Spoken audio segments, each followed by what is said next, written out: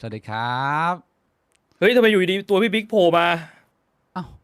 ก็เป็นอย่างนี้พี่บวงกล้องใหม่ผมอะที่เมืองไทยอะมีเอ้าแล้วกล้องใหม่แล้วทำไมมันไม่โผล่มาตั้งแต่แรกสรุปมันกล้องใหม่หรือกล้องเก่ากล้องใหม่แต่ว่าซื้อถูกลงเพราะว่าไม่มีความจำเป็นจะต้องลงทุนแพงขนาดนั้นแต่ว่าคุณภาพคุณภาพของกล้องก็ได้ใกล้เคียงของพี่บวงอ่าอ๋อสวัสดีนะพี่บวงเราต้องเป็นคนไทยนะสวัสดีครับสวัสดีกันก่อนนะพี่บวงสวัสดีคนทางบ้านที่มารอรับชมนะฮะบิ๊กบวงควง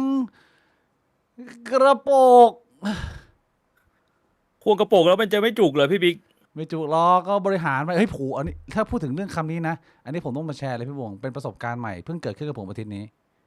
อ่าพี่บวงปกติขอบคุณคุณประวัติเจดดี้นะฮะสำหรับดาวแดง16เดือนนะครับสวัสดีครับคุณประวัติขอบคุณครับพี่บวงเป็นคนไทยต้องเคยนั่งยองๆอยู่แล้วอืมอ่าตลอดชีวิตที่ผ่านมาเนี่ยการนั่งยองมันก็คือเป็นการนั่งยองที่ปกติไม่มีอะไรแต่ว่าสัปดาห์เนี้ยผมว่าเมืองไทยน่าจะร้อนที่สุดแบบว่าผมไม่รู้ว่าพี่เออบวงออกจากบ้านหรือเปล่าอะวันเนี้ยแม่งเหมือนแบบนรกอะไอ้เชี่ย ใช่คือปกติกูก็ไม่ค่อยได้ออกจากบ้านแต่ว่าหลังๆมาเนี่ยพอไปยิมเนี่ยก็ออกจากบ้านเนี่ยวันนี้ก็ไปยิมปกติเนี่ยร้อนไหมหูมันร้อนแบบมันร้อนมากอะไอเชี่ยคือร้อนกูจนตัวจะระเหยอะไปกินข้าวอะแค่เดินจากรถอะไปถึงที่ร้านอะกูรู้สึกแม่งเป็นเหมือนแบบ survival game มันเหมือนมิชชั่นอะพี่บัวแม่งร้อนมากเลยแล้วสิ่งที่มันเกิดขึ้นกับพวกเราก็คือพอร้อนเนี่ยอ่า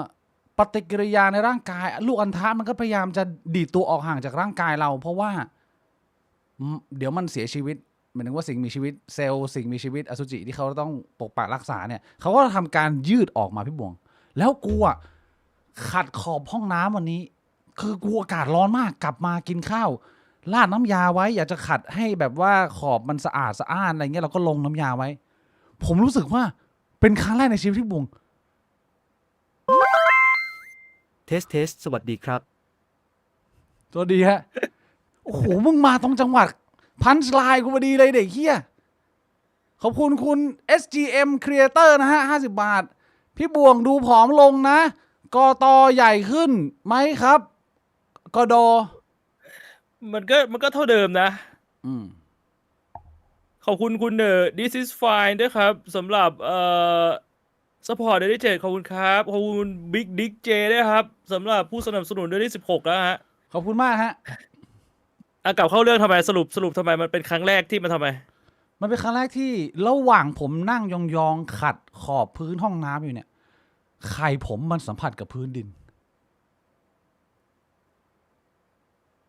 มันร้อนกามร้อนมันเป็นเรื่องสำคัญอะไรตรงไหนไหมมันไม่เคยแตะมาก่อนพี่บวงมันเป็นการแตะมันเป็นการสัมผัสกันครั้งแรกของลูกกระโปรงผมกับพื้นอ่ะปกตินั่งท่านี้มันไม่แตะมันไม่ไกลขนาดนั้นแต่ว่าไม่มันเป็นเพราะว่ามันร้อนเหรอหรือเพราะว่ามันอายุเยอะแล้วหนังกระโปรงมันหย่อนยานมันก็น่าจะทั้งสองอย่างไหมอ่ะมันก็น่าจะมีความผสมผสานของเหตุผลทั้งสองอย่างเข้าไปด้วยกันนะผมก็เลยบอกเฮ้ยเชี่ย36ไข่แตะพื้นแล้วว่าเชี่ยพี่บวงแตะยัง ไม่รู้ผมไม่เคยนั่งยองๆแล้วแบบว่ามันไปนั่งตรงพื้นนะเด็ส่วนใหญ่นั่งยองๆก็คือนั่งส้วมปะส้วมมันก็เว้าลงไปอะมันไม่มีพื้นอยู่ตรงใต้ลูกกระโปรงอะเอาก็ขัดพื้นไงมันก็ต้องนั่งยองๆอ่ะตอนขัดพื้นก็ผมก็ไม่ได้นั่งยองๆนะผมนั่งคุกเข่าขัดเอาอะมันสะดวกกว่าเจ็บเข่าตายเลยพี่บวงผมคุกเข่าไม่ได้ผมเป็นอะไรไม่รู้เวลาคุกเข่าแล้วแบบมันไม่สามารถทนได้เกินแบบ10 วิเข่าแบบเหมือนมุมกระดูกมันไม่ได้อ่ะไม่รู้ดิอ๋อเชยสวัสดีทุกท่านนะฮะหลายๆคนเพิ่งมากลับบ้านทำงานเหนื่อยๆวันนี้ร้อนมากร้อนระลกร้อนเปรตสุดๆนะก็หเอลายๆคนอโอ้โหแม่งเป็นลมเงินเปล่าก็ไม่รู้เชี่ยมันหายใจไม่ออกพี่บวงกูรู้สึกได้ตอนเดินตอนกลางวันอ่ะโหมันร้อนแบบทรมานมากคือแบบว่าผมนั่งมอไซค์ไปยิมอะประมาณ5 นาทีอะแบบเหงื่อท่วมแล้ว แล้วเป็นไงบ้างออกกำลังกายอาทิตย์นี้ยังคงต่อเนื่องและรุนแรงเหมือนที่ผ่านมาไหมฮะใช่ก็เออพัฒนาการค่อนข้างดีนะยกได้หนักขึ้นจาก2 อาทิตย์แรกที่เริ่มคือตอนแรกอะตอนแรกเอ้ยกูตกใจมากว่ามันพัฒนาการมาไวมาก ถ้าสมมุติว่าใครจำกันได้ตอนที่ผมเล่าให้ฟังในไลฟ์อะกูสควอตบาร์เปล่าอะบาร์เปล่ามันหนัก20 โลใช่ปะสควอตไม่ไหวเว้ยคือรู้สึกว่ามันหนักมากแต่ว่าวันนี้ก็สควอตเหมือนกัน50 โลได้10 ทีคือกูยังงงเลยว่าเฮ้ยไม่ใช่10 ทีประมาณ5 ทีแต่กูก็งงตัวเองเหมือนกันว่ามันพัฒนาไวแบบช่วงแรกที่เขาว่าไอ้นิวบี้เกนเนี่ยมันพัฒนาไวจริงแล้วเวลายืนแก้ผ้าอยู่หน้ากระจกอะตอนอาบน้ำรู้สึกว่าความเปลี่ยนแปลงมาอย่าง3 อาทิตย์นี่การที่เป็นไม่เห็นเหรอความมันไม่ได้เห็นชัดนะตอนเนี้ยด้วยความที่เทรนเนอร์เขาก็ยังบอกให้กูกินเยอะอยู่คือปัจจุบันเนี่ยน้ำหนักกูเพิ่มแต่ว่าเอวลดแต่คือพุงอะมันยังมีอยู่เท่าเดิมมันเหมือนมันยังกินเยอะร่างกายมันยังไม่ได้เอาไขมันส่วนที่เก็บไว้อะมาใช้มันก็เอามันเอาพลังงานที่กินมาใช้นั่นแหละแต่ว่าเหมือนบางส่วนมันก็จะกระชับขึ้นเรารู้สึกเลยอย่างขาเนี่ยมันเหมือนมันกระชับขึ้นประมาณนี้นะตอนเนี้ยก็ดีนะยังคงทำต่อไปนะพี่บวงใช่ก็วางแผนว่าคือหลักการง่ายๆเลยตอนนี้คือเล่นก็ไม่หักโหมเกินไม่ติดต่อกันเกิน2 วันคือถ้าสมมติวันนี้เล่นพรุ่งนี้เล่นวันต่อไปก็ต้องพักแล้วก็ไม่พักเกิน2 วันแค่นั้นนะสลับไปทำไปเรื่อยเชียร์ผมคงเป็น1 คนที่ตั้งตารอดูบ่วงชวาสเนเกอร์นะฮะแต่ก่อนที่พี่บุญจะคุยเลยมันต้องรอช่วงสักเดือนที่3เดือนที่4เทรนเนอร์เขาก็บอกว่ามันจะเริ่มเห็นผลแล้วนี่เราก็ทำมาประมาณครึ่งเดือนนี่คือสัปดาห์แรกของเดือน4เลยพี่บวงเป็นสัปดาห์สุดท้ายก่อนที่จะเป็นสงกรานต์ปีใหม่ไทยนะครับตอนนี้นี่โอ้โหเขาบอกว่าเดินทางไปหมอชิดนี่ลืมเลยแบบว่ารถติดขนาดตั้งแต่2 วันที่แล้วตอนนี้คนเดินทางก็ยังคงเดินทางกลับบ้านไปหาครอบครัวคุณพ่อคุณแม่นะก็โหด้วยความที่น้ำมันขาดแคลนเนาะคือผมคิดว่าคนที่เดินทางเป็นแบบว่ารถส่วนตัวก็น่าจะน้อยลงแต่ว่าถ้าเป็นรถโดยสารแบบสาธารณะก็คือรถคันหนึ่งมันจุคนได้เยอะไงรถบัสอะไรเงี้ยคนก็คงกลับกันด้วยรถโดยสารสาธารณะกันเยอะขอบคุณคุณ Staff Only นะฮะดาวแดงเพื่อนเก่า15 เดือนพี่บิ๊กป๊อกเป็นอะไรครับเป็นอะไรกับก๋วยเตี๋ยวป๊อกครับไม่ได้เป็นอะไรกันเลยฮะไม่เกี่ยวกันเลยไม่ได้เป็นญาติไม่อะไรหลายคนก็ชื่อซ้ำกันนะก็เป็นเรื่องปกตินะฮะขอบคุณมิสเตอร์มิเลนเนียลแมชชีน1826ดาวเหลืองนะครับผมยินดีกับพี่บิ๊กพี่บวงได้ซับเกิน100,000ด้วยครับโหขอบคุณครับขอบคุณครับพี่บวงก็ขอบคุณทุกคนเลยครับขอบคุณพี่บิ๊กแล้วก็ขอบคุณคนดูทุกคนด้วยครับที่ติดตามกันมาโอ้โหเรียกว่าก็เร็วเกินคาดนะเร็วเกินคาดเหรอไม่ช้าเหรอถือว่าประมาณ1 ปีถ้าให้ผมเดานับแบบไม่ถูกต้องนะนี่แบบเราเดานะประมาณ1 ปี7 เดือนได้อะพี่บวงเป็นไงผมว่ามาสโตนเลยถ้าถามประสบการณ์ส่วนตัวผมว่ามันก็เร็วเพราะผมรู้สึกว่าช่องผมเนี่ยกว่าจะถึง100,000นี่ทำแบบหลายปีนะก็ค่อนข้างเร็วมากๆขอบคุณทุกท่านเลยนะขอบคุณพี่บวงขอบคุณตลอด1 ปีกว่าที่ผ่านมานี้นะก็ถือว่าไปได้ดีไปได้สวยยังคงอบอุ่นยังรักใคร่ยังไม่แตกกันนะฮะไม่เหมือนกับโอ้โหเชี่ยจะพูดแล้วก็ก่อนที่เราจะไปคุยเรื่องที่ผ่านมาในอาทิตย์นี้ว่ามีอะไรเกิดขึ้นบ้างเนี่ยเราคงจะไม่ย้อนไม่ได้กับไลฟ์ที่แล้วเราขออนุญาตเปิดแล้วก็ชี้แจงเรื่องนี้ให้ชัดเจนก่อนเลยสำหรับใครที่พอทราบนะฮะก็คือมันพอจะมีดราม่าเล็กๆน้อยๆไม่เรียกว่าเป็นเรื่องใหญ่โตหรือว่าเป็นเรื่องรุนแรงอะไรกับคลิปเฟซที่เราตัดมานะฮะแล้วก็มีคนเข้ามาโจมตีกับผู้ดำเนินรายการทั้ง2 ท่านนะว่าไม่เตรียมข้อมูลคุยอะไรมาเลยทำอะไรเนี่ยไม่ต้องพูดดีกว่ามั้งแล้วมากันเยอะมากเลยพี่น้องก็รู้สึกว่าอาจจะต้องมีการพูดจาสักเล็กน้อยนะฮะว่ามันเกิดอะไรขึ้นโอเคครับพี่วงเชิญโอเคอันนี้มันน่าจะเป็นพาร์ทของผมเพราะว่าถ้าคุณดูในคลิปย้อนหลังที่ตัดพูดถึงดราม่าเฟสเนี่ยส่วนใหญ่มันจะเป็นผมเล่าให้พี่บิ๊กฟังใช่ไหมคือจริงๆเนี่ยผมกะว่าจะพูดในไลฟ์นี้แหละแต่ว่าตอนแรกกะว่าจะรอให้คนเข้ามาเยอะกว่านี้สักนิดนึงจะได้แบบว่าชี้แจงทีเดียวแต่ผมคิดว่าก็พูดเลยก็ได้คือก่อนอื่นเลยผมต้องขอโทษก่อนว่ามันมีข้อมูลบางอย่างที่ผมพูดในคลิปที่มัน คลาดเคลื่อนไปที่มันผิดไป อืม แล้วก็อยากจะชี้แจงว่าใครที่ดูแล้วรู้สึกว่าผมเนี่ยเอียงไปทางฝั่งพี่ยัดใช่ไหมคือเขาจะใช้คำว่าพี่ห่างกับพี่เหลือง ทำไม ซึ่ง วะ เอาตรงผมก็ไม่รู้ ซึ่งตรงเนี้ยแหละมันเป็นจุดพิสูจน์ว่าเฮ้ยผมไม่รู้จักฉายาเขาหมายความว่าผมไม่ได้เป็นแฟนคลับใครเลย อืม ผมไม่ได้เป็นแฟนคลับเฟ่ผมไม่ได้เป็นแฟนคลับฝั่งพี่ต้าผมไม่ได้เป็นแฟนคลับฝั่งพี่ยัด คือผมรู้ว่าโอเคเขาเป็นคนที่ทำคอนเทนต์แนวนี้หน้าตาแบบนี้ชื่อนี้ผมรู้แค่นั้น แต่ผมไม่ได้ติดตาม เพราะฉะนั้นสำหรับผมเนี่ยมันไม่มีสาเหตุว่าผมจะต้องไปเอียงไปในฝั่งไหน ฮะ นึกออกใช่ไหมอันนี้อยากจะให้ทำความเข้าใจแล้วก็ให้เหตุผลรองรับ แล้วส่วนตัวผมก็ไม่ได้รู้จักพี่ทั้งสองคนเป็นการส่วนตัวด้วยไม่ว่าจะพี่ต้าหรือพี่ยัด เพราะฉะนั้นมันก็นั่นแหละคือผมไม่มีเหตุผลว่าผมจะต้องเอียงไปทางฝั่งไหน แต่ทีนี้อันนี้อย่างที่ผมบอกคือมันมีข้อมูลที่ผมให้ผิดจริง แต่มันก็มีข้อมูลที่ผมพูดถูกแล้ว แต่มีคนเอาไปบอกว่าอันเนี้ยผมมั่ว ฮะ มันต้องแยกกัน โอเค ข้อมูลที่ผมให้ผิดอย่างแรกก็คือไอ้โพสต์ที่เขาบอกว่ามันมีคนที่พยายามหลบเลี่ยงภาษี ฮะ คือในโพสต์เนี่ยเขาใช้ว่าโปรดิวเซอร์กับบัญชีเนี่ยเป็นญาติกัน แล้วก็หัวกันโอนเงินให้พนักงานเนี่ยค่าเงินเดือนเนี่ย50,000แต่ว่าให้พนักงานโอนเข้าบัญชีตัวเอง30,000ในโพสต์อะเขียนไว้แบบนั้นแต่ผมมาบอกว่ามีคนหัวกับญาติโอนเงินให้ญาติ50,000เป็นเงินเดือนแล้วก็ให้ญาติโอนคืนให้ตัวเองในบัญชีส่วนตัว30,000ซึ่งอันนี้พูดแบบแฟร์ๆนะคือผมขอปกป้องตัวเองหน่อยผมให้ข้อมูลผิดก็จริงแต่ข้อมูลที่ให้ผิดเนี่ยมันไม่ได้กระทบกับใจความสำคัญของเนื้อเรื่องนึกออกปะ โอเคเข้าใจ ถ้าสมมุติว่าคุณจะบอกว่าผมให้ข้อมูลผิดเนี่ยคุณไม่จำเป็นต้องโมโหผมคุณแค่บอกว่าเฮ้ยพี่พูดผิดนะจริงๆแล้วคือโปรดิวเซอร์กับบัญชีเนี่ยเป็นญาติกันแต่ว่าไอ้เรื่องพยายามจะหลบเลี่ยงภาษีเนี่ยเป็นเรื่องจริงตัวเลขก็จริงๆตัวเลข50,000กับ20,000เนี่ยก็อยู่ในโพสต์อันเนี้ยผมเลยงงว่าเฮ้ยผมผิดจริงแต่ว่าปัญหามันเกิดจากตรงไหนอันนี้คืออย่างแรกอย่างที่สองอันนี้เป็นความผิดพลาดส่วนของผมด้วยเพราะว่าผมพูดไม่ชัดเจนคือในคลิปเนี่ยถ้าเข้าไปดูเนี่ยผมจะบอกว่ามันมีอยู่ช่วงนี้ที่ผมบอกว่าถ้าเป็นบริษัทผมผมสามารถฮุบบริษัทได้ที่ผมพูดแบบนั้นเพราะว่าผมเปิดบริษัทกับเพื่อน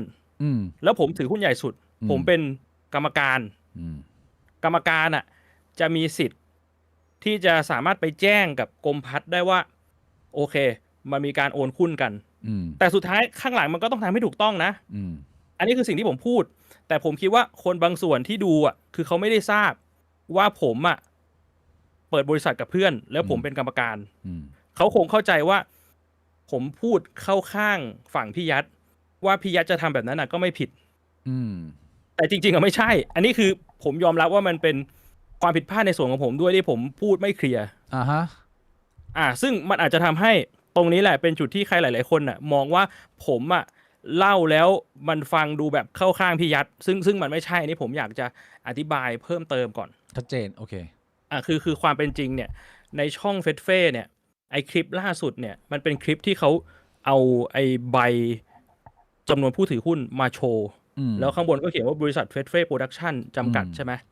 แล้วในใบผู้ถือหุ้นก็มี3ชื่อมีชื่อผู้ถือหุ้นใหญ่สุดก็คือนายลิขิตสิทธิพันธ์ก็คือพี่ต้าถือ 7,800 หุ้นแล้วก็มีอีก2คนถือคนละ100หุ้นก็คือถ้านับเป็นเปอร์เซ็นต์เนี่ยพี่ต้าเนี่ยถือหุ้น 97.5% คือเป็นผู้ถือหุ้นใหญ่แล้วการที่เขาจะบอกว่าฝั่งพี่ยัดจะมาฮุบบริษัทเนี่ยมันทำแบบนั้นไม่ได้มันทำแบบที่ผมทำไม่ได้เพราะว่าพี่ยัดไม่ใช่กรรมการพี่ยัดไม่ได้เป็นผู้ถือหุ้นใหญ่นึกออกใช่ไหมทีนี้ในโพสต์เนี่ยถ้าคุณไปดูคือมันก็เขียนว่ามีความพยายามฮุบบริษัทโดยการปลอมลายเซ็นอันนี้เอาแบบแฟร์ๆนะผมย้ำอีกครั้งผมไม่เข้าข้างใครนะแต่ว่าเสียง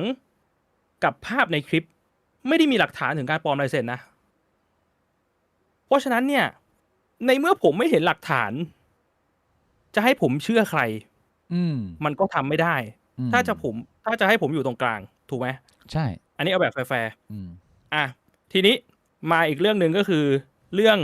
เงินเทา มีคนบอกว่าผมไปพูดมั่วว่ามีการอ้างถึงเงินเทา คุณไอ้โพสต์เฟซเฟ่สองโพสต์ล่าสุดอ่ะคุณไปดูประโยคสุดท้าย มันมีคำว่าเงินเทาอยู่จริง เขาเขี ๆ ยน ไอ้ มา โพสต์ที่มันแท็กโพสต์ที่มันแท็ก DSI อ่ะ เออ โพสต์มันไม่ได้ยาวเลย คุณไปอ่านดูแม่งไม่กี่บรรทัดอ่ะ โพสต์ที่เขาแท็ก DSI ข้างหลังสุดอะแท็ก DSI แล้วบอกว่าไปสืบดูเจอเงินเท้าแน่นอน มันเขียนอยู่ตรง เขาเป็นคนให้ข้อมูลเรามา อันนี้เราไม่ได้แบบว่าใส่สีเติมแต่งอะไรประมาณนี้ อันนี้ผมงงว่าทำไมมัน เออ มันไปถึงเรื่องนั้นได้ยังไง แล้วประกาศไปว่ามัน เออ มีคนจำนวนมากแล้วโมโหคล้ายๆกันนะโมโหแบบโมโหฉุนเฉียวแบบไล่ เป็นหมูเป็นหมาพี่บวงทำไมอ่ะ ใช่ เขาโกรธพี่บวง ส่วน เลย ส่วนไอ้เรื่องที่ผมบอกว่าเฮ้ยมันมีชาวเน็ตจำนวนมากตั้งข้อสงสัย มันก็ชัดเจนว่ามันเป็นชาวเน็ตจำนวนมาก มันไม่ใช่ความคิดของผม มันไม่ใช่มุมมองของผม คือคุณไปไล่อ่านคอมเมนต์มันมีคนคอมเมนต์แบบนี้เยอะมาก ผมก็แค่เอามาแจ้งว่ามันมีคนคอมเมนต์แบบนี้นะ มาเล่าให้ฟัง มันคอมเมนต์ประมาณว่าเฮ้ยไอคนที่เอาเรื่องพวกนี้มาพิมพ์เนี่ย เป็นคนที่อยู่ในบริษัทหรือเปล่า อืม แล้วแบบนี้ อืม หมายความว่าเขารู้เรื่อง เป็นผู้มีส่วนรู้ส่วนเห็น เป็นผู้มีสมรู้ร่วมคิดหรือเปล่า ฮะ พวกไอหลีกเลี่ยงภาษีเนี่ยมันผิดกฎหมาย อืม ถ้าคุณมีความเป็นไปได้ว่าคุณจะเป็นผู้สมรู้ร่วมคิดอ่ะมันก็หมายความว่าคุณก็ต้องผิดกฎหมาย ไปกับคนที่กระทำผิดด้วย ก็ใช่ไง อันเนี้ย ถ้า ใช่ มีหลักฐานนะเขาว่าไป แล้วผมย้ำว่าอันเนี้ยมันไม่ใช่สิ่งที่ผมพูด อืม แต่อันนี้มันคือสิ่งที่ชาวเน็ตตั้งข้อสังเกตแล้วผมเอามาแจ้ง อืม ผมงงว่ามันกลายเป็นว่าผมไปใส่ร้ายว่าพี่ตาต้องติดคุกไปด้วย คือมันเชื่อมโยงกันแบบแกดแพดแบบ คุณเข้าใจผิด ผมอยากจะมาชี้แจง อันนี้ ชัดเจนไหม มีคำถามเพิ่มไหมฮะ คนที่รับฟังอยู่ ชัดเจนกับทุกคำถามว่า ไม่รู้เรื่องเลยว่าพูดอะไรทำกันบ้าอุ้ยขอบคุณมิสเตอร์สปริตเอ็กซ์นะฮะสำหรับ 729 นะครับผม ขอบคุณรายการนี้มากทำให้นึกถึงเพื่อนสมัยเรียนด้วยกันมากๆเลย จนทำให้กลับไปนัดเจอกัน ผมมีหนึ่งคำถามครับ ตอนแรกรายการนี้มีจุดประสงค์แค่ว่าอยากคุยกับเพื่อนตอนนี้ EP 83 มองมันเป็นงานขึ้นไหมครับ หรือยังรอทุกสัปดาห์เพื่อมานั่งคุยกัน สำหรับผมไม่ได้มองมาเป็นงานนะ เพราะว่าส่วนตัวผมเนี่ย ตั้งแต่ไองานการนั่งสตรีมเล่นเกมผมก็ไม่ได้มองมาเป็นงานอยู่แล้วไงตั้งแต่ทำกับไนท์ที่เป็นพอดคาสต์ก็ไม่เคยมองมาเป็นงานคือผมคิดว่าตัวผมเป็นคนโชคดีที่ผมได้ทำในสิ่งที่ผมชอบ แล้วมันสร้างรายได้ ผมมองว่าสิ่งที่ผมทำมันคือแบบนั้น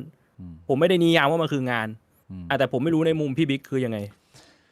ในมุมผมก็ผมมองว่ามันเป็นงาน แต่ว่ามันเป็นงานที่ผมชอบแค่นั้นเองคือมันอาจจะมองต่างกันสำหรับผมเนี่ยงานมันมีความรับผิดชอบมากกว่างานอดิเรกหรือว่าสิ่งที่เราทำเป็นฮ็อบบี้เป็นสิ่งที่แบบเพลิดเพลินใจอะไรเงี้ยแต่พอมันเป็นงานปุ๊บเนี่ยมันมีความรับผิดชอบที่ผม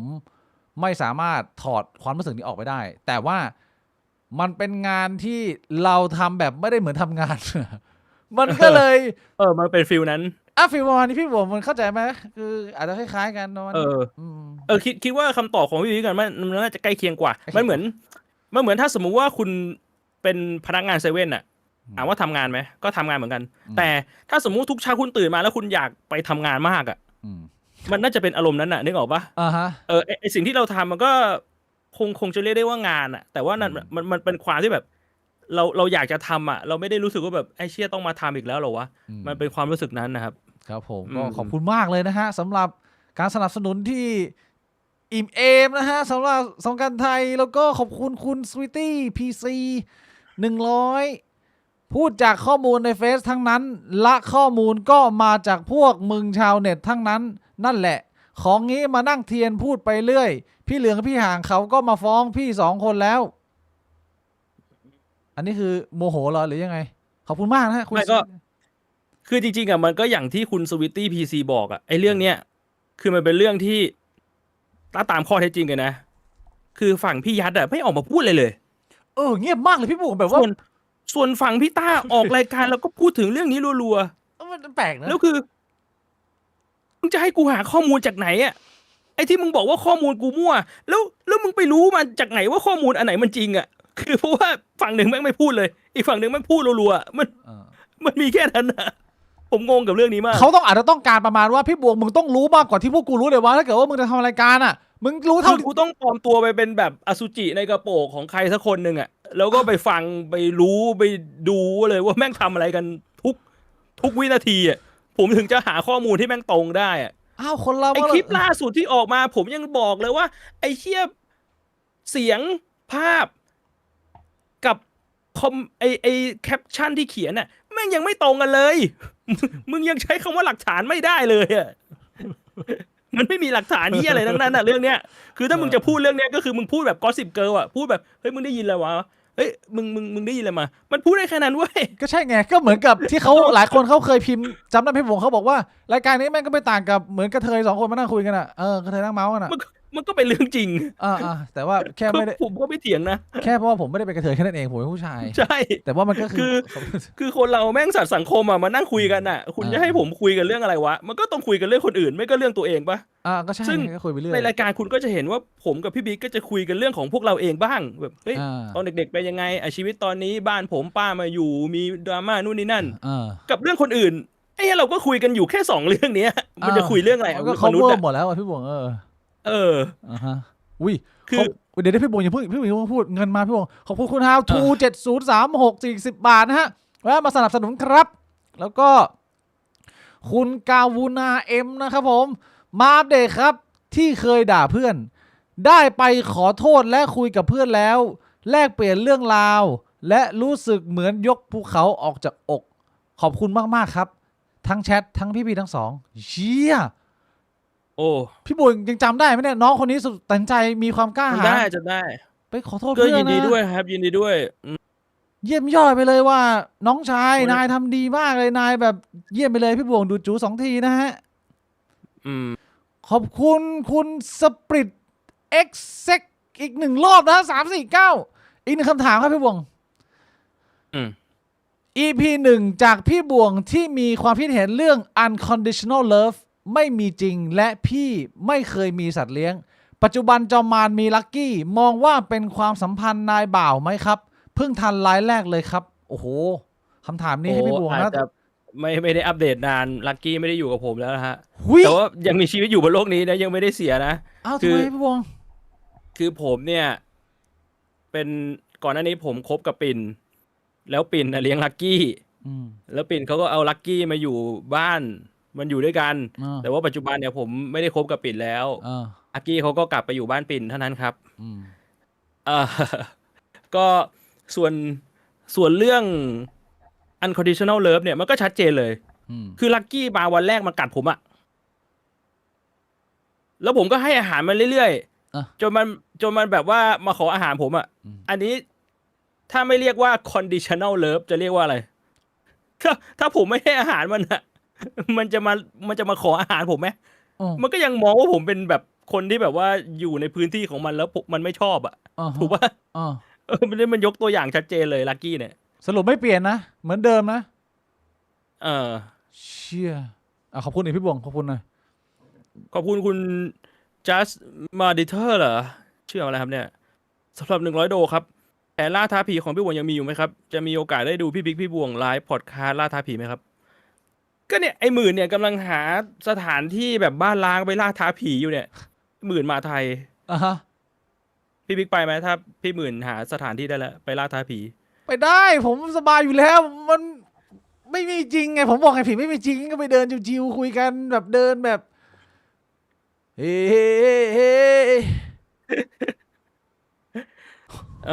โอ้ดีนี่จบจบยังจบไหมจริงๆมันมีอีกเรื่องนึงอีกนิดนึงเพิ่มเติมเกี่ยวกับเรื่องของเฟสนะฮะที่มีคนมาพิมพ์บอกว่าเฮ้ยผมมั่วเรื่องภาษีจริงๆผมก็คอมเมนต์ตอบไปแล้วแต่ว่าผมอธิบายเพิ่มเติมนิดนึงเขาบอกว่าผมมั่วเรื่องภาษีของเงินเดือนพนักงานกินเงินเดือนจ่ายภาษีแพงสุดแล้วผมก็เลยอธิบายไป เป็นตัวเลขเลยก็คือพนักงานกินเงินเดือนเนี่ยมันไม่ได้จ่ายภาษีแพงสุดนะแต่มันจ่ายภาษีเป็นขั้นบันได ใช่ ตั้งแต่ 5% ไปถึง 35% ในขณะ ละเอียดมาก ที่ถ้าคุณจ่ายภาษีเป็นแบบนิติบุคคลหรือแบบบริษัทเนี่ยคุณจ่าย 20% จากกำไรสุทธิ ฮะ หมายความว่ามาถึงคุณต้องจ่าย 20% เลยถ้าคุณมีกำไรแต่ว่ามันอาจจะมีลดหย่อนตามขนาดธุรกิจหรือรายได้อันนี้ว่าไปนั้นมันเป็นรายละเอียด แต่ถ้าเราคิดกันตามหลักเปอร์เซ็นต์ที่มันจ่ายได้อะถ้าสมมุติว่าคุณได้เงินเดือนละ 20,000 ปีนึงคุณได้ 240,000 คุณต้องยื่นภาษี แต่ว่า 240,000 เนี่ยคุณลดหย่อนได้ 100,000 จะเหลือรายได้ 140,000 ซึ่ง 140,000 เนี่ยไม่ต้องจ่ายภาษี หมายความว่าถ้าคุณเงินเดือน 20,000 คุณไม่ต้องจ่ายภาษีแต่ถ้าคุณเงินเดือน 50,000 อันนี้คือตัวเลขจากเฟซเลยนะที่เขาเขียนถ้าคุณเงินเดือน 50,000 เนี่ยรายได้ทั้งปีคุณจะอยู่ที่ 600,000 ใช่ปะลดหย่อน 100,000 เหลือ 500,000 150,000 บาทแรกไม่ต้องจ่ายภาษี 150,000 บาทต่อมาจ่ายภาษี 5% เป็น 7,500 บาท แล้วก็ที่เหลือต้องจ่ายอีก 20,000 เป็น 27,500 บาท แต่ว่าส่วนต่าง 30,000 เนี่ยคุณเอาเข้าบริษัทเนี่ยเท่ากับบริษัทจะมีรายได้เพิ่มปีละ 360,000 บาทซึ่งเป็นกำไร 360,000 บาทคิด 20% เท่ากับ 72,000 72,000 ก็เยอะกว่า 27,500 บาทก็คือบริษัทแม่งเรียกภาษีเนี่ยผมอธิบายเป็นตัวเลขให้ชัดเจนเลยเชี่ยพี่บุ๋มมันเร็วมากมันไม่ทันน่ะคนมันแบบอะไรวะพี่บุ๋มมึงไปถึงจบแล้วโอ้โห ไม่ผมคิดมาแล้วผมคิดมาแล้ว ไปคำนวณมาแล้วนะ ก็ ไปดู แต่ ย้อนดู แต่คืออธิบายเป็นตัวเลขแล้วว่าเฮ้ยมันเลี่ยงภาษีด้วยวิธีนี้ได้ การที่ผมบอกว่าพนักงานกินเงินเดือนมันจ่ายภาษีน้อยมันคือข้อเท็จจริงมันไม่ใช่ความคิดเห็นของผมโดยเฉพาะคนที่ฐานเงินเดือนยังน้อยอยู่แต่ว่าถ้าเป็นนิติบุคคลมันมีกำไรมันก็ต้องจ่ายเลย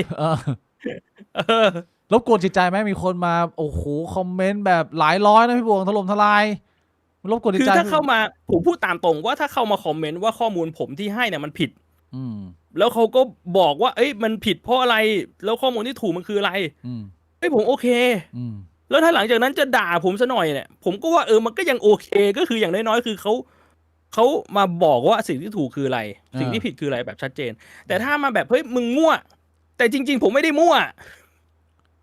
คุณนั่นแหละที่มั่วแต่คุณมาบอกว่าผมมั่วมันก็งงปะก็งงดิพี่บวง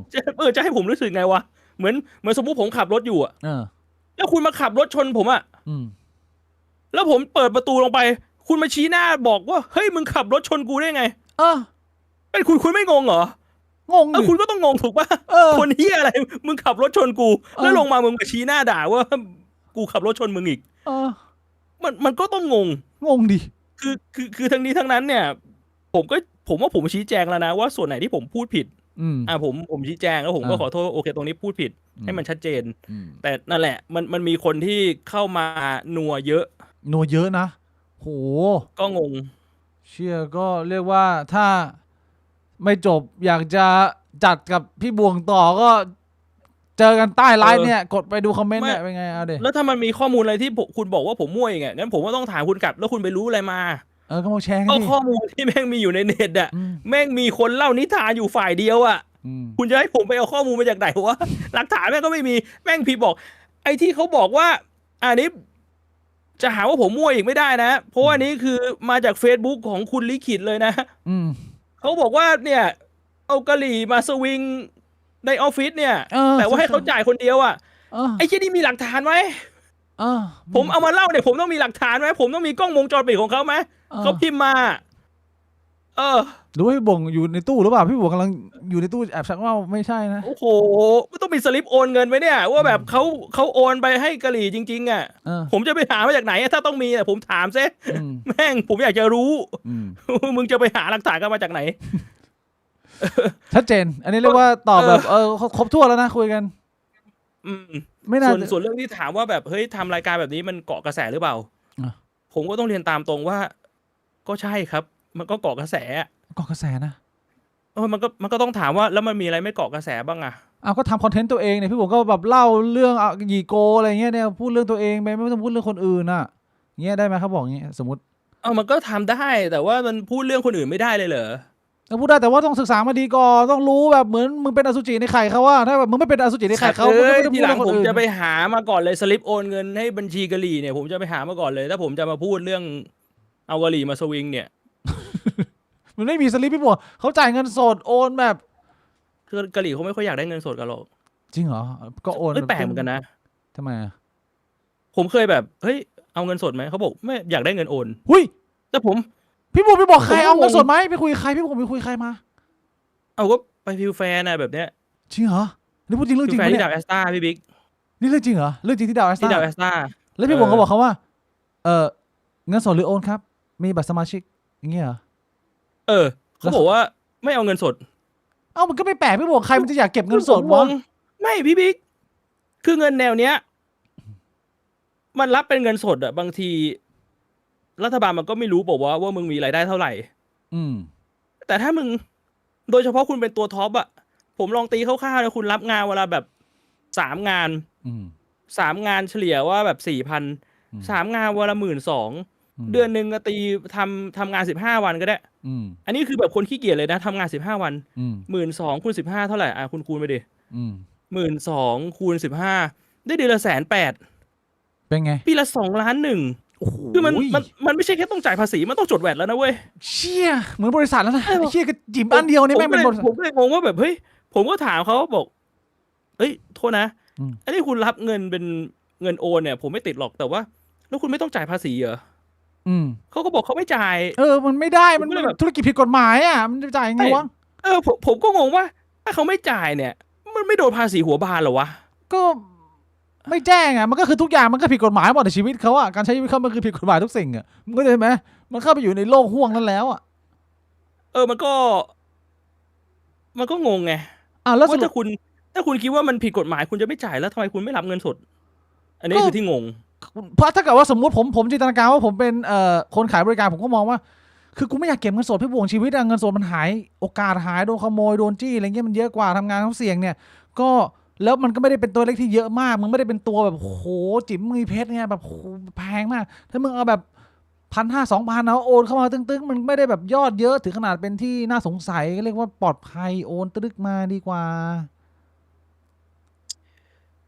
ก็ไม่รู้เหมือนกันแฮะ อันนี้ผมก็ไม่รู้ก็เป็นสิ่งที่สงสัยนะ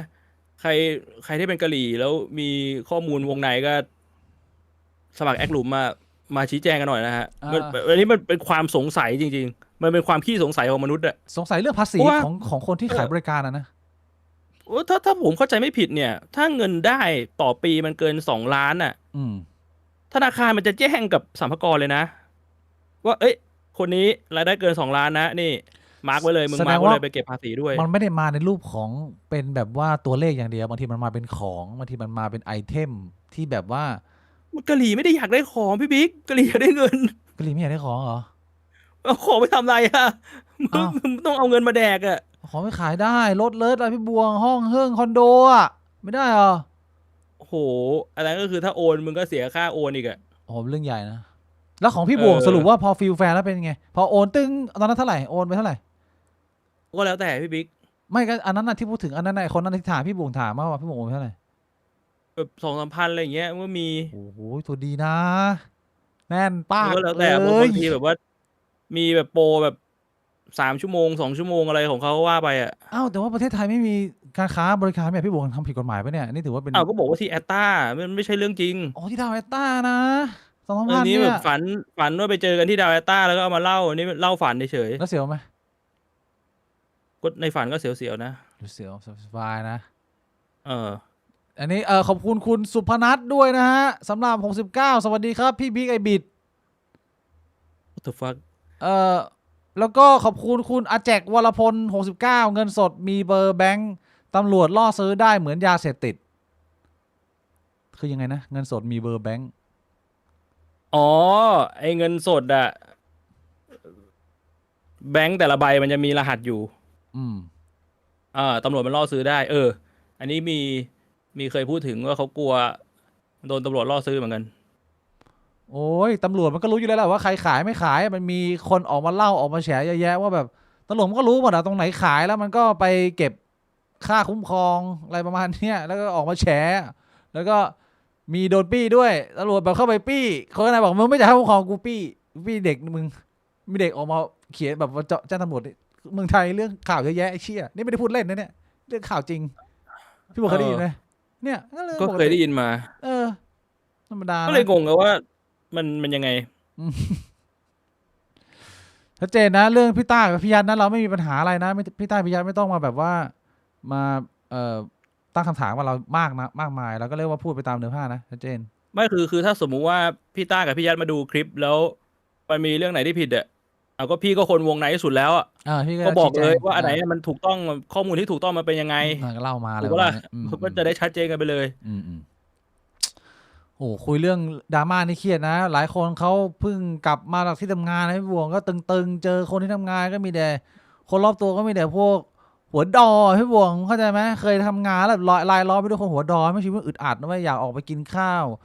ความรู้สึกที่บางทีเขาเอาไปเป็นกิมมิคในหนังพี่บวงไม่เข้าใจความรู้สึกนี้ความรู้สึกที่มึงไม่สามารถเข้ากับใครได้เลยในที่ทำงานนะจนส้วมแม่งคือที่พักพิงมึงมันคือที่มึงอุ่นใจมึงเข้าไปนั่งเงียบๆอยู่คนเดียวมึงไม่ต้องยิ้มมึงไม่ต้องพยายามแบบว่า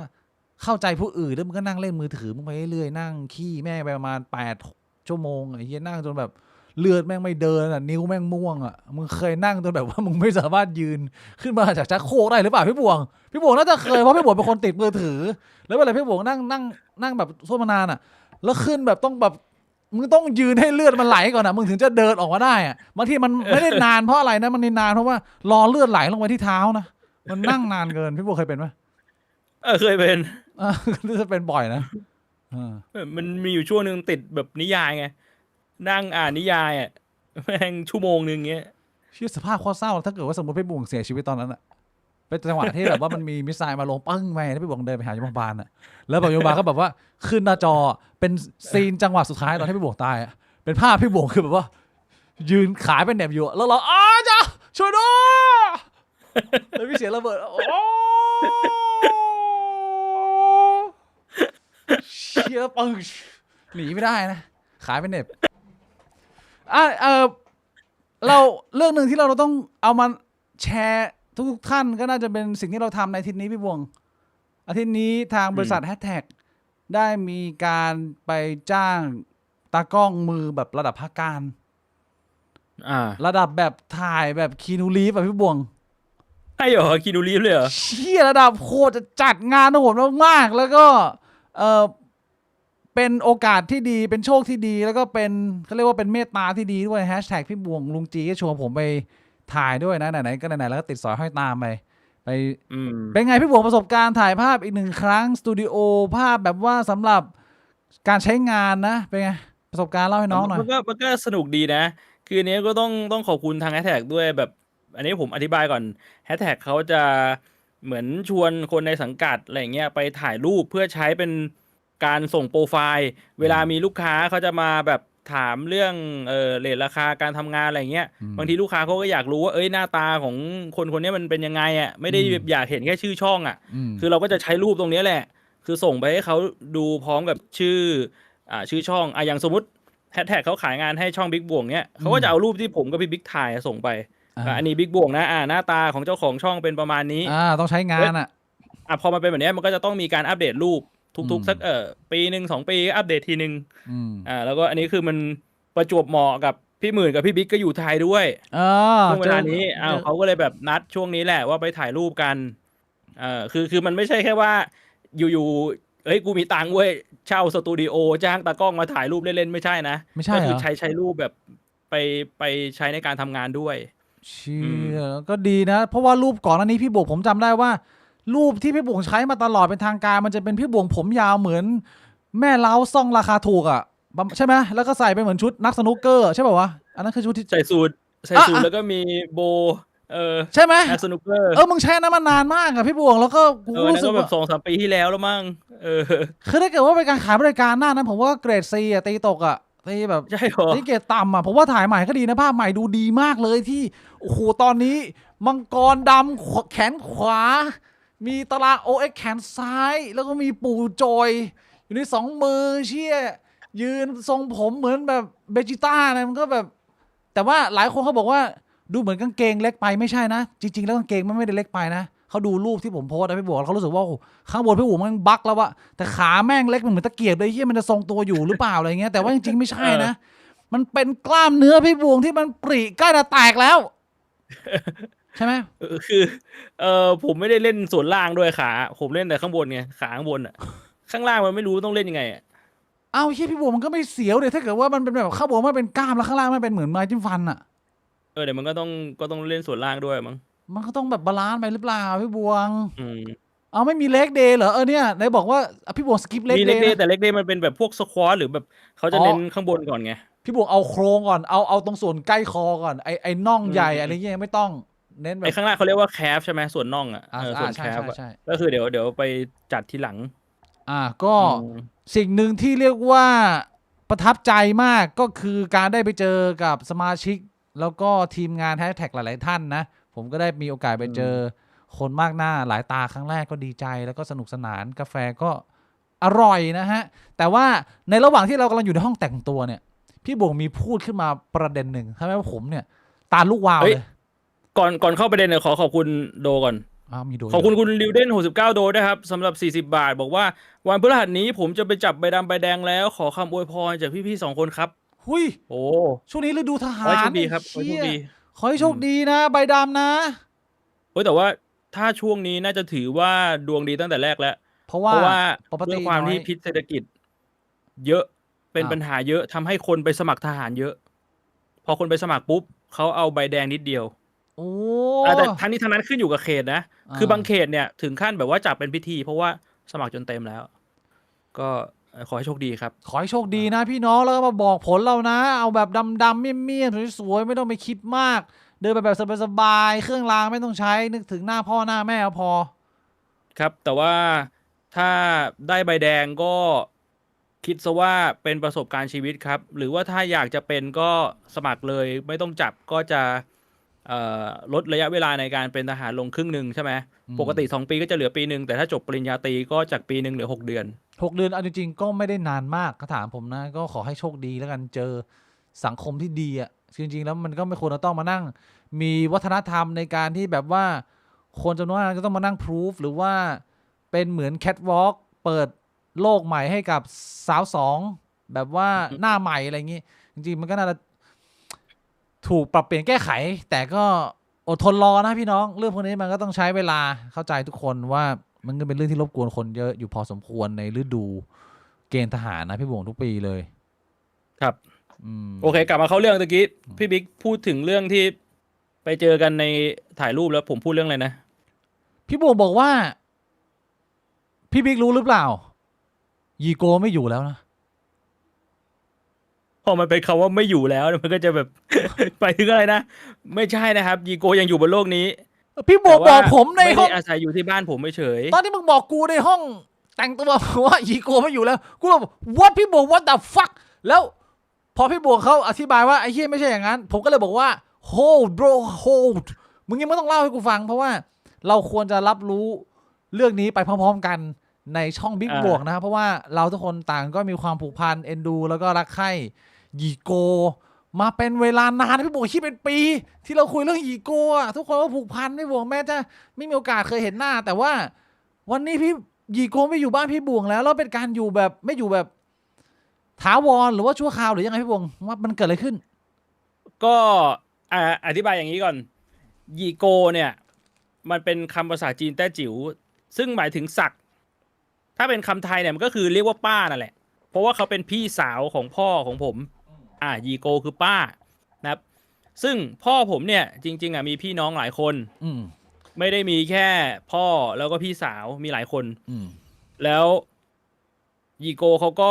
ใช้คำว่าป้าแล้วกันป้าเขาก็มาอยู่บ้านผมปีกว่าแล้ว อืม จนพ่อผมเนี่ยเขาไม่ไหวแล้วคือทะเลาะกันมาตลอดทะเลาะกันหนัก ผมก็บอกไปว่าแบบโอ้คือเห็นแล้วสงสารทั้งคู่สงสารทั้งพ่อผมสงสารทั้งป้า แล้วก็ไม่รู้ว่าใครจะแบบเส้นเลือดในสมองแตกตายก่อน อันนี้ผมพูดตรงๆเลยนะจากใจของแบบคนที่อยู่ในบ้านหลังเนี้ยแล้วมันก็เกิดความน้อยเนื้อต่ำใจไงว่าเอ้าแล้วพี่น้องคนอื่นไม่เอาเหรอคือสุดท้ายเนี่ยแม่งมาแตกตรงเลยรู้ปะ ตรงไหน เขาเอายามาให้ยีโกกิน ไม่ใช่ยาที่แบบกินแล้วทำให้แบบว่าร่างกายแย่นะเป็นยาที่ทำให้กินแล้วสุขภาพดี คุณพ่อยา พี่น้องเขาอะ ไม่ใช่ พี่น้องเขาเอายามาให้ป้าผมกิน บอกว่าเป็นห่วง พ่อผมเลยบอกว่า มึงนะ กูอยู่กับพี่กูเนี่ย กูไม่ไหวแล้ว แทนที่มึงจะเอาไปเลี้ยง มึงเอายามาให้เขากินให้เขาอายุยืน มึงจะฆ่ากูเหรอเนี่ยมันเป็นจุดแตกหัก คือพ่อผมเขาบอกว่าไม่ต้องเอายาให้ป้ากินแล้ว ไม่ต้องเอายาให้พี่กูกินแล้ว ถ้าคนมันจะตายอ่ะ ก็มึงจะให้เขาอยู่เป็นอมตะเหรอมึงมีอำนาจให้เขาอยู่เป็นอมตะหรือเปล่า อันนี้คือมุมของพ่อผม โอ้ แต่มุมของพี่น้องคนอื่นน่ะ คือมองว่าแบบเฮ้ยมึงใจร้ายเหรอนี่เลือดเนื้อนะเว้ยนี่พี่น้องนะเว้ยมึงจะปล่อยให้เขาตายเหรอมึงก็เอายาให้เขากินดิ เออ พ่อผมเลยโมโหไงว่า ก็มึงเอายาให้เขากินให้เขาอายุยืน แล้วเอาเขามาอยู่กับกูอะแล้วกูไม่ไหวแล้วเนี่ยไอ้เหี้ยมันเดินขึ้นเดินลง เปิดปิดประตู เปิดปิดประตู แล้วมันไม่ใช่แค่ความน่ารำคาญ คือถ้าความน่ารำคาญอะมันรับได้ แต่มันคือความทรมานร่างกายเพราะว่าพ่อผมมาเป็นหอบ อืม มันปิดประตูมันไม่ได้พ่อผมแบบ หลายโลกเลยพี่บวกอะตอนที่ เดินอยู่เป็นหอบฟุบลงไปตายเนี่ยมันทำไง อืม พ่อผมก็ถามบอก เนี่ย มึงห่วงพี่กูนะ แล้วมึงห่วงกูไหมกูก็พี่น้องมึงเนี่ยแหละ ก็เป็นพี่น้องกันอะนึกออกว่ามันไม่ใช่คนอื่นคนไกลอะ อืมอืม เออ พ่อผมเลยบอกว่า งั้นก็เอาไปอยู่ด้วย อืม เขาก็เลยมารับไป อ้าวก็จบง่ายๆ ใช่ แต่ว่าคือก็โทรมาทุกวัน โทรมาบอกว่าเนี่ย จะเอามาคืนคือ ป้าผมบ่น บอกว่าแบบอยากกลับ อยากกลับ แล้วพ่อผมก็ด่าไปบอกกลับเหี้ยอะไร มึงกลับมาทำเหี้ยอะไร กูไม่อยากให้อยู่แบบเนี้ย คือแบบหูด่าหนักกว่านี้พี่บิ๊กพูดตรงๆมัน ผมพูดแล้วก็แบบ แต่มันคือข้อเท็จจริงอ่ะ แม่งผมเห็นแล้วผมก็ไม่รู้จะทำไงในฐานะของลูกอ่ะ ผมก็แบบ คือเราก็ลูกพ่อ แต่ก็เป็นหลานของป้า คือมันก็เลือดเนื้อ ผมก็ไม่ได้จะบอกว่าแบบเฮ้ยมึงไปตายข้างถนนดีอะไรเงี้ยมันไม่ใช่ขนาดนั้น แต่ปัญหามันคือ ผมคิดว่าปัญหาเรามันคือความแฟร์ ยังไง คือตอนนี้พี่น้องเหลือกันอยู่5 คน อืม ทำไมเป็นพ่อผมที่ต้องรับอยู่คนเดียว โทรไปหาคนอื่นบอกไม่ว่างดูแลไม่ไหว ดูแลไม่ไหว อืม แต่ไม่มีใครถามเลยว่าพ่อผมดูแลไหวหรือเปล่า ซึ่งถ้าถามผมผมก็เห็น พ่อผมก็ดูแลไม่ไหว คือใจดีกับอีกคน เอาแล้วอีกคนล่ะ ก็เลือดเดียวกันหมด ให้ทำไง มันก็เลยเป็นเรื่องที่กลืนไม่เข้าคายไม่ออก อืม พอเขาได้ยินแบบนั้นเขาก็จุกเหมือนกัน เขาก็เลยแบบโอเค ก็ตอนนี้ก็กลายเป็นว่าไม่รู้ว่ายีโกจะกลับมาเมื่อไหร่ เพราะว่าโทรมาทุกวันบอกว่าเนี่ยยีโกขอกลับยีโกขอกลับ แล้วพ่อผมก็แบบไม่เอาไม่ให้กลับ แบบเนี้ยบอกมึงกูเลี้ยงมาเป็นปีแล้ว มึงเอาไปเลี้ยงบ้างแบบเนี้ย สลับ มันเป็น กั แบบนั้น สลับกันเนี่ย เออ แล้วพี่บวกคิดถึงยีโกไหม ก็ส่วนตัวผมยีโกเขาไม่ได้มาทำอะไรให้ผมรำคาญมากไง อืม ผมก็เลยเฉย เรียกว่าเจ้าไปแบบว่าหักลบกบหนี้ไป ๆแต่ว่ามันพอพ่อผมเขาพูดแม่งก็ทำให้ผมฉุกคิดขึ้นได้นะ ทำไมนะ ตอนที่อากงใกล้ตายโอ้อากงอึดนะ ตอนที่แบบป่วยหนักๆแล้วกว่าจะตายหลายปี โห มาอยู่บ้านผม แบบเดียวกันเลย ลูกอากงตั้งเยอะทำไมมาอยู่บ้านพ่อผมคนเดียววะ แต่ตอนนั้นผมไม่เคยฉุกคิดไง เพราะว่าผมไม่เคยเจอพี่น้องพ่อผมเท่าไหร่ไงนึกออกปะผมก็เลยไม่ได้คิดว่าพ่อผมมันมีพี่น้องเยอะ แต่พอตอนนี้มานั่งคิดไอ้เหี้ยพ่อกูพี่น้อง5-6 คน ก็แสดงว่าลูกอากงแม่งก็5-6 คน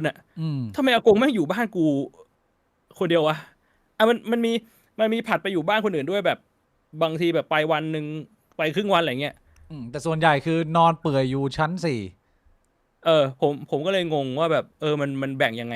แล้วมันเลยกลายเป็นว่ามันมีเรื่องของเงินเข้ามาเกี่ยวข้องอะไรเงี้ยแม่งก็แบบเยอะแยะไปหมด แล้วผมก็ไม่ได้ไปฟังความด้านอื่นด้วย ผมก็เลยไอ้เรื่องเงินเบื้องลึกเนี่ยผมก็เลยไม่ค่อยอยากพูดเท่าไหร่เพราะว่ามันมาจากพ่อผมคนเดียว แล้วผมพูดตามตรงว่าผมก็ไม่รู้ว่าจะเชื่อคำพูดพ่อผมได้100%หรือเปล่ามันผมก็ฟังแล้วผมก็ได้แต่คิดก็เป็นสิ่งที่งงเหมือนกัน ว่าตอนนี้มันต้องทำยังไง ขอบคุณคุณเซอร์เดต2949นะ179สติ๊กเกอร์สนับสนุนบิ๊กบวงและยีโกให้มีความสุขความเจริญนะพี่บวงก็ตอนนี้เรียกว่าอยู่ในสถานการณ์ที่หายไปแล้วไม่ได้เจอยีโกมานานแล้วยังพี่บวงเขาออกไปนานยังหรือยังไงอาทิตย์หนึ่งมั้งอาทิตย์2 อาทิตย์บ้านสงบแล้วตอนนี้แล้วถ้าเกิดยีโกพรุ่งนี้ตื่นมาเปิดประตูไปเจอทาดาคือแบบที่บอกสำหรับผมมันไม่มีปัญหาไงแต่ว่าสำหรับพ่อผมเนี่ยคือมันหนัก แล้ว พ่อ ผ ไม่ ม ไหว แบบ แล้ว ห่วงอยู่เรื่องเดียวเลยผมแบบกลัวแบบลงไปแล้วพ่อผมนอนฟุบอยู่แบบเส้นเลือดในสมองแตกตายไปแล้วเนี่ยแล้วผมทำไง อันนี้คือกลายว่าผมก็ต้องเลี้ยงอีโกต่อ ไม่แต่คือสุดท้ายแล้วว่ามันคือดีไง เพราะว่าสถานการณ์ล่าสุดสำหรับคนที่อาจจะเรียกว่าเปิดดูช่องบิ๊กบวงอย่างต่อเนื่องแล้วได้มีโอกาสติดตามเรื่องราวเนี่ยก็จะพบว่ามันมาถึงจุดทางตันว่าพาไปหาหมอก็ยังไม่มีใครทำหน้าที่ตรงนี้ ไปบ้านพักคนชราก็ไม่ยอมอยู่ อืม ก็ทะเลาะจนทุกคนเนี่ย HP หลอดเลือดแดงแล้ว HP 1แล้วก็แบบเลือดกระพริบแล้วตอนนี้ก็คือมีญาติที่น่าไว้ใจเขามารับไปเลี้ยง ก็ถือว่าลงตัวไหมผมพี่ผมแฮปปี้ไหมมันก็จบแล้วสงบแล้วพอมันสบาย มันก็ถ้าเป็นอย่างนี้ต่อไปมันก็คงจะโอเคละมั้ง ว่าเราไม่รู้ว่าอนาคตเป็นไงนะขอให้โชคดีนะเนี่ยเข้าปีใหม่ ไม่มียีโก อืม ขอให้คุณพ่อสุขภาพแข็งแรงนะฮะ ก็ต้องรอดูว่าจะยังไง คือแต่ปัญหามันคือ พ่อผมไม่อยากให้ยีโกไปหาหมอแล้วแล้วแบบไม่อยากให้ยีโกอายุยืนไปกว่านี้แล้ว เชียบไม่โหดขึ้นไป ในหัว เว้ย ผม ในโอ้โหแบบน้องชายโหดจังวะไม่รักษานะไม่ฮิวแล้วปล่อยให้ติดพิษจนแม่งแบบเดินมึงนึกภาพมึงเล่นเกมอ่ะมึงปล่อยให้ติด ก็ใคร พิษ พูดอย่างเงี้ยผมก็จะพูดคำเดียวเลย โอเค มึงเป็นคนดีนะ มึงเอายีโกไปเลี้ยงเลย เงียบทุกคนกูบอกเลยเงียบทุกคนพอพูดอย่างเงี้ย ใช่ มึงลองไปเจอแบบว่าคนแม่งเดินขึ้นเดินลงปิดประตูปิดประตูปิดประตู มึงคิดว่ามันไม่เฮี้ยอะไรนะแต่พอมึงเจอจริงๆอ่ะกูบอกเลยมึงพูดไม่มึงพูดไม่ออก อ่า แล้วถ้ามึงล็อกประตูนะเขาเคาะอ่ะมึงนอนอยู่คือมึงได้ยินเสียงแบบเปิดประตูหน่อย ต้องขอทำไมต้องขอทำไม เปิดประตูหน่อย ขอทำไม ครึ่งชั่วโมงไอ้เหี้ยกูนอนแบบพลิกตัว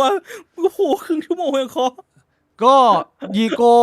จากไปแล้ว หมายถึงว่าออกไปอยู่บ้านคนอื่นแล้วนะฮะคุณพ่อก็ได้พักผ่อนได้มีเวลาแบบช่วยตัวเองอะไรอย่างนี้นะก็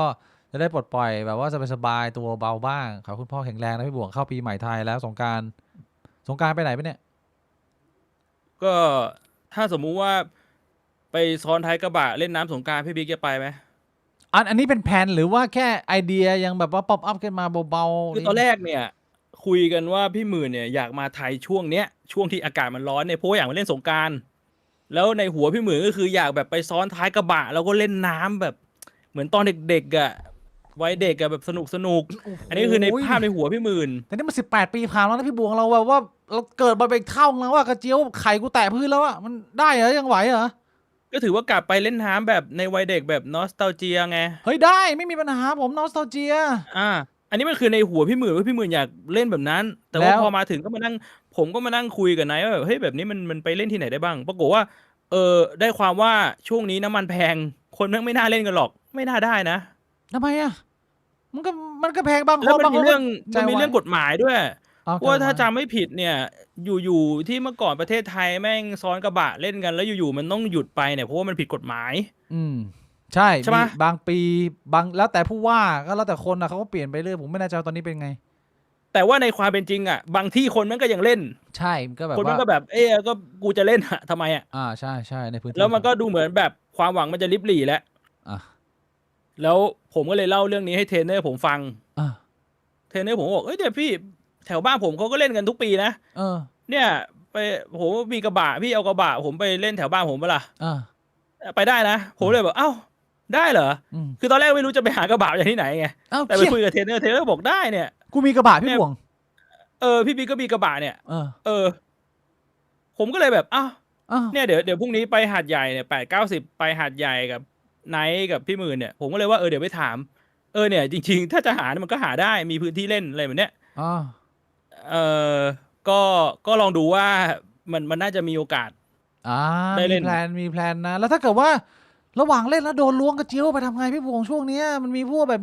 มีพวกมือปลาหมึกเยอะนะ ผมเคยมีประสบการณ์สมัยก่อนย้อนไป18 ปีที่แล้วผมเดินที่สีลมอ่ะโหยเชี่ยแม่งล้วงเข้าไปเร็วมากเลยแบบเหมือนแม่งล้วงกระเป๋าอ่ะแต่แม่งล้วงเข้ามาบีบปึ๊บแล้วแม่งก็แบบออกไปนะแบบโห ถ้าล้วงเข้าไปมันยังไม่ค่อยเท่าไหร่แต่ถ้าล้วงแล้วมันบีบแรงเกินมันแบบด้วยความที่แบบ มันต้องเร็วอ่ะแบบฟึบแล้วมันแรงเกินแล้วมันโหกระโปกมันแบบ ไม่ โดนคุบไปอย่างเงี้ย ฟีลความเป็นจริงมันจะคล้ายๆเหมือนงูพี่บอกมันเหมือนแบบ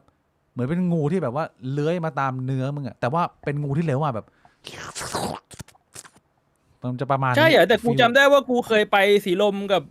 แก๊งวัดสุทธินี่แหละ อ่ะ กูไม่รู้ เป็นไง พี่บิ๊กไปเปล่า เป็นไง ที่พี่อูไปเข้าซอย4แล้วบอกหูแม่งบีบกระโปรงกูบิดเลยสัตว์แล้วมัน อ้าว มันก็จุกอยู่ตรงนั้นน่ะ มันก็แล้วแต่ พี่อู คนอะบางทีบางคนมันก็แบบว่าเป็นแบบว่าอาจจะเป็น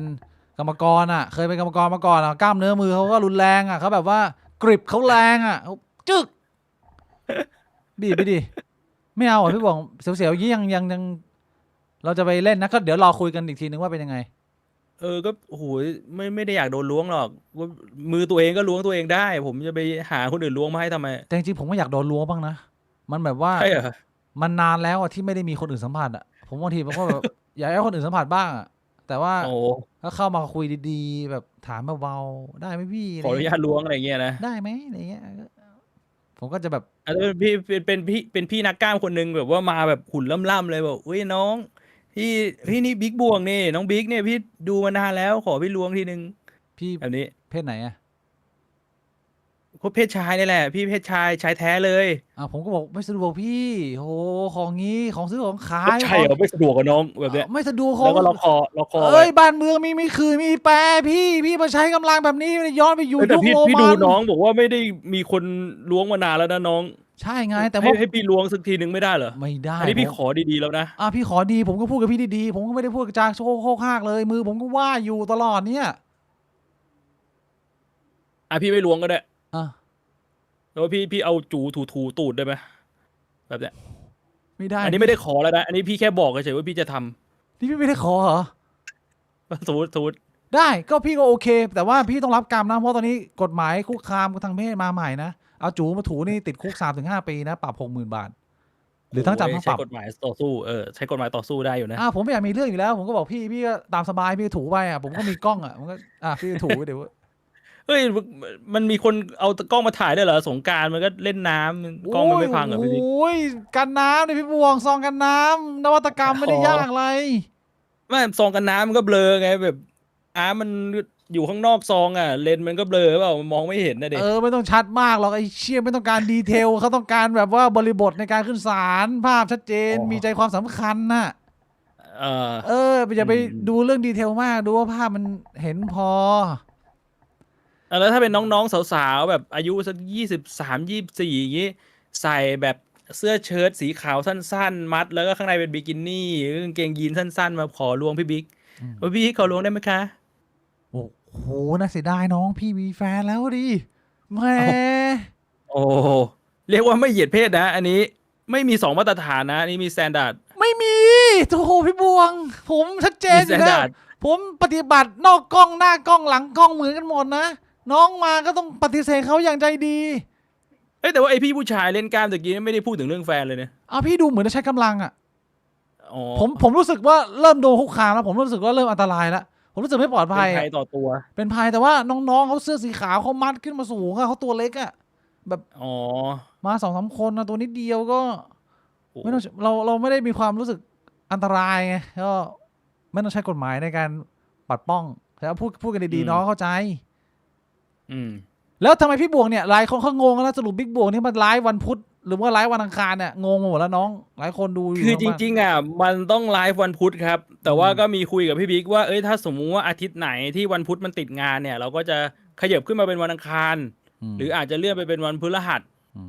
ซึ่งอาทิตย์ที่แล้วเนี่ยพุธกับพฤหัสผมติดงานไงมันก็เลยกระเถิบขึ้นมาเป็นวันอังคาร แล้วอาทิตย์นี้ผมก็ดันพุธพฤหัสศุกร์ก็คือพรุ่งนี้มะรืนนี้ผมไปหาดใหญ่ มันก็ต้องขึ้นมาไลฟ์วันนี้ ไปทำไรอะพี่บวงแชร์ทางบ้านหน่อยทริปนี้อะไรทริปสงกรานต์ปะเนี่ยไปเล่นน้ำที่หาดใหญ่กับลุงจีหรือเปล่า 8-90เขาเล่นแล้วเหรอ โอ้โห คือ แม่งเล่นหมดอะ 8-90 น้ำอะ ที่หาดใหญ่เนี่ยมันมีงานวิ่งการกุศลแบบว่ารวมระดมทุนไปช่วยคนที่ได้รับผลอุทกภัยหาดใหญ่อะน้ำท่วมอะ วิ่งไปพี่บวงเหรอ เท่าที่ผมเข้าใจน่าจะเป็นประมาณนี้นะ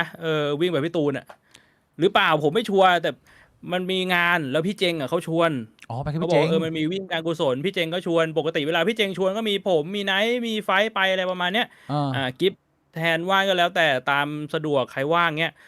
ผมก็เลยแบบโอเคผมว่างผมก็ไปกับเขาก็เนี่ยมีที่ผมรู้ว่ามีพี่เจงมีผมมีไนท์แล้วก็มีพี่หมื่น พี่หมื่นแล้วก็ด้วยไปกัน พบินพรุ่งนี้รุ่งนี้ก็เป็นสาเหตุแล้วว่าทำไมถึงมาไลฟ์วันนี้พี่พรุ่งนี้บินแล้วใช่พรุ่งนี้ก็ต้องออกเดินทางช่วงสัก3 โมง 4 โมงช่วงนั้นอะแล้วพี่บวงไปอืมมีจุดประสงค์ต้องไปการไปโชว์กล้ามเนื้อที่ตัวเองแบบว่าฟาร์มโอ้โหมาไหมผมเพิ่งเล่นขามาวันนี้พี่บิ๊กผมจะเดินไม่ได้แล้วเนี่ยคือคือไอตอนที่พี่เจงเขาชวนเนี่ยมันชวนนานแล้วอืมผมก็ไม่ได้คิดว่าแบบเฮ้ยตอนนั้นผมจะแบบว่าแม่งเข้ายิมตอนนี้ผมจะเดินไม่ได้แล้ว ก็คือผมไปงานผมก็คงแบบแค่ไปเดินอ่ะไปดูอ่ะโชว์ตัวนะเอเรียกอว่าไปโชว์กล้ามพอไม่ต้องวิ่งไม่เอต้องอผมก็บอกไนท์บอกผมน่าจะวิ่งไม่ได้นะไนท์เขาก็เลยตอบผมกลับมาบอกว่าอ๋อผมก็ถามพี่เจงแล้วพี่เจงก็บอกกูก็ไม่ได้กะจะไปวิ่งอ่ะกูกะจะเดิน10 นาทีแล้วกูก็เรียกรถไปแดกเหล้าแล้วเออ โอ้โหคิด พี่ว่าเจงเขาก็แผนเขาเป็นแบบนี้บินไปหัดใหญ่เลยนะที่ไปแดกเหล้าหัดใหญ่แล้วที่หาดใหญ่ก็คือจานฟุกอยู่ ไปถึงอยากแล้วอยากเดี๋ยวจันเจอจ่าฟุกฟูเขาก็จะมาแจมมาเลยเหมือนเป็นงานสังสรรค์แบบว่ามินิรวมญาตินิดนึงแล้วพี่หมื่นไปด้วยเชี่อืยมอยากเจอจ่าฟุกอะฟุกขึ้นมากรุงเทพหน่อยนะใครบอกไปเอชวนแกอขึ้นมาเที่ยวเฮฮาปาร์ตี้หน่อยช่วงนี้แล้วไปก็ไงพี่บวงไอ้ค่าตั๋วเครื่องบินไปตอนนี้แพงไหมช่วงน้ำมันเนี่ยมันแบบตั๋วมันแบบพี่บวงรู้ไหมโอ้ว่าโอ้โหน้ำมันตอนนี้แพงมากนะต้องบอกว่าอันนี้ผมไม่ทราบรายละเอียดเลยอ๋อมีคนเพราะว่าจัดการให้ไปเหมือนกับงานเขาชวนอินฟลูเอนเซอร์ไปแล้วเขามีแบบเตรียมที่พักหรือตั๋วให้ด้วยนี่ผมก็ไม่ชัวร์ผมก็เลยยังงงๆอยู่ว่าไอ้ที่ไปเนี่ยผมต้องออกส่วนไหนบ้างวีวีอันนี้ไอพีนะคือผมยังต้องไปรอเขาแจกแจงมาอีกทีว่าผมต้องออกส่วนไหนบ้างเชี่ยเอโคตรวีวีไอองง พีอะแบบว่านอนอยู่มีคนเปิดมาจากตู้ดูกระเจียวอย่างงี้ปะเนี่ไม่ยมีไม่มีคือเขาจะแจกแจงเรื่องที่พักกับเรื่องตั๋วมีแบบช่วยเหลือนิดหน่อยมั้งประมาณเนี้ยเขาบอกมาประมาณนี้อืม ยังไม่รู้รายละเอียดก็เดี๋ยวไปขอรายละเอียดแล้วตรงไหนที่ผมต้องออกเพิ่มเดี๋ยวผมก็ออกเพิ่มไปอะคุณพ่อผมบอกเอว่าอตั้งแต่เกิดมาอยู่บนโลกนี้มา67 ปีเนี่ยเพิ่งเคยเห็นน้ำมันแพงขนาดนี้ในชีวิตดีเซอืลม50 กว่าบาทดีเซลพรีเมียม70 กว่าบาทจากที่อยู่ที่30พี่บวงตอนเนี้ยอืม70ละเรากำลังจะได้เห็นตัวเลขที่บางคนก็บอกว่านั่งเทียนเนี่ยแบบว่าลิตรละ100แต่ว่าตอนเนี้ยมันไม่ใช่เรื่องข่าวลือเสียงเล่าอ้างอีกต่อไปพี่บวงกับไอ้เฮียน้ำมันลิตรละ100เนี่ยมันกำลังจะเข้าสู่โซนที่ผมเห็นพี่ปื้มทำคลิปไม่รู้พี่บวงเห็นหรือเปล่าใกล้ถึงเวลา Energy Lockdown หลังสงกรานต์มีมาตรการในการปิดปั๊มขอให้ทุกคน work from home กำลังจะแบบว่าเป็นมาตรการรัฐที่ซึ่งมันจะกระทบเศรษฐกิจโดยตรงคล้ายๆฟีลเหมือนช่วงโควิดพี่บวงก็คือโอ้โหไอ้เหี้ยใครที่ทำมาหากินจ่ายค่าเช่าอะไรเงี้ยก็นั่งหดอยู่อ่ะมันก็อืมเป็นไงมาจังหวะช่วงสงกรานต์ตรงนี้พอดีไหมคนจะได้เดินทางกลับบ้านสบายๆหน่อยหรือไง ไม่ดีนะ คนบางคนอาจจะเดินทางกลับบ้านแต่กลับมาทำงานที่กรุงเทพไม่ได้เพราะเรื่องน้ำมันหรือเปล่าไม่มันคือก็มันไม่ได้ขาดไม่พี่บรู้ว่ามันวกตอนเนี้ยประเด็นมันคือมันเป็นเรื่องของการซัพพลายที่อ๋อตอนรัฐบาลนี้ยังไม่ขาดมันไม่ได้ขาดจังหวะขาดเนี่ยมันเป็นภาพที่น่ากลัวมากที่ยังไม่เกิดขึ้นสถานการณ์ตอนนี้คือ facing สถานการณ์ข้าวของราคาแพงดังที่ผมอืมคุยกับพี่บวงไปคือผมไปกินก๋วยเตี๋ยวเป็ดหลังหมู่บ้านคุยกับแม่ค้าแม่ขายเขาขายของอะไรเงี้ยเขาบอกว่าตอนเนี้ยคนในตลาดเนี่ยคนที่เป็นคนขายอาหารโต๊ะตามสั่งเนี่ยรับค่าคอสของขึ้นมาแล้วนะถั่วงอกนู่นนี่นั่นเนี่ยมันขึ้นแล้วแต่ว่าแม่ค้าเนี่ยยังไม่อยากขึ้นกลัวว่าขึ้นไปแล้วเดี๋ยวมันจะมีปัญหาเดี๋ยวคนมันจะวูบอะไรอย่างนี้แต่ว่าพอมันซับไปถึงจุดหนึ่งเขาทนอีกมากมันก็ไม่ได้พี่บวงใครมันจะมาทำมันเหนื่อยฟรีไม่ได้ค่าแรงว่ามึงเข้าใจไหมคือกำไรมันก็บางอยู่แล้วก็เชี่ยถึงอันจุดนี้คือข่าวล่าสุดเลยบิ๊ก อะไรด่วนอเมริกาถล่มเกาะคาร์กทับส่งออกน้ำมันขนาดใหญ่ของอิหร่านเป้าหมายกว่า50 จุดทรัมป์ขู่ต่ออารยธรรมหนึ่งอาจจะล่มสลาย จนไม่มีวันฟื้นกลับมาได้อีกว้อันนี้คือล่าาวสุดเชี่ยก๊อตปูแต่ที่ตอนะนแรกแบบว่าบอกจะถล่มแล้วก็ไม่ถล่มแล้ว ตอนนี้ถล่มแล้ว มันไม่ใช่มันไม่ถล่มแล้วที่เราคุยกันคราวที่แล้วคือเรามาอยู่ที่สถานการณ์ว่า รอเจรจาเขาคุยกันหลังไมค์เราไม่รู้เรื่องหรอกว่าคุยอะไรกันแต่ว่ามันเป็นช่วงพักแล้วก็เจรจากันชิบหายวายป่วงแต่สุดท้ายคือผมก็บอกพี่โบกว่าไอ้ดีลที่ว่าจะยิงสอยโครงสร้างพื้นฐานโรงไฟฟ้าโรงน้ำกลั่นหรือว่ายึดเกาะคลาร์กเนี่ยมันก็ไม่ได้เป็นข้อต่อรองที่เขาเอาออกไปจากโต๊ะซึ่ง ตอนแรกที่ผมจะมาคุยกับพี่บวงคือทำเขาให้เดดไลน์7 โมงเช้าพรุ่งนี้วันพุธว่าคุณจะยอมเจรจาสงบไหมเปิดช่องไหมไม่เปิดกูอัดนะกูยิงอัดเข้าไปเลยนะสรุปคือนี่ก๊อตปู่น้องชายของพี่บวงคนที่คานออกมาจากจิ๋มเดียวกันเนี่ยได้มาให้ข้อมูลซึ่งผมเรียกว่าไม่ต้อง cross check กันน่าเชื่อถือถูกไหมน้องปู่บอกว่าปู่เขาทำงานด้านนี้อยู่แล้วเขาดูข่าวก็คิดว่าน่าจะความน่าเชื่อถือสูงอันนี้คือ real life เราไม่ได้เตรียมมาคือตอนนี้สรุปคือยิงอัดเข้าไปที่เกาะคลาร์กซึ่งเป็นเกาะน้ำมันเรียกว่าเป็นถุงไข่ถุงเงินของอิหร่านแล้วกันพี่บวงก็คือยึดไม่ได้กูก็ยิงทำลายไปเรื่อยจนกว่ามึงจะร้องทำลายแล่เงินแหล่งเงินมึงไปเรื่อยนี่คือสิ่งที่เกิดขึ้นณวินาทีนี้พี่บวงเป็นไงสรุปว่าไม่ใช่ไม่กล้ายิงนะเอานะไม่ถอยกลับนะสรุปว่าเฮ้ยไม่ใช่ว่าเด็ดหัวผู้นำอิหร่านแล้วกลับบ้านเฮ้ย I'm done bro no คือยิงอัดเข้าไปจนกว่ามึงจะเปิดช่องแคบเพราะเขารู้แล้วว่าเขาจะกลับบ้านไปเฉยๆไม่ได้ไม่มีใครจะมาจัดการปัญหาช่องแคบมึงไปสร้างปัญหาช่วงก่อนหน้านี้ไว้เยอะมากยุโรปนาโต้เขาก็บอกว่าอ้าวกูไม่เกี่ยว bro ถ้าเกิดว่าเขาจะปิดต่อมึงก็ต้องเป็นคนมาเคลียร์สุดท้ายตอนนี้ก็คือมันไม่เหลือทางเลือกอื่นก็คืออเมริกาเราต้องสะสางปัญหาที่คุณได้เป็นคนก่อไว้ตอนนี้โดนด่าทั่วโลกครับพี่บวงกระแสอเมริกาพี่บวงมองเรื่องนี้ไงมันยังไงอะตอนเนี้ยคือผมก็เดาไม่ถูกเลยนะมันคิดว่ามันจะมีใครที่แบบอยู่ๆก็รวมกำลังกันแล้วก็ประกาศสงครามกับอเมริกาไหมว่าแบบไม่ได้แล้วอย่างนี้อันนั้นมันน่าจะเป็นอะไรที่มันเกินกว่าจินตนาการไปหน่อยเนาะน่าจะเป็นแฟนตาซีเกินมันไม่ใช่ในความเป็นจริงมันไม่น่ามีใครทำแบบนั้นคือมันคงไม่มานั่งประกาศมันเหมือนกับเหตุการณ์เอาถ้าเกิดว่าจุดเริ่มต้นทั้งหมดทั้งมวลตอนนี้เราจะเปรียบเทียบกับเหตุการณ์ก็คือตอนที่รัสเซียบุกยูเครนตอนนั้นเนี่ยมีข่าวออกมาเล็กๆจากทางอเมริกาว่าเฮ้ยระวังนะยูเครนแม่งมาแล้วแถวบอร์เดอร์ทุกคนทุกข่าวทุกสื่อก็บอกว่าโอ้โหแม่งมารอนะแต่หลายๆคนบอกว่าจะบุกผมว่าไม่บุกหรอกเรื่องใหญ่ใครไม่ได้บุกแล้วปุบปับมึงตื่นมาอีกวันหนึ่งก็คือแม่งลุยเข้ามาละ ไม่ได้บอกอะไรแม่งลุยเข้ามาเลยแล้วคนก็บอกเห็นไหมเนี่ยเฮียอเมริกาเขาเตือนแล้วยูเครน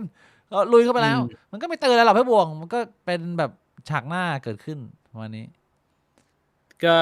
ถ้าสมมุติมีก็คือเราก็คงไม่รู้หรอกตื่นมาอีกทีก็คือแม่งสงครามแล้วแบบนี้ใช่ซึ่งตอนนี้ก็คือไม่จบแล้วไม่จบทั้งส่วนของสงครามแล้วก็ไม่จบทั้งเรื่องของวิกฤตน้ำมันที่กำลังจะเกิดขึ้นต่อไปเพราะที่ผ่านมาเนี่ยดูเหมือนมันจะมีพอแบบว่ามีให้ผ่านได้นะถ้าเกิดว่าเจรจากับอิหร่านได้ขออนุญาตขอบคุณก่อนนะหลายคนส่งมาคุณพีซ828นะ2 ออสเตรเลียนดอลลาร์แล้วก็โอ้คุณพีซคนเดิมให้มา 4.5 ก่อนหน้านี้ขอบคุณมากนะฮะโอ้โหขอบคุณครับเชื่อขอบคุณคุณทาปกิจเหรอครับสำหรับเมมเบอร์ด้วยครับขอบคุณรีบูทด้วยครับผมขอบคุณครับก็มาเป็นไพ่แบบตอนแรกพี่บัวเคยพูดไว้ตอนคุยกันเนิ่นๆเลยว่ายิงอัดเข้าไปเดี๋ยวมึงก็ยิงอัดเข้าไปจนกว่ามึงจะร้องจนกว่ามึงจะจบมึงไม่ยอมเปิดใช่ไหมกูยิงอัดเข้าไปเรื่อยดูดิว่าใครจะเสียมากกว่ากันซึ่งอิหร่านก็ประมาณว่ามึงยิงอัดเข้ามานะกูก็ไม่เปิดแต่ว่าถ้าเกิดสุดท้ายแล้วถึงวันเช็คบินทุกบัญชีอะไรที่มึงยิงกูจดลงไปหมดแล้วกูบอกมึงให้ว่ามึงต้องเป็นคนจ่ายมันก็จะเบสกันประมาณนี้ตอนนี้พี่บวงที่ผมดูข่าวคร่าวๆมาในที่ผ่านมานะคืออิหร่านปฏิเสธว่าไม่มีทางที่เราจะปล่อยให้ช่องแคบนี้กลับไปเป็นเหมือนเดิมอีกจากวันนี้เป็นต้นไปซึ่งพอทำรู้ว่าโอเคมึงไม่ปล่อยมันก็ต้องยิงเรียกว่าตาต่อตาฟันต่อฟันนะตอนเนี้ยไม่เบาลงแล้วก็ส่วนของน้ำมันเนี่ยก็น่าจะหนักขึ้นแน่นอนอันนี้แบบว่าไม่ต้องเดาอะไรยากเลยเพราะว่าตอนแรกคนก็ยังเดาอยู่พวกนี้ยิงไม่ยิงนะนี่ยิงแล้วจบรุ่นจบราวไปเรื่องของความขัดแย้งระดับโลกแต่ว่าอันนึงที่ผมอยากมาแชร์นะพี่บวงผมรู้พี่บวง เห็นที่คุณเปิ้ลออกมาพูดหรือเปล่าเรื่อง conspiracy เกี่ยวกับย้อนกลับไปกรณีของชาลีเคิร์กเสียชีวิต อืม หลายคนเขาบอกว่าเขาไม่เชื่อนะว่าชาลีเคิร์กเนี่ยเสียชีวิตจากที่เรารู้ว่าเป็นเด็กฝั่งซ้ายไปอยู่บนตึกแล้วก็ยิงอ่ะเขาบอกว่าตอนนี้มันมีกระแสข่าวออกมาหลายๆฝ่ายไม่ใช่หลายๆฝ่ายที่ซัพพอร์ตชาลีเคิร์กเนี่ยมันมีกลุ่มคนที่เขาเชื่อว่ามันเป็นปฏิบัติการลับจากอิสราเอลเพราะว่าชาลีเคิร์กเป็นหนึ่งในคนที่เป็นปากเป็นเสียงให้กับเจเนอเรชันใหม่ฝ่ายขวาฝ่ายอนุรักษ์นิยมแต่ในอนุรักษ์นิยมเนี่ยมันมี2ก้อนมันมีอนุรักษ์นิยมที่โปรสงครามต้องการเป็นหนึ่งกับอนุรักษ์นิยมที่ไม่ต้องการสงครามแล้วรู้แล้วว่าสงครามนำพาความชิบหายมาให้กับลูกหลานชาวอเมริกันอันนี้คือคนที่เป็นแฟนคลับของชาลีเคิร์กแล้วการที่ชาลีเคิร์กโดนสังหารเนี่ยเขาก็เหมือนกับว่าโบยไปว่าจริงๆแล้วมันเป็นเพราะว่าเขาอะต่อต้านการสร้างสงครามของมอสซาดหรือว่าเป็นพวกหน่วยปฏิบัติการของอิสราเอลของยิวที่เป็นพวกแบบส่วนหนึ่งของ Deep State อะไรประมาณเนี้ยเขาไม่เห็นด้วยเขาต่อต้านแล้วก็เลยโดนเก็บแล้วมันก็มีข่าวอันนี้ผมไม่ได้ cross check เลยอันนี้ต้องไปดูอีกทีหนึ่งคือคุณปื้มพูดถึงกรณีที่ว่าไอ้ไทเลอร์โรบินสันคนที่เป็นนักที่ทุกคนเข้าใจว่าเป็นคนฆ่าเนี่ยทนายเขาออกมาโต้ว่ามันมีหลักฐานว่าไอ้ปืนที่สังหารเคิร์กชาลีเคิร์กที่เข้าคอเป็นคนละประเภทกับปืนที่โดนจับได้ที่ไอ้ไทเลอร์โรบินสันมันใช้ยิงแต่ว่าอันนี้ผมไม่แน่ใจนะแต่มันมีข่าวนี้ออกมาก็เลยไม่รู้มีคนเห็นเปล่าเคยเห็นข่าวนี้ปะ ไม่แต่ว่าผมว่าแน่นอนอันนี้ย้ำก่อนตัวใหญ่ๆเลยว่าข่าวเนี้ยพี่บิ๊กบอกว่ายังไม่ได้คอสเช็ค ไม่ได้คอเช็คนี่คืออย่างแรก อ่า แต่ว่ามันมีเรื่องน่าสงสัยอยู่ก็คือ ถ้าสมมุติว่ามันเป็นปืนคนละประเภทอะแล้วไอ้ไทเลอร์โรบินสันอะไรนั่นน่ะมึงไปนอนอยู่ตรงนั้นพร้อมปืนทำไม อาจจะเป็นไก่ให้โดนจับ ก็คือไปจ้างเหรอ ก็คือ สุดท้ายแล้วคือมันก็ต้องสมรู้ร่วมคิดเปล่ามันก็แปลกๆอยู่ดี ก็อาจจะเป็นสมรู้ร่วมคิดไหมก็ไม่รู้มันก็มีคนพูดขึ้นมาประมาณนี้เพื่อต้องการจะบอกให้รู้ว่ามันมีอะไรไม่ชอบมาพากลนะที่เป็นส่วนของยิวที่มีอิทธิพลกับอเมริกามากแม้จะเป็นคนฝั่งทรัมป์ก็ไม่ใช่ทุกคนเห็นด้วยนะเว้ยอะไรประมาณเนี้ยเนี่ยเรื่องนี้มันก็มี เพราะว่าเรื่องเนี้ยมันมีอีกอันหนึ่งที่พี่บิ๊กไม่ได้พูดถึงแต่มันเป็นเรื่องเดียวกันคือจำได้ไหมไอ้คราวที่แล้วหรือสัปดาห์ก่อนที่พูดถึงดราม่าของแฟนของชาลีเคิร์กหลังจากที่ชาลีเคิร์กเสียชีวิตไปแล้วมันก็มีกระแสในเน็ตออกมาบอกว่าจริงๆแฟนก็เป็นเอเจนต์ของ CIA โอ้โหอันนี้ไปลึกเลยอันนี้ไปไกลเป็นทฤษฎีอีกแล้วผมย้ำนะคือคุณไปดูได้ในเน็ตใน YouTube ของต่างชาติมีคนพูดถึงทฤษฎีนี้เยอะว่าแฟนก็โดนวางมาให้มาเป็นแฮนเดอร์อันนี้เป็นไปได้ยากมากน้อยแค่ไหนพี่บัวโหนี่โหดเลยพูดยากเลยว่าแม่งแบบมันสายลับบางทีมันก็มาในรูปแบบของแบบโรแมนต์สแกมไงเชื่อจะปฏิเสธ 100% แล้วก็พูดไม่ได้นะเหมือนกับพระเจ้ามีจริงมันก็เลยค่อนข้างยากมันก็ไม่รู้เหมือนกันแต่มันมีความแปลกๆของแฟนชาลีเคิร์กอยู่เยอะจริงจากที่เราคุยเรื่องคราวที่แล้วที่มีคนเขาออกมาเริ่มแซวว่าเฮ้ยวิธีการสื่อสารกับสาธารณชนมึงดูเป็นคนแปลกๆนะอะไรประมาณนี้นะพี่บวงแล้วก็มีคนไปบอกว่าเนี่ยตอนเป็นวัยรุ่นเคยไปเรียนโรงเรียนนักแสดงอะไรแบบเนี้ยมันออกมาเยอะไปหมดเลยข้อมูลนี่มันมาเรียกว่าซัพพอร์ตทฤษฎีนี้อะไรแบบเนี้ยเรื่องนี้นะพอก๊อตปู่อัปเดตมานะพี่บวงอเมริกาจัดชุดใหญ่ไฟกระพริบนั่นหมายความว่าถ้ายึดไม่ได้ก็ต้องถล่มจนกว่าอิหร่านจะยอมเพราะฉะนั้นสิ่งหนึ่งที่ดูเหมือนจะเป็นความเป็นไปได้จากประวัติศาสตร์แล้วดูจะเป็นเรื่องที่น่าตื่นเต้นมากที่สุดคืออะไรพี่บวงก็คือคนมันก็ expect ว่าแล้วอิหร่านจะเอาคืนอเมริกาเมื่อไหร่ล่ะ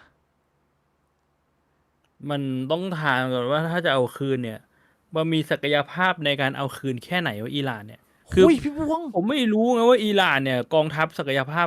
อ๋อแน่นอน หนักแค่ไหน แน่นอนว่าถ้าเกิดว่าจะไม่ได้พูดถึงว่ามึงยิงอัดกันน่ะมันสู้ไม่ได้อยู่แล้วอิหร่านแต่ว่าที่ผ่านมา2 อาทิตย์เนี่ยกูบอกเลยว่าอิหร่านจัดอิสราเอลไปชุดใหญ่ไฟกระพริบอยู่ อืม ยับอยู่ที่อิสราเอล ไม่แต่อิสราเอลมันอยู่ใกล้ไงแต่หมายถึงว่าถ้าอิหร่านจะไปเอาคืนอเมริกาเนี่ย มันไกลไงคือด้วยอาวุธระยะไกลมันไม่ได้มันก็ต้องก่อการร้ายปะ ใช่ก็คือก่อการร้ายนั่นแหละที่ผมจะพูดถึงนาย ถ้าก่อการ เลเว ร้าย น เนี่ย คัมแบ็กไง ผมก็ไม่รู้ว่าอเมริกาแม่งแบบ มันจะเตรียมตัวมาดีแค่ไหนแล้วทีเนี้ย หรือว่าแบบไอ้9/11น่ะผมว่าแม่งก็ยังมีหลายคนยังเชื่อในทฤษฎี inside job อยู่เลยนะ ทำเองสร้างปัญหา เออ เองเพื่อทำให้เกิดความเกลียดชังแล้วก็ลุยมุสลิม เนี่ยถ้ามี9/11 2เนี่ยเดี๋ยวคนมันก็จะมีทฤษฎีแบบตินฟอยเทอรี่เนี่ยแบบเอ้ยอิหร่านมันจะไหวเหรอที่จะมาทำ9/11 2ครั้งแรกเนี่ยอเมริกามันก็ต้องเรียนรู้แล้วดิมึงปล่อยให้มันมีอีกรอบผมว่ามันก็ inside job อีกหรือเปล่ามันต้องมีทฤษฎีแนวนี้ออกมาอยู่แล้วถูกปะ ไอ้ มัน เชี่ยนี่แหละกูบอกเลยว่ามันจะเป็นข่าวที่ทั้งโลกต้องจับตาถ้าเกิดมันเกิดเหตุการณ์อะไรขึ้นที่มีความใกล้เคียงกับเหตุการณ์ในประวัติศาสตร์แบบ9/11แบบนั้นแต่ว่าเป็นสเกลที่รุนแรงกว่าหรือว่าช็อกโลกกว่าไงพี่บวง อืม เนี่ยนะ เชื่อ เรียกว่ามันก็มั่วไปหมดแล้วหุ้นก็โดนปั่นแล้วก็เละเทะเลย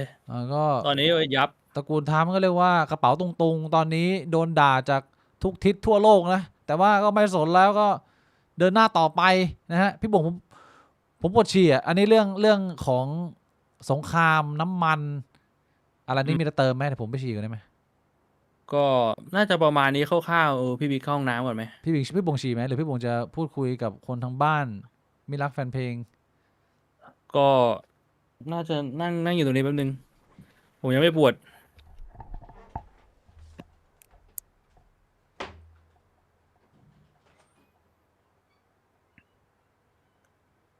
อืม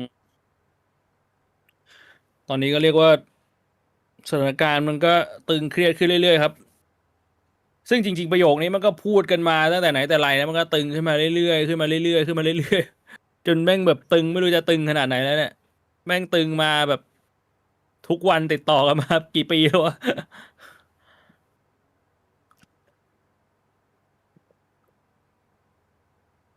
พี่บ่งกรุ๊ปเลือดอะไรครับผมกรุ๊ปเลือดบีครับกรุ๊ปเลือดบีแล้วไบเซปดีหรือยังโอ้โหมันก็เล่นเรื่อยๆอ่ะผมก็ไม่รู้ว่ามันจะใหญ่เมื่อไหร่อ่ะมันก็ค่อยๆค่อยๆแข็งนั่นแหละพี่บ่งมีถ่ายรูปตัวเองหน้ากระจกทุกวันไหมหมายถึงแบบถ่ายรูปหุ่นเหรอถ้าเป็นรูปหุ่นผมไม่ได้ถ่ายนะ เทียบกับหำพี่บ่วงอันไหนตึงกว่าโอ้โหหำผมมันก็ไม่ค่อยตึงเท่าไหร่มันก็เหี่ยวๆข่าวเขมรกลายเป็นโดนกบหมดโอ้ตอนนี้เขมรมีตรงชายแดนมีปะทะอีกแล้วเหรออันนี้ผมไม่ผมก็ไม่ได้ยินไม่เห็นเลย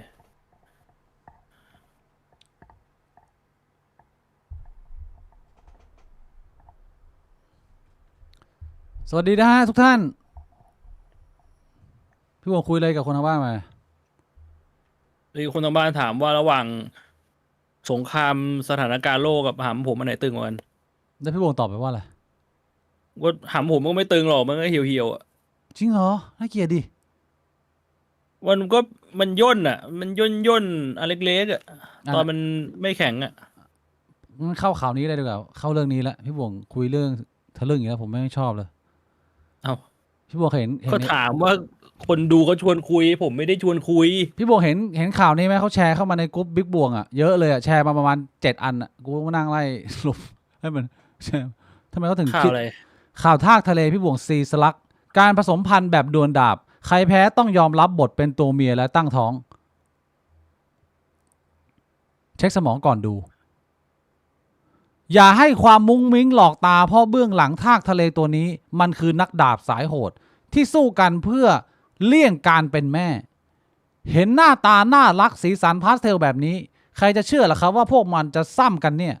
ดุเดือดจนแทบเลือดกระฉูดเพราะทากทะเลกลุ่มนี้มี2 เพศในตัวเดียวฟังดูเหมือนจะได้เปรียบเจอใครก็ผสมพันธุ์ได้หมดแต่ปัญหาระดับโลกมันอยู่ตรงนี้ครับการเป็นแม่มันโคตรเหนื่อยต้องใช้พลังงานมหาศาลในการสร้างไข่และอุ้มท้องสัญชาตญาณเลยร้องว่า กูไม่อยากท้องเว้ย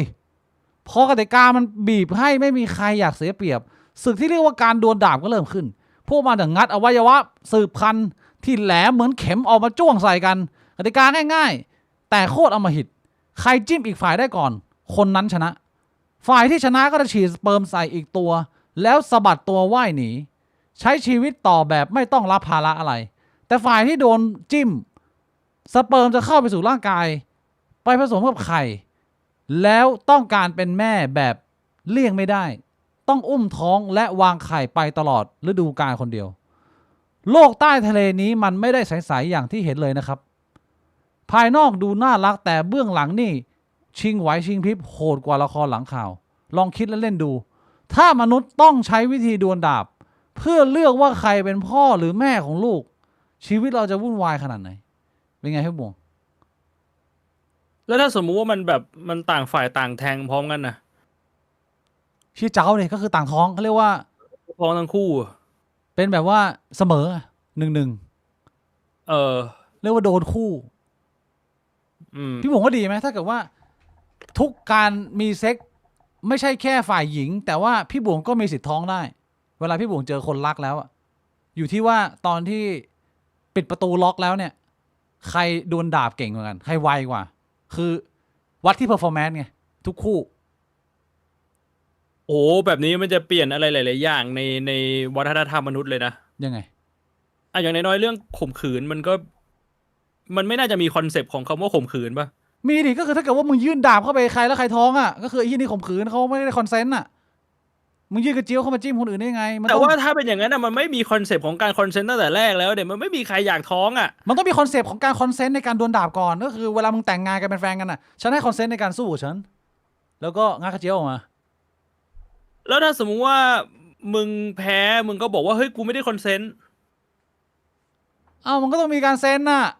เซ็นสัญญาปั๊ม นั่นแหละมันก็เลยคอนเซปต์ของการข่มขืนมันเลยจะไม่มีว่าถ้างั้นอะมันก็ต้องเซ็นยอมรับไงว่านี้แบบมันถือเป็นการคอนเซนต์แล้วไม่สามารถมาบอกย้อนหลังได้อะ สมมติพี่บวงเดินไปซื้อโจ๊กแบบโจ๊กหมูสับเงี้ยเดินอยู่ โดนแทง โดนจิ้มจุกท้องเชี่ยอย่างเงี้ย อ๋อ ข่มขืนไหม อันนี้เป็นคอนเซปต์ของการข่มขืน ข่มขืนปะล่ะยืนซื้อโจ๊กหมู เออ อ อ ยู่อะท้องกลับมามีลูก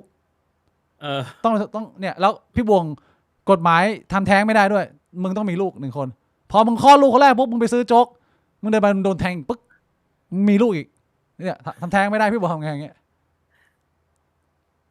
อย่างนี้มันไม่ใช่ว่าคอนเซปต์ของการข่มขืนมันจะไม่มีแต่ว่าโทษข่มขืนมันต้องหนักกว่ามนุษย์มากปะ ใช่เพ เพ ราะ ราะว่า ว่า เท่าที่ผมเข้าใจอ่ะจริง ๆ มันไม่จำเป็นต้องแทงใส่อวัยวะเพศด้วย มันแทงส่วนไหนมันก็ท้องอ่ะ คือเรียกว่าวันฮิตตาย ใช่แบบว่าจู่แม่งมาจิ้มแขนพี่บิ๊กปุ๊ก โอ้โหโดนทีเดียว ไอ้สัตท้องละ ห้ามแตะเลยนะ แตะผู้แพ้โอ้มาไฮกอโบรท้อง เออ เชี่ยมันจะเป็นมันเสียวไหมมึงว่ามันเสียวมันก็เป็นความเสียวอย่างนึงนะ ถ้าเกิดว่าได้คิดอ่ะมึงว่าแสดงว่าในการเปิดโหมด มึงออกไปข้างนอกมึงต้องเดิน อยู่อย่างนี้ตลอดเวลา แบบเนี้ยมึงอยู่อย่างนี้ตลอดเวลา ไม่คือเวลามันโดนกันอ่ะ มันไม่ได้ท้องมันต้องเอามีดไอ้เหี้ยมีดปลายแหลม ใช่ แม่งออกมาแทงก่อนแสดงว่า ใช่ มันเป็นเจตนาไงมันเป็นอุบัติเหตุไม่ได้ มันก็ใช่แหละ แต่มึงจะรู้ได้ไงอ่ะสมมติมันแบบ มันอาจจะใส่กางเกงยืดๆอ่ะ มึงมองไม่เห็นอ่ะ แต่แบบมึงหันมาอีกทีคือมันควักออกมาแล้วอ่ะ มันแข็งอยู่ไง แต่ว่ากางเกงมันยืดอ่ะมันมองไม่เห็นอ่ะ โอ้โหแล้วมึงนึกถึงสภาพเด็กวัยรุ่นเด็กผู้ชายไม่ใช่เด็กผู้ชายไม่มีเด็กผู้ชายแล้วอันนี้ไม่มีเพศแล้วทุกตัวเหมือนกันหมด เออ ไม่มีโรงเรียนชายไม่มีโรงเรียนหญิงทุกโรงเรียนก็คือโรงเรียนแล้ว อ่ะแล้วถ้ามีตัวหนึ่งบอกว่าอยากเป็นผู้หญิงอ่ะ อ้าวก็ถือว่าดีต่อมนุษยชาติเขาอยากโดนจิ้มไงใครก็ได้มาจิ้มฉัน ไม่ได้อยากโดนจิ้มแค่อยากเป็นผู้หญิง อยากใช้คำนำหน้าว่านาง ก็โดนจิ้มปุ๊บแล้วก็ไปจด ไม่ได้ เป็น อยาก นา โด ง นจิ้มพี่บิ๊กเข้าใจผิดเขาแค่อยากเป็นผู้หญิงเขาไม่ได้อยากโดนจิ้ม มันก็อยู่ที่ว่าเมืองตอนนั้นนะเขาออกกฎมายังไงเขาก็ต้องออกกฎมาว่ามึงต้องโดนจิ้มก่อนมึงท้องก่อนแล้วมึงถึงจะทรานส์ฟอร์มไปเป็นนางสาวได้ เมืองนั้นน่ะ อ่ะแล้วถ้าสมมติคลอดแล้วอ่ะ ก็กลับไปเป็น ไม่มีคำนำหน้าปกติเหรอ ว่ะมึงก็ยังจิ้มได้อยู่ป่าวะถ้าเกิดว่ามึงคลอดแล้วอะมึงยังจิ้มได้อยู่ปะ อีกอย่างตอนท้องอวัยวะเพศชายมันก็น่าจะยังทำงานได้ป่าวะ ไม่ถ้าเกิดว่า หรือว่าทำงานไม่ได้ มันเป็นโลกของทากทะเลพี่บวงมันไม่มีคำว่า นางสาวแล้วไม่มีใครเขาอยากเป็นนางสาวแล้วไอ้เหี้ย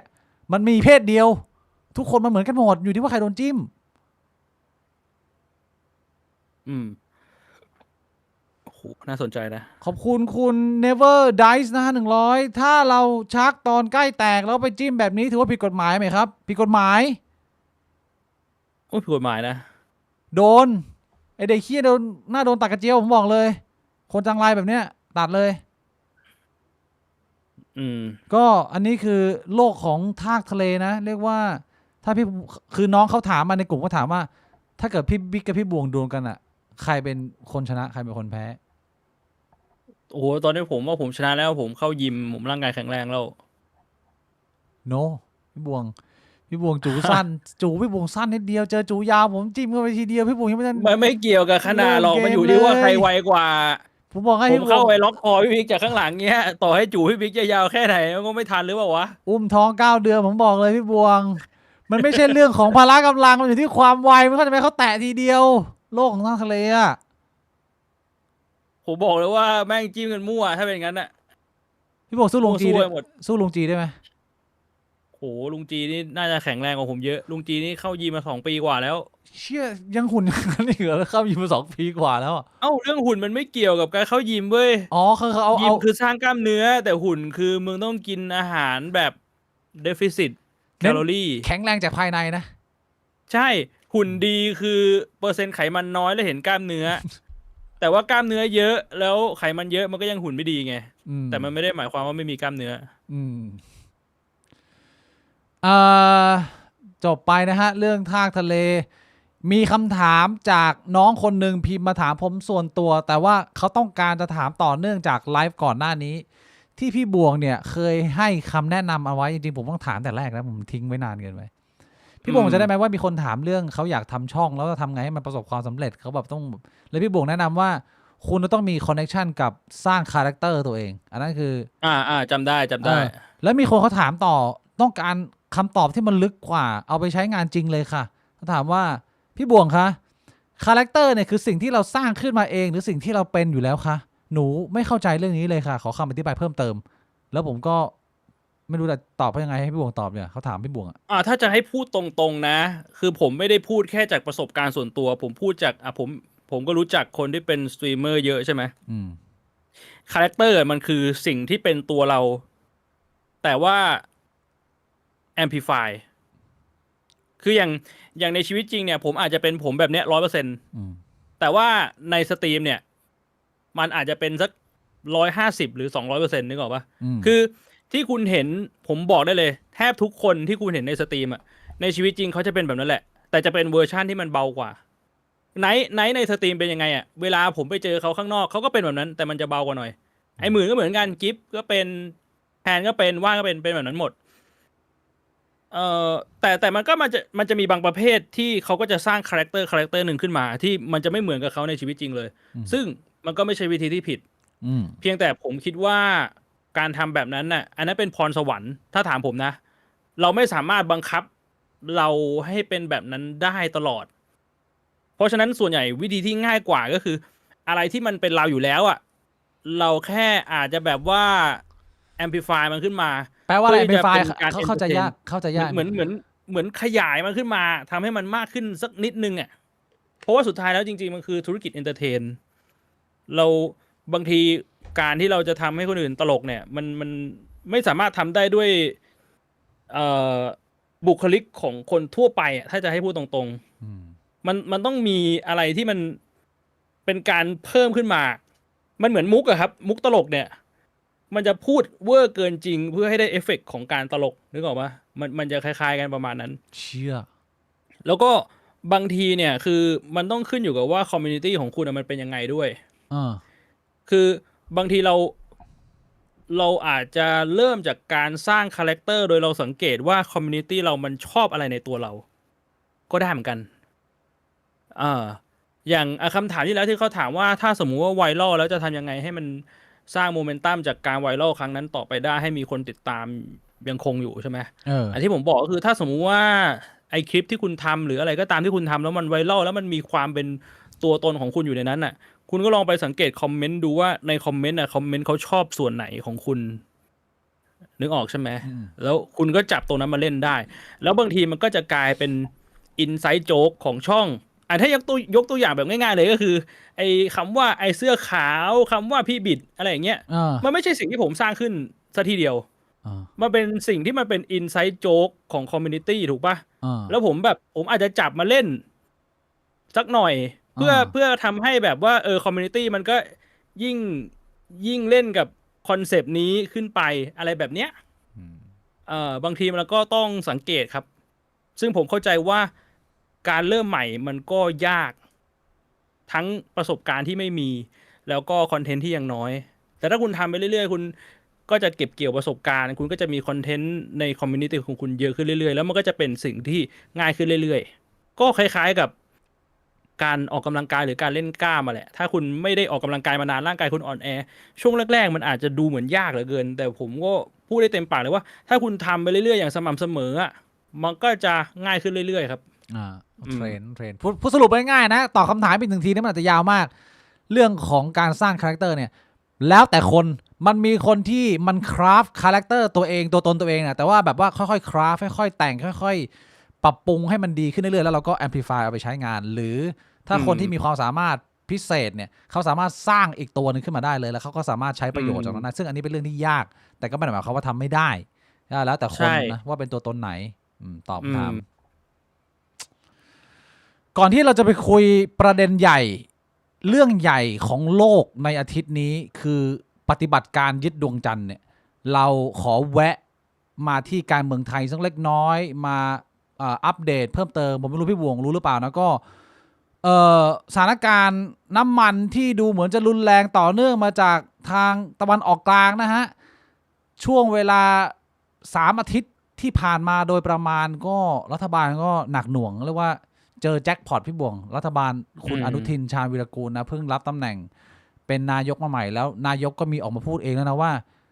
ไม่ไหวโอ้โหวิกฤตนี้รับมือได้ไม่ดีอะไรอย่างเงี้ยคือมันหนักแล้วก็มันมีเรื่องหลายเรื่องที่คนในฝ่ายอนุรักษ์เองผมไปพูดคุยมานะพี่บ่วงว่ามันมีกระแสอ่อนๆสัญญาอ่อนๆมาอยากเปลี่ยนตัวนายกนะแม้ฝั่งเดียวกันยังมองเลยว่าเหมือนประมาณว่าเชื่อปล่อยให้มันมีปัญหาเยอะเกินแล้วก็มีคนบางคนก็ออกไปเดินประท้วงเริ่มพูดกันถึงเรื่องว่าเฮ้ยเปลี่ยนตัวนายกหรือเปล่าอะไรเงี้ยเฮ้ยเดินหน้าไปสู่การเลือกตั้งโมฆะไหมเลือกตั้งอีก1 ทีอะไรอย่างงี้ก็มีการพูดกันขึ้นมาแล้วประจวบกับอีกข่าวหนึ่งที่แน่นอนว่าอาจจะโดนหลายข่าวกลบไปแต่ก็หลายคนก็พูดถึงในที่ดีเช่นกันก็คือ44 สสพรรคส้มพรรคประชาชนนะถูกปปชเนี่ยลงมติชี้มูลความผิดส่งเรื่องต่อศาลฎีกาแล้ว10 คนแล้วก็เตรียมพร้อมที่จะโดนหยุดปฏิบัติหน้าที่ได้ทุกเมื่อมาแบบว่าจังหวะเหมาะเจาะทุกคนต้องการจะปรับปรุงแก้ไขอะไรได้ตามสะดวกตามสบายนะก็เป็นสถานการณ์ที่หลายคนก็มองว่าดูเหนื่อยสำหรับการที่ระบบการเมืองของเรามันจะเข้ามาแก้ไขปัญหาตรงนี้ได้พี่บุ๋งอันนี้ผมอัปเดตคร่าวๆพี่บุ๋งมีเติมเสริมอะไรไหม คือตอนนี้เนี่ยมันเริ่มพอจะบอกว่าถ้าจะเปลี่ยนตัวนายกไม่มีคำถามหนึ่งที่มันผุดขึ้นมาในหัวผมว่ามันเปลี่ยนนายกแล้วมันช่วยอะไรได้จริงเหรอในมุมผมนะถ้าทุกอย่างยังเหมือนเดิมหมดคือคนทำงานก็ยังเป็นคนเดิม แต่เปลี่ยนตัวนายกผม อันนี้ไม่รู้ว่าผมมองแบบแง่ลบเกินไปหรือเปล่า แต่ผมรู้สึกว่าถ้าเปลี่ยนแค่นายกอย่างเดียวเลยนะ ทุกอย่างมันก็น่าจะยังไม่เปลี่ยนปะวะ ใช่ คนทำงานมันคือคนเดิมนายกมันเป็นแค่คนสั่งการปะ เราต้อง มัน กา เป็ ร นคนตัดสินใจ ใช่ ไม่รู้นะ อันนี้ผมก็เดา ผมก็ไม่ได้มีแฟกต์ไม่ได้มีข้อเท็จจริงอะไรคือถ้าให้ผมพยายามเดาภาพของผู้ใหญ่คนอีกเจนหนึ่งที่เขามองการเมืองคือเขามองเหมือนประมาณว่าแบบมันมีเรื่องคาราคาซังและมันมีมีดปักหลังกันเยอะมากในกลุ่มอีลิทเมืองไทยมันเยอะแยะกันไปหมดแล้วมันก็เหมือนกับว่าผัดเปลี่ยนกันมาโฮตำแหน่งแต่มันไม่มีใครมันเข้ามาหยุดยั้งหรือเข้ามาต้านทานระบบที่มันมีความอีลุงตุงนังของผลประโยชน์ทับซ้อนและมีดปักหลังที่มันมั่วซั่วไปหมดมันก็เลยกลายเป็นว่ามึงก็ผัดกันมา ทำไม่ได้ผลัดกันขึ้นมาทำไม่ได้ แล้วก็วนกันไปเพื่อให้ระบบมันยังอยู่ต่อ ใช่ ผมว่านายกแม่งเป็นเหมือนแบบ นายกแม่งเป็นเหมือนแค่ตัวล่ออะให้คนมันให้ความสนใจอ่ะ ให้คนมันด่า แต่ แบบ ว่า เหมือนว่าถ้าคุณไปนั่งดูไอ้พวกคนที่แม่งนั่งกระทรวงคนที่แบบว่าเป็นคนคอยคุม หน้าแม่ง ตัว ซ้ จริงอะ ำมาหลาย มันน่า ปี ซ้ำตลอด 30 ปีแล้วนั่งอยู่มานานมากตัวเดิมเลยหรือยังไง ใช่ ได้อย่างนั้น มันอาจจะเปลี่ยนพรรคบ้าง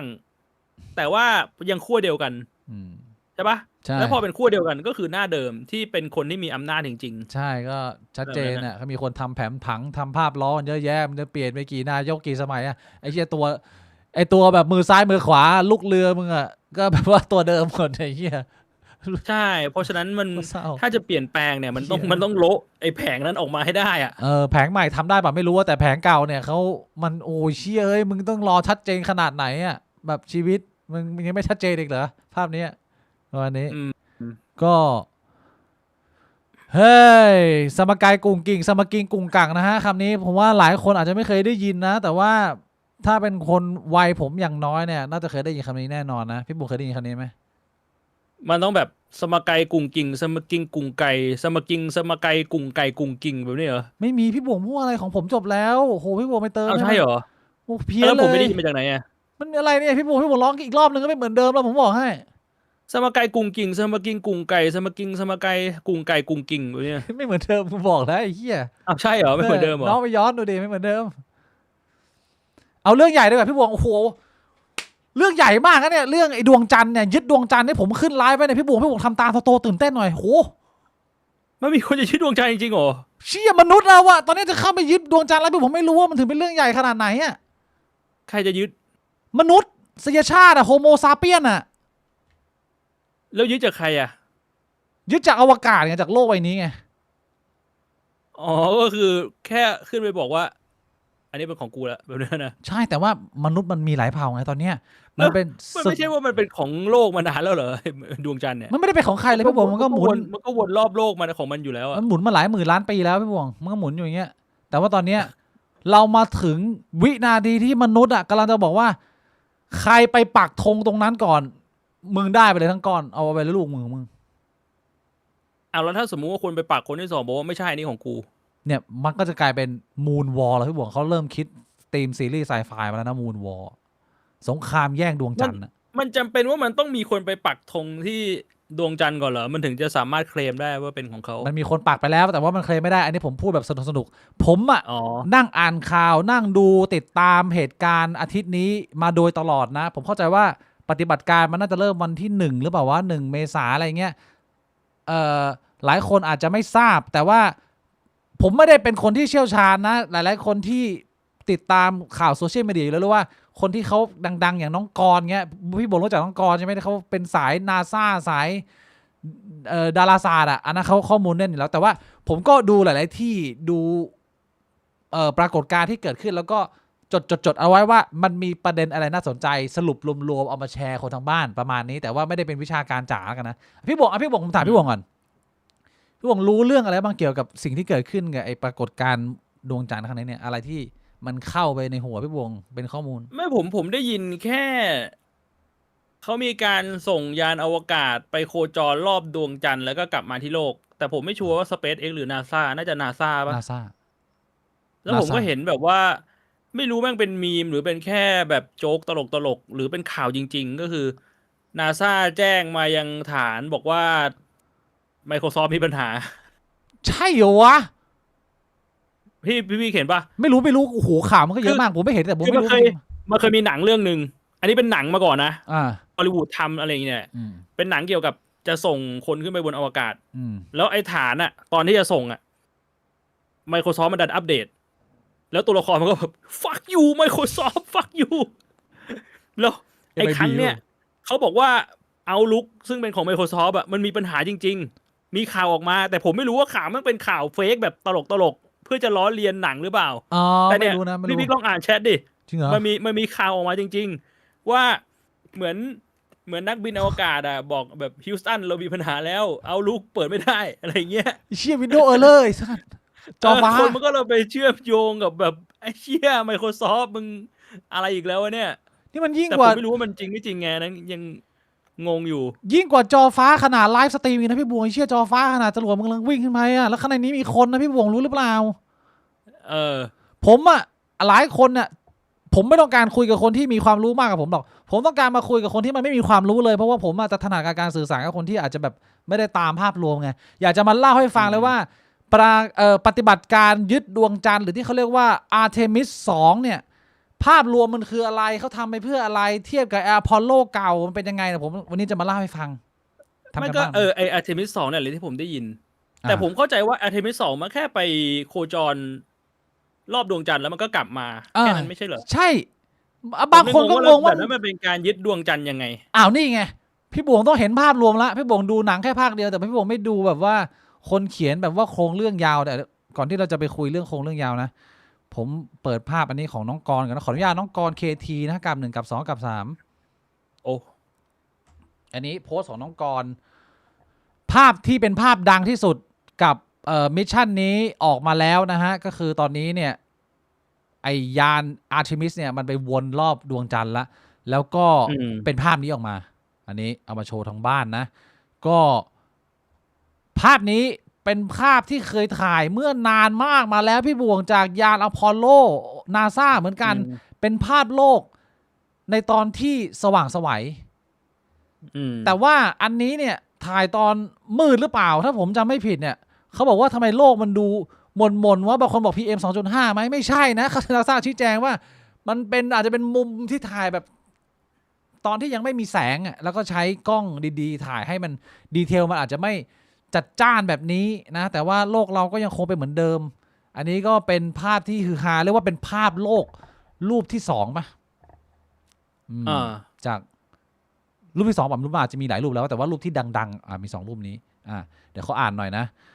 ภาพโลกทั้งใบช่วงเวลาห่างกัน53 ปี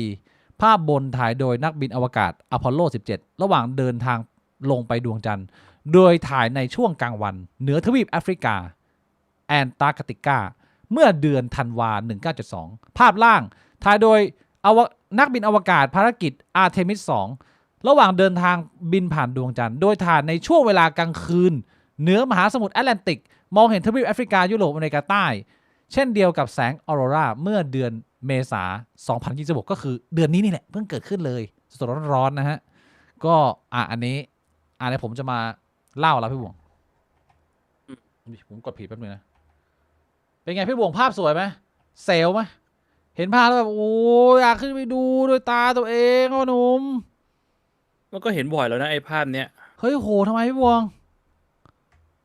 ก็ดูพวกหนังไซไฟหนังแบบอวกาศมันก็เห็นบ่อยๆนะไม่ตื่นเต้นเลยนะพี่บวงเอาอีกภาพหนึ่งภาพนี้ตื่นเต้นกว่าไหมนี่อันนี้จากสมาคมดาราศาสตร์ไทยนาซาเผยภาพด้านไกลของดวงจันทร์หมายความว่าไงหมายความว่าจริงๆแล้วเนี่ยเรามีดวงจันทร์1 ลูกแล้วมันจะหมุนรอบเราใช่ไหมไปเรื่อยๆค่อยๆเปลี่ยนไปเรื่อยแต่ด้านมันจะล็อกหน้าก็คือหน้าเดิมตลอดส่วนอีกด้านหนึ่งเนี่ยเราไม่เคยเห็นประมาณนี้ใช่เหรอเท่าที่ผมเข้าใจเนี่ยมันก็หมุนรอบตัวเองด้วยไม่ใช่เหรอดวงจันทร์ดวงจันทร์ไม่ได้หมุนรอบตัวเองใช่ไหมฮะเท่าที่ผมเข้าใจทั้งบ้านความรู้วิทยาศาสตร์108ใช่สิหมุนไม่หมุนก็ต้องหมุนรอบตัวเองด้วยดิหยุดหมุนใช่หมุนครับไม่รู้ไม่แน่ใจหมุนแต่ว่ามันพอดีเหรอหมุนแต่มันล็อกแล้วมันจะล็อกยังไงวะถ้าเกิดว่ามันหมุนก็คือมันหมุนในอัตราที่มันพอดีกับโลกจะเห็นด้านเดียวไงเพราะโลกมันก็หมุนถูกปะโลกมันก็หมุนรอบตัวเองด้วยแล้วโลกมันหมุนรอบดวงอาทิตย์ด้วยเพราะฉะนั้นมันก็ไม่แปลกที่ดวงจันทร์มันจะหมุนรอบโลกด้วยแล้วมันก็จะหมุนรอบตัวเองด้วยถูกปะก็ไม่แปลกแต่ว่าสรุปว่าหมุนนะแต่ว่าหมุนแบบว่ามันล็อกในมุมมองของเราอะแต่จริงๆแล้วตัวมันหมุนประมาณนี้ถ้าได้ผมเข้าใจถูกไหมก็เป็นอีกภาพหนึ่งนะที่ผู้คนฮือฮาตื่นเต้นเลยนะพี่บวงทีนี้สิ่งที่ผมจะเอามาแชร์เนี่ยเรียกว่าเป็นความเข้าใจส่วนตัวผมแล้วกันถ้าเกิดว่าผมผิดพลาดอะไรไงทุกคนแชร์มาได้เลยมันมี2โครงการจาก NASA พี่บวงโครงการแรกที่ชื่อว่า Apollo Program โครงการนั้นคือมนุษย์ แข่งกันก่อนว่ากูอะจะไปแตะดวงจันทร์ได้ไหมกูจะเอายานลงจอดแล้วไปปักธงได้ไหมซึ่งอเมริกาเนี่ยทำได้ไปแล้วในสมัยปี 1950 กว่าถึง 70 กว่ามันก็เป็นหลายช่วงซึ่งตอนนั้นมันมีหลายภารกิจแต่ว่าพอมันแตะได้แล้วเนี่ยมันก็กระเถิบความทะเยอทะยานของมนุษยชาติไปแล้วพี่บวงตอนนี้เนี่ยอาร์เทมิส 2เนี่ยมันบินวนรอบใช่ไหมพี่บวงรู้ไหมว่าไอ้นาซามันไลฟ์แบบว่าให้ดูนะคนแม่งดูเป็นล้านเลยนะเว้ยทาง YouTube อะโคตรเป็นที่อะไรที่มันมีคนทั่วโลกติดตามเยอะมากมนุษย์เราเนี่ยไปเหยียบดวงจันทร์มาเนี่ยทั้งสิ้นแล้ว6 ครั้งครั้งนี้จะไม่ใช่ครั้งที่7เพราะอย่างที่บอกไปครั้งนี้มันไม่ได้ลงไปครั้งนี้มันวนรอบมีภารกิจในการทำอย่างอื่นมนุษย์จะไปเหยียบดวงจันทร์ครั้งที่7เนี่ยจะเป็นโครงการอาร์เทมิสนี่แหละแต่จะเป็นครั้งที่4เท่าที่ผมเข้าใจเนี่ยสิ่งที่มันใหม่ในโครงการอาร์เทมิสเนี่ยมันคือเรื่องของโปรเจกต์objective ก่อนก็คือความตั้งใจก่อนเขาว่าเขาต้องการทำอะไรอย่างที่ผมบอกไปเขาต้องการยึดดวงจันทร์พี่บวงแล้วก็เขาต้องการเทสว่าจรวดเนี่ยจากที่ปล่อยไปอพอลโลยุคนั้นมันโอ้โหค่ำคืนแล้วลูกนกงแล้วมันแบบเทคโนโลยีมันยังเก่ามากไอตัวกระสวยแคปซูลที่ใส่มนุษย์อวกาศเนี่ยไปได้เคย3 คนอันนี้เขาก็อัปเกรดมาเป็น4 คนนะมันชื่อว่าอะไรยานโอริออนแล้วเขาก็ต้องการจะเทสว่าโอริออนเนี่ยมันไปหมุนได้ไหมซึ่งที่ผ่านมาเนี่ยอาร์เทมิส 1เนี่ยเกิดขึ้นตอนปี 2022พี่บวงไปหมุนแล้วอันนี้คืออาร์เทมิส 2ประเด็นที่เป็นเกร็ดเล็กเกร็ดน้อยที่น่าสนใจเรื่องต่อไปก็คือว่าอาร์เทมิสกับอพอลโลเนี่ยมันเป็นชื่อของแฝดของเทพกรีกพี่บวงทราบหรือเปล่าอพอลโลมีแฝดเหรออพอลโลผมได้ยินบ่อยแต่ไม่รู้ว่าเป็นฝาแฝดกันกับอาร์เทมิสอพอลโลนี่เป็นกรีกก็อดทางด้านอะไรสงครามไหมชัยชนะอพอลโลเหมือนจะเป็นเทพพระอาทิตย์นะพระอาทิตย์เป็น god of the goddess of the sun อันนี้ถูกต้องคือเป็นเทพพระอาทิตย์แต่ว่าไปดวงจันทร์อาร์เทมิสเป็นฝาแฝดกับอพอลโลแต่เป็นแฝดหญิงแล้วอาร์เทมิสเนี่ยเป็นเทพแห่งดวงจันทร์อพอลโลนี่เปิดไปก่อนคือไปแตะก่อนว่าไปแตะได้ไหมแล้วตอนนี้เนี่ยก็คือใช้ชื่อว่าอาร์เทมิสเนี่ยก็คือเป็น goddess of moon เป็นผู้หญิงเป็นนักธนูเป็นสาวสวยสาวเซลอันนี้ก็คือเป็นทีนี้มาดูที่อาร์เทมิส 1ก่อนอาร์เทมิส 1 2022จุดประสงค์หลักคือการทดสอบความปลอดภัยของยานโอไลออนอย่างที่ผมบอกไปอันนี้เนี่ยโอไลออนนี่สิงโตไม่ใช่พี่วงพระเจ้าไม่ใช่นะไม่ใช่นะบาบากิชิบาบาชิคุฮุนยานาฮุนยานาสิงโตทีเดียวพี่บิ๊กหลุดเลยกลับมาที่ยานโอไลออนนาจิคงยามบาบากิชิบาเกนานาให้นาบาฮุนยาอันนี้แม่นนะน้องถูกนะ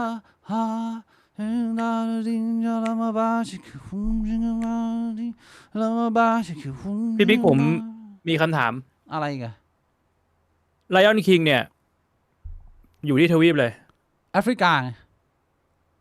แต่ว่าสิงโตในไลออนคิงเนี่ยพูดภาษาอังกฤษสำเนียงอเมริกาแล้วคนอเมริกาเป็นคนทำแต่ว่าลิงในไลออนคิงพูดสำเนียงแอฟริกานาจิคงยามบาบากิชิโวเพนนาราให้นาบาฮุนยาฮาชิกโฮฮุนยาฮามันมีความหมายโดยในอะไรหรือเปล่าพี่บิ๊ก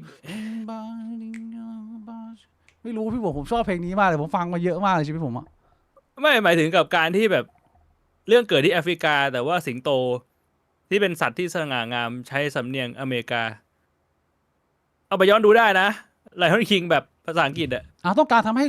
สำเนียงตัวเองดูเป็นพระเอกไงก็ตัวเองเป็นพระเอกตลอดก็เหมือนกับลิงแบบสำเนียงแอฟริกาผมว่าคอนเซปต์เดียวกับพระเยซูเป็นคนขาวจริงๆแล้วพระเยซูน่าจะเป็นคนผิวสีนะถ้าจำไม่ผิดตามประวัติศาสตร์ความรู้แล้วว่าโอ้โหยืนขาวหนวดสวยเลยอะไรอย่างเงี้ยมันก็เรื่องเดียวกันก็คือแบบ เผ่าตัวเองก็เป็นตัวแทนของพระเอกของอะไรอย่างนี้นะนี่คุยเรื่องอะไรอยู่เนี่ย ยานโอไลออน อาร์เทมิส1นี่เขาเทสความปลอดภัยของยานโอไลออนก่อนว่ามันเอาขึ้นไปได้ไหมอะไรอย่างนี้แล้วก็ตอนนี้ก็คืออาร์เทมิส2เนี่ยก็คือเอาไปวนละแล้วก็ไปศึกษาอะไรเรียนรู้เพิ่มเติมมันจะเป็นเหมือนกับว่ามันจะเป็นตัวเลขพี่บวงแล้วก็ทุกหนึ่งภารกิจก็คือขยับไปเรื่อยๆขยับไปเรื่อยๆผมเข้าใจว่าอาร์เทมิส3เนี่ยก็คือจะลองเอาโอไลออนเนี่ยไปลงจอดแล้วแต่ว่าไม่มีคนก่อนแล้วอันที่4ก็คือจะเอาคนไปเหมือนกับว่าplay safe ให้มากที่สุดค่อยๆเทสไปเป็นสเต็ปแล้วก็ดวงจันทร์มันไม่ได้ไกลมากมันแป๊บเดียวมันก็ไปได้พี่บวง จากโลกไปดวงจันทร์ใช้เวลาเดินทางเท่าไหร่ไอตอนที่เขาปล่อยขึ้นไปอะ ผมไม่ทราบนะคนทางบ้านทราบไหมใช้เวลานานไหมกับการเดินทางอ่ะ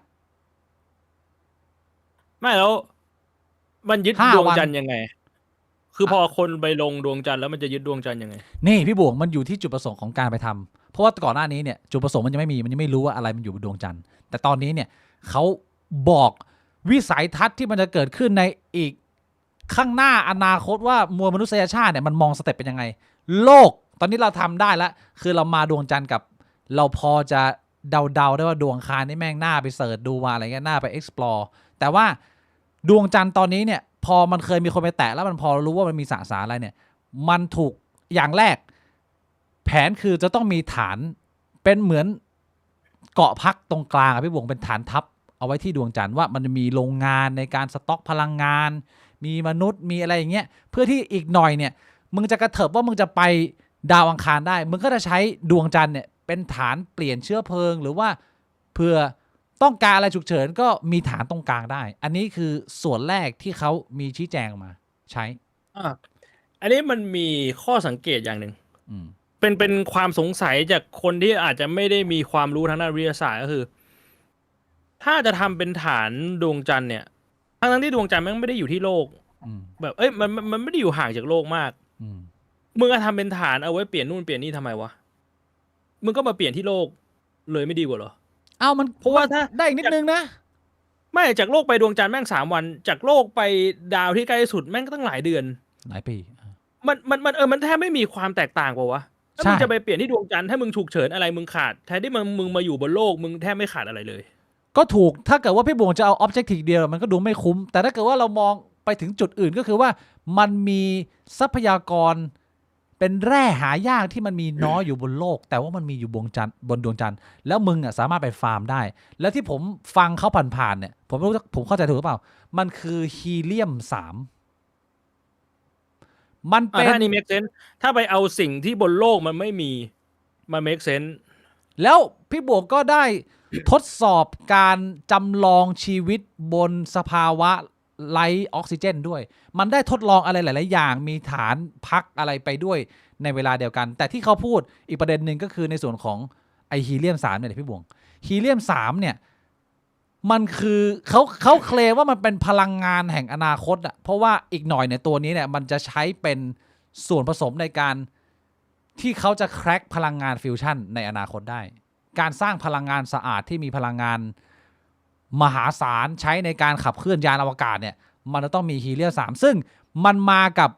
พายุสุริยะที่ผมไปฟังเข้ามานะคือพายุสุริยะเนี่ยมันศาสตร์ฮีเลียม3เนี่ยมาอยู่แล้ว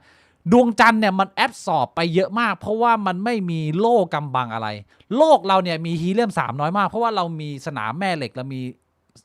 ชั้นบรรยากาศแต่ว่าดวงจันทร์เนี่ยมึงสามารถไปฟาร์มในส่วนตรงนี้ได้แต่ข้อเสียคืออะไรก็คือสภาวะที่อยู่ยากอุณหภูมิที่สุดโต่งแล้วก็อีกเรื่องหนึ่งที่เห็นเขามีอัปเดตจากเรื่องการถ่ายภาพครั้งนี้ก็คือมันมีช็อตหนึ่งพี่บุ๋มเขาบอกว่าเขาวิทเนสหรือว่าไปเห็นจังหวะที่แม่งโดนอุกาบาตแบบรัวๆเพราะว่ามันไม่มีชั้นบรรยากาศถูกไหมไม่มีสนามแม่เหล็กเพราะฉะนั้นไอเหตุผลที่ดวงจันทร์แม่งเป็นแบบเป็นหลุมเป็นบ่อเยอะเพราะว่าแม่งโดนไออุกาบาตอะกระแทกปังปังปังปังปังแม่งเลยเป็นหลุมเป็นบ่อเพราะฉะนั้นเนี่ยโจทย์หนึ่งที่มึงต้องไปตีตรงนี้แต่ก็คือว่าฐานมึงอะมึงจะสู้กับไอ้เหี้ยอุกาบาตที่แม่งแรนดอมตกลงมาตรงนี้ยังไงอันนี้ก็เป็นส่วนหนึ่งซึ่งก็เป็นข้อมูลที่ค่อนข้างน่าสนใจค่อนข้างว้าวแล้วก็มันไม่ได้มีแค่อเมริกาตอนนี้ที่กำลังจะเร่งไปเริ่มสร้างฐานแล้วเพราะว่าไอ้โปรเจกต์อาร์เจมิสเนี่ยคือเริ่มไปสร้างเป็นเหมือน ออฟฟิศเล็กๆกับพี่บวกให้นึกภาพนะนึกภาพอาจจะเป็นสเกลมาเชียนอาจจะเล็กๆหน่อยเริ่มไปแบบมีสเกลเล็กๆน้อยๆไปพักทำงานได้ แต่ว่ามันก็ไม่ได้มีแค่อเมริกาไงจีนรัสเซียเองเนี่ยจีนก็มี CNSA รัสเซียมี Los Cosmos ต่างคนก็ต่างอยากจะมีฐานทัพในที่ดวงจันทร์กันหมดทุกคนก็วางแผนจะไปเหยียบแล้วก็เริ่มก่อร่างสร้างโปรเจกต์ของเขาก็เลยเป็นเหมือนผมใช้คำว่าภาพผมคือการยึดดวงจันทร์เพื่อที่มนุษย์จะเอามาใช้ประโยชน์ตรงนี้ทั้งทรัพยากรทั้งโลเคชันแล้วก็ explore ต่อไปถึงดาวอังคารในอนาคตพี่บวงเป็นไงน่าสนใจไหม ผมกำลังคิดว่าระหว่างการสร้างฐานบนดวงจันทร์เราต้องแก้โจทย์เรื่องอุกกาบาตที่มันจะบอมบาร์ดกับการสร้าง Space Station เป็นสถานีอวกาศอันไหนมันง่ายกว่ากัน เพราะฉะนั้นแน่นอนว่าไอ้ที่พี่บวงบอกมาง่ายกว่า100%การที่มึงจะเอาขึ้นจอดอะไรเงี้ยผมว่าเรื่องของทรัพยากรน่าจะมีส่วนได้ส่วนเสียอยู่พอสมควรไหมหรือว่า Space Station มันอาจจะมีอะไรจำกัดอย่างนี้ไหมผมก็ไม่รู้แต่ว่า น่าสนใจนะ มนุษย์เราตอนนี้มาถึงจุดที่กำลังจะไปสร้างฐานยึดที่ดวงจันทร์กันแล้วไม่ได้แค่ไปยืนปักธงกระโดดแล้วก็เป็น conspiracy ให้มนุษย์มาทะเลาะกันว่าสรุปว่าโลกเราแบนหรือเปล่าวะไอ้คราวที่แล้วอพอลโลภาพถ่ายอันนั้นแม่งทำให้คนแม่งทะเลาะกันมาถึงวันนี้ว่าสรุปว่าโลกแม่งแบนหรือโลกแม่งกลมแล้วไอ้รูปภาพถ่ายจากอพอลโลเนี่ยคนก็บอกว่าอ้าวเชี่ยก็มึง CG มึงจ้างคน AI เปล่าอะไรเงี้ยนี่เขาก็มาถ่ายย้ำอีกรอบนึงว่าไอ้เชี่ยมันลูกกลมๆมึงเรียกว่าคนเหตุการณ์ครั้งนี้อาร์เทมิสเนี่ยทำให้คนที่ยังเชื่อว่าโลกแบนเนี่ยเรียกว่าเจ็บปวดรวดร้าวนะพี่บวงหลายคนเขาแบบว่าเศร้าไปหนึ่งครั้งใช่ไหมมีอีกข้อมูลเล็กๆน้อยๆที่ผมไปเจอมาเขาบอกว่าดวงจันทร์เนี่ยมีของสำคัญอยู่5 อย่างนะที่คนจำนวนมากไม่ทราบอย่างแรกก็คือว่าดวงจันทร์ใต้พื้นผิวนี่มีน้ำแข็งนะฮะอยู่รอดได้เอาน้ำมาใช้2มีฮีเลียม3พลังงานในอนาคต3ก็คือเรโกลิสเนี่ยเขาเรียกว่าฝุ่นผงของดวงจันทร์ ที่บนโลกไม่มี ที่บนโลกไม่มีแล้วอันเนี้ยมันก็มีมันซึมซับไอ้แร่ฮีเลียม3อยู่แล้วมันเอาไปใช้ในการสร้างเมืองนะคล้ายๆอาจจะเป็นทรายหรือซีเมนต์อะไรเงี้ยมั้งแต่มันเป็นผงดวงจันทร์ชื่อว่าเรโกลิสชื่อเท่มากไปบนมูนดัสต์แล้วก็บนดวงจันทร์นี่มีโลหะด้วยหมายความว่าสามารถสร้างสาธารณูปโภคได้หรือสร้างแบบว่าเทคโนโลยีได้โดยที่ไม่ต้องขนวัตถุดิบไปจากโลกแล้วก็มีออกซิเจนอ่อนๆจากการเอาวัตถุดิบมาแปลง คือถ้าให้ผมเดาเนี่ยไอเรื่องการจะหลบพวกอุกกาบาตที่มันจะมาชนดวงจันทร์ก็น่าจะแก้โดยการสร้างเมืองอยู่ใต้ดินไหมน่าจะแก้ได้ไหมน่าจะแก้ได้นะขุดลงไปแล้วก็ทำเป็นฐานใต้ดินเอาหรือว่าทำเป็นแบบเมืองเคลื่อนที่เป็น moving city พี่บุ๋มเคยดูแบบไซไฟไหมมันมีไซไฟอะไรอยู่เป็นแบบเมืองเคลื่อนที่ชื่ออะไรวะโอ้โหผมว่าเมืองเคลื่อนที่แม่งน่าจะยากกว่าทำเป็นใต้ดินนะเป็นเหมือนมนุษย์เราย้อนกลับไปเป็นสมัย Hunter Gatherer พี่บุ๋มย้ายไปเรื่อยไม่ดีเหรอใช้ไอคำนวณไม่ได้ทำไมทำเมืองใต้ดินไม่ได้อะมันก็น่าจะทำได้นะเมืองใต้ดินน่าดูเซฟสุดแล้วพี่บุ๋มถ้าเกิดว่ามึงโดนแรนดอมอุกกาบาตตกเรื่อยๆMortal Engine นะMortal Engine ใช่หลุมมันลึกไปก็ขุดให้ลึกกว่าเดิมลงไปลึกๆเดี๋ยวไปอยู่ใจกลางได้ปะล่ะ54 ปีนะพี่บวงขุดยังไงก็เอาจอบขึ้นไปขุดโหนี่ก็ได้ใช้หุ่นยนต์ไงหุ่นยนต์ที่เทรนกันมาเนี่ยเอาไปใช้งานที่นู่นสร้างนี่ไงหรือว่าพี่บวงภาพยนตร์2000อะไรนะ2022ค่าสินะค่าสินะคืออะไรกูสินะคืออัจฉริยะหรือว่าอีลอนมัสก์จะไปสร้างฐานทัพที่ดวงจันทร์แล้วทุกอย่างที่เขาพิจิตรไว้มันจะเกิดขึ้นจริงพี่บวงไอ้เหี้ยน่าสนใจนะจบไปแล้วนะก็เอาไปผมรู้สึกว่าถ้าสร้างเป็นคือถ้าสมมุติว่าคุณบอกว่าดวงจันทร์ไม่มีปัญหาเรื่องการสร้างเมืองใช่ปะอยู่ยากแต่ว่ามีทรัพยากรก็ อาจจะสร้างเป็นสถานีอวกาศที่มันอยู่ใกล้ๆดวงจันทร์แล้วเวลาคุณอยากได้ทรัพยากรคุณก็ลงไปขุด อืม คุณขุดเสร็จคุณก็ขึ้นมา พักเอาไว้ คือให้มันอยู่ระหว่างดวงจันทร์กับโลกอะสถานีอวกาศอะแล้วก็เป็นตัวกลางอะเป็นแบบนั้นมันอาจจะดูดีกว่านะ จริง มันก็เป็นความรู้ใหม่แหละเราไม่รู้ว่าอุกกาบาตมันเป็น threat ขนาดไหน แล้วถ้าเกิดว่าเรา predict ได้ไหมหรือว่าอะไรอย่างเงี้ยนะก็เป็นเรื่องที่น่าสนใจแล้วผมว่าหลายๆคนก็ติดตาม แต่ว่าก็มีปัญหาเรื่องกำแพงภาษาไงหลายคนก็ไม่สามารถไปนั่งดูแบบว่าฝรั่งแม่งนั่งคุยกันได้แต่ว่าทุกวันนี้เราได้แบบเห็นไลฟ์แบบพี่บวงไลฟ์ลุยไปในอวกาศอะแบบฟรีอะนั่งอยู่บ้านอะมันก็ดีอะสนุกสนานคืนเคง แต่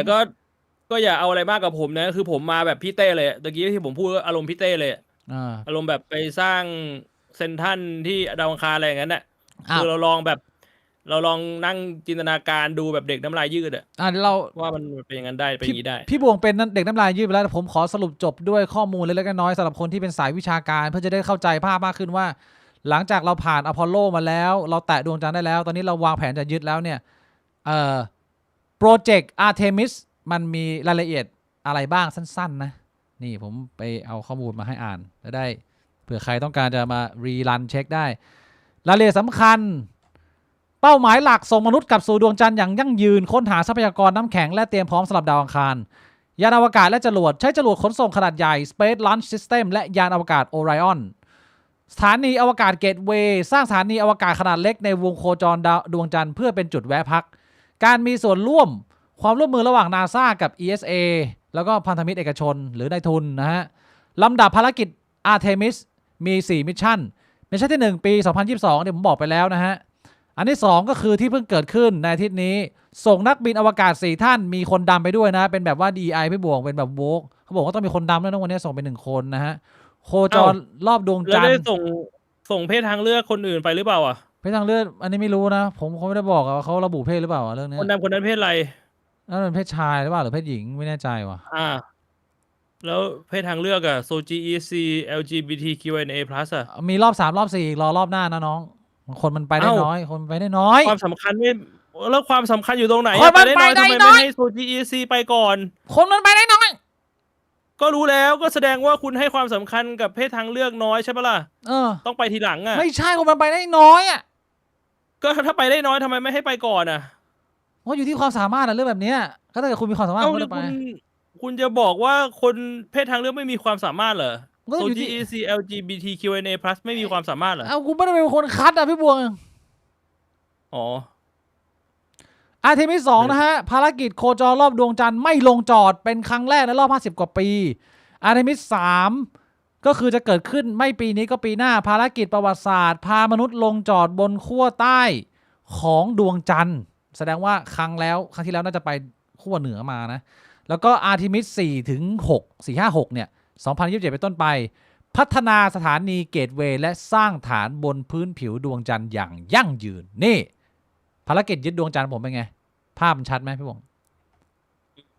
มาดู Artemis 2 ดีเทลเล็กน้อยไม่ต้องไปดูช่องอื่นอันนี้จบเลยภารกิจ Artemis 2 ของ NASA คือภารกิจประวัติศาสตร์ที่ปล่อยตัวในเดือนเมษายนนะฮะยานโอไลออนข้อมูลสำคัญปล่อยต้นเดือนเมษาลูกเรือ4 คนมีนายรีดไวส์แมนวิกเตอร์โกลเวอร์คริสติน่าคอชและเจเรมี่แฮนเซนมีผู้หญิงคนเดียวนะ ผู้ชาย3 คนชื่อผู้หญิง1 คนเหยียดเพศละ อย่าเพิ่งเลยอันนี้อาจจะมี LGBT นะพี่บอกไม่รู้นะ ไม่มีความเท่าเทียมละ ทำไมไม่เท่าเทียมไงอาจจะมี ชื่อผู้ชายมาแบบนี้ ชื่ออาจจะเป็นสาว 2ก็ได้พี่บวงเขาไม่ได้ระบุมิสเตอร์นี่ใช่ไหมล่ะเป้าหมายทดสอบระบบการทำงานของยานควบคุมชีวิตการเดินทางรอบดวงจันทร์และกลับสู่โลกด้วยความเร็วสูงเพื่อเตรียมความพร้อมสำหรับการลงจอดขั้วใต้ดวงจันทร์ในครั้งต่อไปครั้งที่3นะฮะภารกิจนี้ถือเป็นก้าวสำคัญที่ปูทางการสร้างที่อยู่อาศัยบนดวงจันทร์อย่างถาวรและการส่งมนุษย์ไปดาวอังคารในอนาคต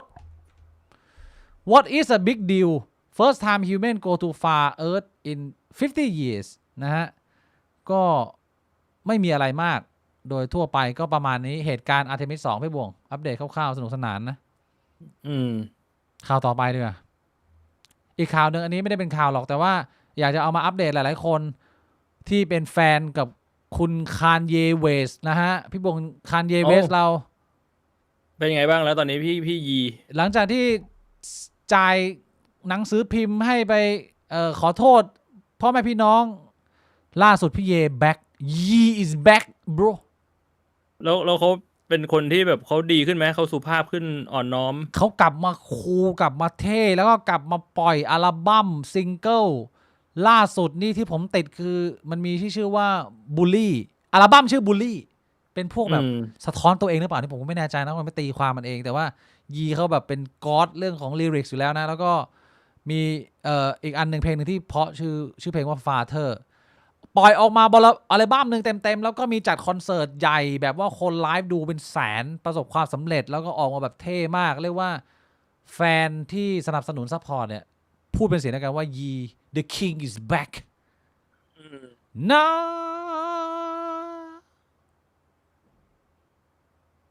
พี่บงเห็นไหมในเพลงของยี เห็นเพลง Father พอไหมใช่ได้ไหม ผมไม่เก็ตอะผมอาจจะแบบเป็นพวกไม่มี หูไม่ถึงอะหูมันไม่ถึงศิลปะ ไม่เรื่องพวกนี้มันก็แล้วแต่รสนิยมของคน ผมว่าเพลง Father เพราะดีมันดี ก็ให้ไปดูนะฮะ ให้เรา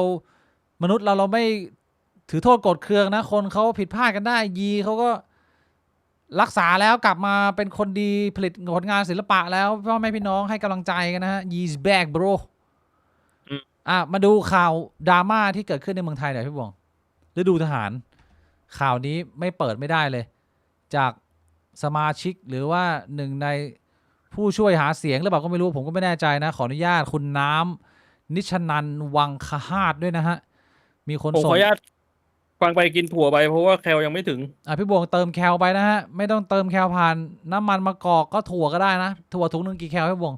200ถึงมาโหแก่ 190 เฮ้ยไม่ได้สปอนเซอร์นะอย่าโชว์หน้านะ มีโปรตีน6 กรัม 190ก็เยอะอยู่อะเหมือนข้าวครึ่งจานเล็กๆพี่บวงเห็นภาพนี้แล้วพี่บวงให้ข้อมูลหน่อย ฮะอ๋อ ก็เรียกว่าเป็นสิ่งที่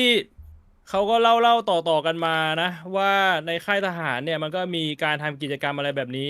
อาจจะไม่ได้มีทุกที่แต่ว่ามันมี อันนี้มันคือกิจกรรมอะไรพี่บวง ก็เรียกว่าจุงกระเจียวเดินรอบ ห้องอาบน้ำ ทำไปเพื่อเฮียอะไรฮะพี่บวง ก็จะได้มีความสามารถในการลบเพิ่มขึ้น มันไม่ช่วย เป็ ส นท กิล หารว่าหน้าที่ของทหารก็คือเป็นรั้วของชาติใช่ปะป้องกันประเทศชาติแล้วก็ไปลบกับศัตรูที่แบบจะมาย่างกายประเทศ ใช่ไงแต่ว่าพาร์ทเนี้ยมันไปเพิ่มสกิลส่วนไหน ที่ทำให้แบบว่ามึงมีศักยภาพในการจะชนะเขามากขึ้นอะ แรงกรรม ฝึกแรงกรรม กริป ร่างกายแข็งแรงนี่พี่บิ๊กรู้เปล่า ในในคอมมูนิตี้ของไอ้ longevity อ่ะคนที่แบบว่าพยายามที่จะมีชีวิตยืนยาวขึ้นเนี่ย เขามีสถิติหนึ่งที่น่าสนใจมากนะ ว่า เขาค้นพบว่ามันมีความสัมพันธ์ที่เป็นบวก ระหว่างแรงกรรมที่เยอะกับอายุที่ยืนยาว หมายความว่ายิ่งคุณมีแรงกรรมที่เยอะเนี่ยคุณจะยิ่งอายุยืน เฮ้ย ใน เพราะอะไร ทางสถิติ แล้วมีอะไรคำอธิบายเพิ่มเติมไหม ก็เขาบอกว่าแรงกรรมเนี่ยมันเป็นตัวแทนของความแข็งแรงของกล้ามเนื้อของร่างกายเราได้เป็นอย่างดี ว้าว เพราะฉะนั้นเนี่ยยิ่งคุณมีกล้ามเนื้อในตอนที่คุณอายุเยอะเนี่ยมันหมายความว่าโอกาสที่คุณจะมีอายุยืนยาวเนี่ยก็จะมีเยอะ เชี่ยนี่ เนี่ย ความรู้ใหม่นะ แต่พี่บวงรู้หรือเปล่า อันนี้ ถือว่าพี่บวงเอาข้อมูลมาแชร์นะผมต้องเอาข้อมูลมาแชร์บ้างนะจะได้เจ้ากันหนึ่งนะ พี่บวงรู้หรือไม่ว่าอาการติดมือเนี่ยมันไม่ได้เป็นเรื่องของภาพจำดีเซนสไตล์ที่พี่บวงดูหนังโป๊ที่มันเสียวเกินโอเวอร์เกินความเป็นจริงเกินมนุษย์มนานะแต่มันเป็นเรื่องของว่าเขาบอกว่ากล้ามเนื้อและผิวสัมผัสของกระเจี๊ยบพี่บวงเนี่ยมันจำน้ำหนักแรงกรรมได้ด้วยนะแล้วบางทีบางคนเนี่ยเพราะว่าแรงกรรมไม่เหมือนเดิมเข้าไปที่จิ๋มบางทีมันเรียกว่ามันติดมือเนี่ยอะไรเรียกติดมือเพราะว่ามันจำแรงกรรมได้นะไอ้กระเจี๊ยบเนี่ยมีวิญญาณนะพี่บวงทราบหรือเปล่า ก็พอได้ยินมา อันนี้อ้างอิงจากน้องผู้หญิงท่านหนึ่งน่าจะใน TikTok จริงปะเนี่ย น้อง ใช่ ผู้ห ไหม ญิงก็บอกว่า ก็มันก็เป็นอย่างนั้นอยู่แล้ว มึงคิดว่าจิ๋มพวกกูมันจะมีแรงเท่ากับฝ่ามือพวกมึงเหรอฝ่ามือมึงบิดขวดน้ำเปิดได้อะจิ๋มพวกกูมึงคิดว่ามันบิดเปิดได้เหรอ อันนี้เป็นน้องผู้หญิงคนหนึ่งเขาก็พูดในติ๊กต็อกมันก็ผมก็เห็นภาพเลยมันก็จริง ก็จริงใช่ไหม มือผู้ชายเนี่ยมันกำได้แน่นกว่าจิ๋มผู้หญิงอยู่แล้ว เพราะฉะนั้นในเรื่องติดมือใครที่มีประสบปัญหานี้อยู่เนี่ยมันก็ต้องหยุดช่วยตัวเองนะมันไม่มีทางอื่นนะพี่น้องมึงบีบซะแรงอ่ะมันก็ปลิ้นมันก็ชอบแบบปลิ้นแบบนั้นนะมึงไปบีบมันบ่อยๆอ่ะกลับมาเรื่องของประเพณีการจุงกระเจียวให้บ่วงคือผมอ่ะเคยแต่ได้ยินเรื่องเล่านะแต่ผมไม่เคยประสบด้วยตัวเองผมก็ยืนยันไม่ได้หรอกว่ามันจริงเท็จแค่ไหนอ่ะว่าแต่ว่าเนี่ยมันมีภาพมาเลยแล้วก็พอผมเห็นภาพนี้มันก็รู้สึกสะดุดตาอยากจะอ่านข่าวผมยังไม่ได้อ่านเลยผมจะมานั่งอ่านพร้อมคนอื่นก็ขออนุญาตเจ้าของบทความนะอัปเดตความคืบหน้าโพสต์ภาพมีทหารแจ้งมาให้ข้อมูลหลายนายว่ายังมีให้ทำในภาพอยู่ครูฝึกบางคนเป็น LGBT บ้างบอกว่าวันนี้อยากให้คุมอาบน้ำร้อยไหนก็เป็นแบบภาพนี้เป๊ะเลยมีคนส่งมาให้เป็นโพสต์ของจ่าคนหนึ่งบอกว่าถ้าครูฝึกหรือจ่าเวรผู้บังคับบัญชาคนไหนก็ตามถ้ามีการสั่งซ่อมพลทหารทำพฤติกรรมในภาพหรือมีการสั่งทำโทษพลทหารด้วยการให้เปื้องผ้าแก้ผ้าหรือสั่งให้แก้ผ้าตากฝนคานกับพื้นหัวหม่งปักพื้นถือเป็นการลงโทษที่เกินกว่าเหตุและเป็นการละเมิดสิทธิมนุษยชนอย่างร้ายแรงเข้าข่ายการทรมานการลงโทษที่โหดร้ายไร้มนุษยธรรมซึ่งผิดกฎหมายผิดสิทธิมนุษยชนทั้งในระดับสากลและรัฐธรรมนูญไทยขอให้ผู้บังคับบัญชาแต่ที่อะไรเนี่ยย้ำและกำชับผู้ใต้บังคับบัญชาด้วยถึงจ่าคนโพสต์อาจจะโพสต์เล่นๆขำๆแต่ดูแล้วไม่เหมาะสม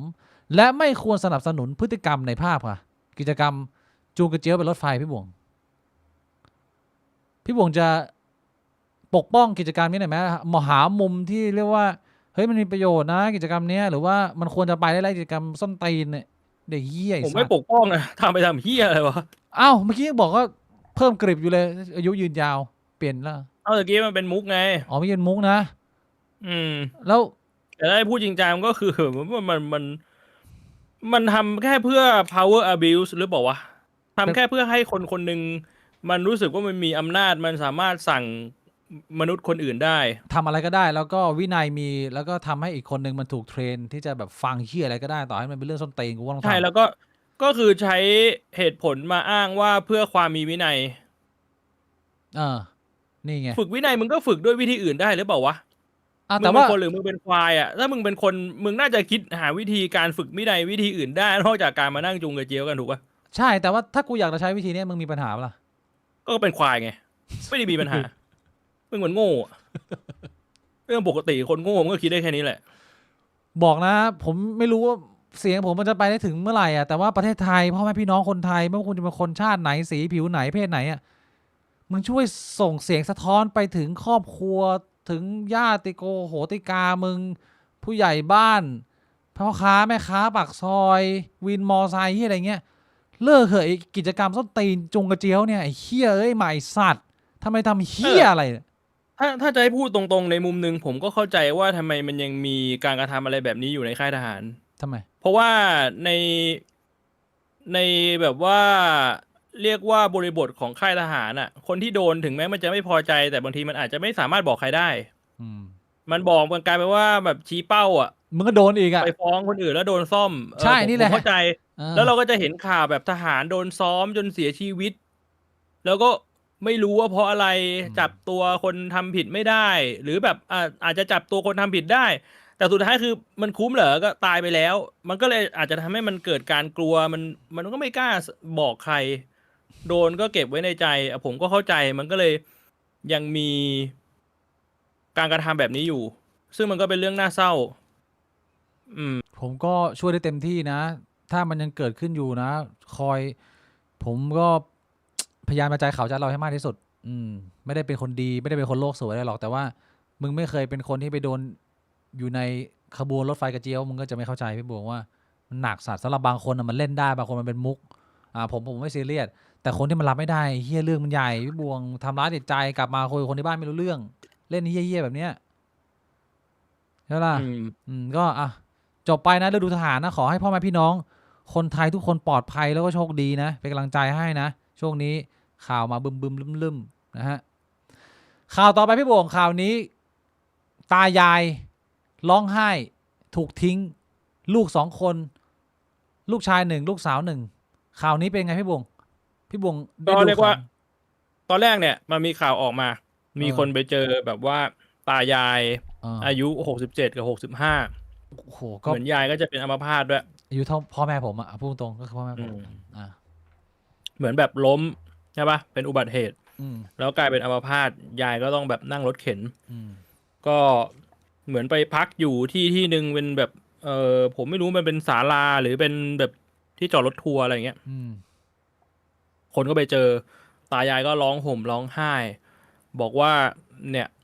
คือจะไปหาลูกแต่ว่าลูกเนี่ยไม่สนใจ เหมือนจะมีลูก2 คนมีลูกสาวเป็นคนโต แล้วก็มีลูกชายเป็นคนเล็ก บอกว่าเนี่ยโทรไปหาลูกสาวบอกว่าหอพักเนี่ยแคบแล้วก็เจ้าของไม่ให้คนนอกมาอยู่ ลูกสาวก็ปฏิเสธ อืม โทรไปหาลูกชายรับไม่พูดอะไรตัดสาย ตายายก็ร้องไห้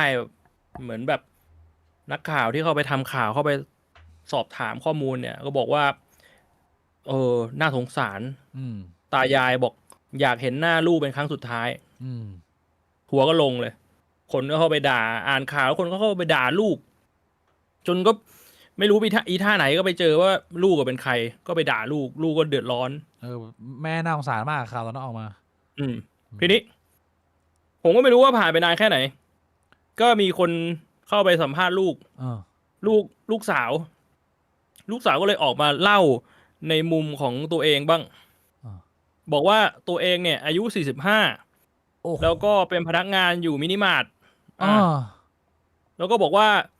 คือมันมีอยู่วันหนึ่งเนี่ย เธอเข้ากะตั้งแต่ตี 5ถึง4 โมงเย็นแล้วแม่เนี่ยโทรมารับไม่ได้ เพราะว่าเรียกว่าผู้จัดการเนี่ยเขาเคร่งมาก เรื่องการ เขาบอกว่าห้ามเล่นโทรศัพท์ในเวลางาน ก็รับไม่ได้ อันนี้ก็ฝั่งลูกสาวก็บอก แล้วก็ฝั่งลูกสาวก็ยังบอกอีกว่าจริงๆอ่ะก็เคยโทรไปบอกแล้วตามข้อเท็จจริงว่าคือตัวเองเนี่ยอยู่หอพักมันแคบแล้วอยู่กับสามีกับลูกด้วย คือตัวเองก็มีครอบครัวหอพักแคบแล้วเจ้าของก็ไม่ให้คนนอกเข้า ก็ไม่รู้ว่าจริงหรือเปล่านะแต่ว่าลูกสาวเขาให้สัมภาษณ์ก็ไม่ได้ แล้วลูกสาวยังบอกอีกว่าคือพ่อแม่เนี่ยมาแบบจู่โจมเลยมาแบบไม่ทันตั้งตัวตอนแรกเนี่ยโทรคุยกันบอกว่าพ่อแม่จะไปอยู่กับญาติแล้วอยู่ๆก็โผล่มาแบบจะมาหาตัวเองก็เคยบอกไปแล้วว่ามันอยู่ไม่ได้อีกอย่างหนึ่งเนี่ยคือสถานการณ์การเงินเนี่ยเขาก็บอกว่าช่วงนี้ก็เศรษฐกิจไม่ดีใช้คำว่าปากกาตีนถีบดูแลไม่ไหวคือเรียกว่าใส่เต็มเลยระบายเลยมีอะไรที่ระบายออกมาหมดโดนชาวเน็ตทัวร์ลงแล้วร้องไห้แล้วก็บอกว่าเธอเองก็มีปมในวัยเด็กกับพ่อแม่คือเขาบอกว่าเขาเนี่ยไม่เคยมีความผูกพันฉันแม่ลูกเลยเพราะว่าพ่อแม่ไม่ได้เลี้ยงดูมันตั้งแต่เด็กๆเชี่ยก็เป็นปู่ของตัวเองที่ดูแลมาที่ดูแลส่งเสียจนจบป .6 แล้วพอจบป .6 เนี่ยก็ต้องดิ้นรนสู้ชีวิตมาตลอดแต่ว่าถึงขนาดนั้นน่ะเขาก็บอกว่าเฮ้ยแต่จริงๆเนี่ยเขาก็เคยทำหน้าที่ของลูกนะเขาบอกว่าเขาผ่อนบ้านให้พ่อแม่หมดไป1 หลังผ่อนให้แล้วมีบ้านแล้วพ่อแม่เนี่ยเอาบ้านไปขายแล้วเอาเงินไปให้น้องชายรักลูกไม่เท่ากันไม่ใช่แค่นั้นเคยซื้อมอไซค์ให้พ่อแม่เอาไปทำงานหากินหาเลี้ยงตัวเองพ่อแม่ก็เอาไปให้น้องอีกจนทะเลาะกันกับน้องจนทะเลาะกันรุนแรงไม่คุยกับน้องเลยเชี่ยไม่ใช่แค่นั้นไม่จบอีกเหรอแม่เนี่ยเคยไปสร้างหนี้ไม่รู้ว่าสร้างหนี้จากอะไรไม่ได้บอกเป็นแสนเลยหนี้นอกระบบบ้างหยิบยืมมาบ้างก็หาเงินไปใช้คืนให้หมดเป็นแสนเชี่ยมันก็เลยเกิดความน้อยเนื้อต่ำใจว่าทำไมพ่อแม่ถึงรักลูกไม่เท่ากันแล้วปัจจุบันตัวเองก็ไม่มีเงินเก็บแล้วแล้วด้วยความที่เขาก็มีลูกก็คือเป็นหลานของตายายที่จะมาหาใช่ไหมเขาก็ให้สัมภาษณ์ว่าไม่อยากให้หลานเจอไม่อยากให้หลานเจอพ่อแม่ใช่ แล้วก็ทิ้งท้ายไว้กับนักข่าวที่เข้าไปสัมภาษณ์ว่าแบบฝั่งเขาเองก็ไม่ไหวแล้วจริงๆก็ช่วยไม่ได้ ไม่ได้อยากจะทิ้งแต่ว่าตัวเขาเองก็ดูแลตัวเองยังไม่ไหวเลย เชี่ยแล้วพอตัวลูกออกมาชี้แจงอย่างนี้เนี่ยรถทัวร์เป็นยังไงฮะปฏิกิ รถ ริยา ทัวร์ก็พลิกกลับลำเลยว่าแบบอ้าวไอ้เชี่ยก็มันเป็นอย่างเงี้ยแล้วจะให้ทำยังไงอ่ะมันก็โอ้จริงๆพ่อแม่ก็ไม่ได้ดีเท่าไหร่หรือเปล่าอย่างนี้รถทัวร์ก็กลับลำทีนี้แม่งกลายเป็นว่าฝั่งพ่อแม่เนี่ยก็ออกมาพูดอีกรอบ เอ้า what งงเลยรถทัวร์แม่งงงเลยแล้วกูต้องไปซ้ายไปขวาเนี่ย มึงจอดอยู่เฉยๆก่อนก็ได้เปลืองน้ำมัน ด้านฝั่งคุณตาเนี่ยคุณพ่อเนี่ยก็บอกว่าเฮ้ยเลี้ยงและส่งเสียมาตั้งแต่เด็กๆนะไม่ได้ปล่อยให้ปู่เป็นคนเลี้ยงแบบที่ลูกสาวอ้าง เอ้า แล้วก็ที่บอกว่าลูกสาวเนี่ยออกจากบ้านไปดิ้นรนด้วยตัวเองตอนจบป .6 เนี่ยมันก็เป็นตัวของลูกสาวเองที่อยากจะออกไป อันนี้คือด้านของ คุณปู่ คุณตา ตา ก็คือเป็นพ่อของผู้หญิงอ่ะที่พูด อ่า ส่วนเรื่องบ้านเนี่ย คุณพ่อก็ยืนยันชัดว่าลูกสาวเนี่ยไม่ได้ซื้อหรือว่าผ่อนให้นะ แต่ว่ามีการเอาเงินมาช่วยต่อเติมด้านหลังเท่านั้นเอง ก็มีช่วย ทีนี้มันก็คนละเรื่องเลย อ่า คือก็เรียกว่าไม่รู้เลยว่าใครพูดจริงใครพูดไม่จริง รถทัวร์งง แล้วทำไง แล้วก็มีอัปเดตอีกว่าสุดท้ายลูกสาวก็เดินทางมาพบหน้าพ่อแม่นะ แต่ก็ยื่นคำขาดเลยว่าถ้าจะมาเนี่ย ห้ามให้สื่อหรือห้ามให้บุคคลอื่นมาถ่ายรูป ผมก็เห็นด้วยนะที่มันไม่ควรจะให้มันเป็นเรื่องเลยเรื่องเนี้ย แล้วก็เหมือนนักข่าวที่อยู่ในเหตุการณ์เขาก็บรรยายเขาก็บอกว่าพอแม่ลูกได้เจอกันเนี่ย ทางฝั่งแม่ก็ดีใจจนน้ำตาไหลเลย แล้วก็พูดความในใจกับลูกว่าจริงๆก็เสียใจ แล้วก็บอกว่าถ้าย้อนเวลากลับไปได้เนี่ย ก็อยากจะรักลูกให้เท่ากัน เชี่ยมันก็เป็นปรากฏการณ์จากปัญหาครอบครัวเล็กๆ ที่มันปะทุขึ้นมาเป็นดราม่าใหญ่ แล้วก็เป็นบทเรียนสะท้อนสังคมอ่ะพี่บวงจะ ส่วนลูกชายนี่ผมก็ไม่เห็นเลยว่ามันมีการพูดถึงในข่าว ก็เรียกว่าหายจ้อยเลย พี่บวงคอมเมนต์สถานการณ์นี้ยังไงอ่ะปัญหาลูก คือ กับแม่ แน่นอนว่านี้ต้องย้ำก่อนว่าผมไม่รู้ว่าข้อเท็จจริงมันเป็นยังไงเพราะมันมีสองฝั่งที่มันพูดไม่ตรงกันไงแล้วผมก็พยายามจะอยู่ตรงกลาง ผมฟังข่าวแล้วผมก็ไม่เอ็นเอียงอ่ะเพียงแต่ว่าพอมันฟังแล้วมันมามองย้อนกลับถึงตัวเองอ่ะสภาพมันก็ใกล้ๆกัน ก็เหมือนตอนอากงผมที่แบบว่าตอนที่ไม่เหลืออะไรแล้วอ่ะเหลือแต่ครัวเหี่ยวๆอ่ะ มังชิวแซ่เฮงเหรอ ก็ถูกทิ้งให้แบบว่าต้องมาอยู่บ้านผม เชี่ยคุยเหี่ยว แล้วก็มาอีกรอบก็ตอนหยีโกอ่ะคุณป้าก็คือชีวิตนี้ผมเจอป้าผมนับครั้งได้อ่ะแต่ว่าพอไม่มีใครแล้วก็มาอยู่บ้านซึ่งผมไม่มีปัญหาหรอกผมไม่ใช่คนเดือดร้อนคนเดือดร้อนคือพ่อผมพ่อผมเขาก็เล่าให้ผมฟังเยอะหลายอย่างแต่ว่าพูดตรงๆว่าผมก็ไม่อยากจะพูดออกพอดคาสต์ว่ามันเกิดอะไรขึ้นบ้างเพราะว่าถ้าจะให้แฟร์สำหรับทุกฝ่ายผมก็ไม่รู้ว่าสิ่งที่พ่อผมพูดมันเป็นข้อเท็จจริงมากน้อยแค่ไหนถึงแม้ว่าผมอยู่กับพ่อผมมานานนะผมจะรู้ว่าพ่อผมเป็นคนยังไงพ่อผมเขาไม่ค่อยพูดโกหกเท่าไหร่คือถ้าอะไรที่มันไม่จริงเขาก็เลือกที่จะไม่พูดผมก็ได้ยินมาเยอะแต่ก็ไม่รู้ว่าจริงแค่ไหนแต่มันก็เป็นเรื่องที่พอผมฟังแล้วมันก็แบบโหมันหนักขนาดนั้นเลยเหรอหลายเรื่องส่วนใหญ่ก็เรื่องเงินทองมันก็เลยอ่านข่าวแล้วมันก็ทำให้เราเห็นใจคนที่ต้องเป็นเดอะแบกนะเขาใช้คำนี้ใช่ไหมคำเนี้ยปัจจุบันเขาใช้คำนี้ใช่คนที่ต้องเป็นเดอะแบกของคนในครอบครัวและที่น่าเศร้าที่สุดเนี่ยคนที่ต้องเป็นเดอะแบกแม่งดันเป็นคนที่โดนคนในครอบครัวด่ามากที่สุดเอาเปรียบพ่อผมเนี่ยคือตัวอย่างผมไม่รู้นะข่าวแม่งเป็นยังไงแต่ว่าข้อเท็จจริงที่บ้านผมมันเป็นแบบนั้นเว้ยพ่อผมแม่งไอ้เชี่ยอากงก็ดูมาแล้วยีโกก็ดูมาแล้วโดนด่าผมก็งงเอ้าให้ทำไงวะคือผมก็ไม่ได้อยากจะบอกว่าผมกับพ่อผมเนี่ยเป็นคนที่แบบดีเลิศประเสริฐศรีกูมีพระคุณนะกูดูแลนู่นนี่นั่นนะแต่คำถามที่มันยังอยู่ในหัวผมก็คือ แล้วจะให้ทำยังไงวะกูทำเต็ ถ้าม สุด ที่ ท้ายแล้ว สุดท้ายแล้วมึงยังไม่พอใจมึงยังด่า มึงให้กูทำยังไงวะ กูจำได้ เพราะ ว่า คนที่ดูแล คนที่มานั่งปวดหัวกับเรื่องต่างๆ คือกู เออ พ่อกูเนี่ยทำงานกลับมาเหนื่อยๆเดินขึ้นมาอากงแม่งขี้แตกกลางบ้าน พี่ผมจำได้ว่าพี่บ่วงกับปู่อะบ่นให้ผมฟังว่า ดูแลหมั่งชิวแซ่เฮงอยู่หลายปีแล้วขี้อ่ะแม่งทรานส์ฟอร์มกลายเป็นเหมือนแบบว่า มึงเอาฝุ่นผงที่ดวงจันทร์มาผสมน้ำแล้วเป็นเหมือนโคลนสีดำอ่ะ แล้วแบบมันเหมือนกากเล ใช่ ย แล้วก็ต้องมานั่ง เกิ เช็ ด ด คำถามในหัวว่าถ้ามึงจะด่ากูเนี่ย มึงให้กูทำยังไง เช็ดอยู่หลายปีอะพี่ ชี บ่ว วิ ง ตคนเรามันไม่รู้ทำไงอ่ะ ใช่ป่ะหลายปีว่าหมั่งชิวแซ่เฮงนี่อยู่บ้าน หลายปี เฮี ห ย ลายปี อืม ก็มันก็นั่นแหละ มันเป็นสิ่งที่งงมากในสังคมที่คนที่คอยดูแลคนอื่น ไม่ว่าจะเรื่องเงินหรือแม่งแบบว่าดูแลเช็ดขี้เช็ดเยี่ยวให้ แม่งโดนด่า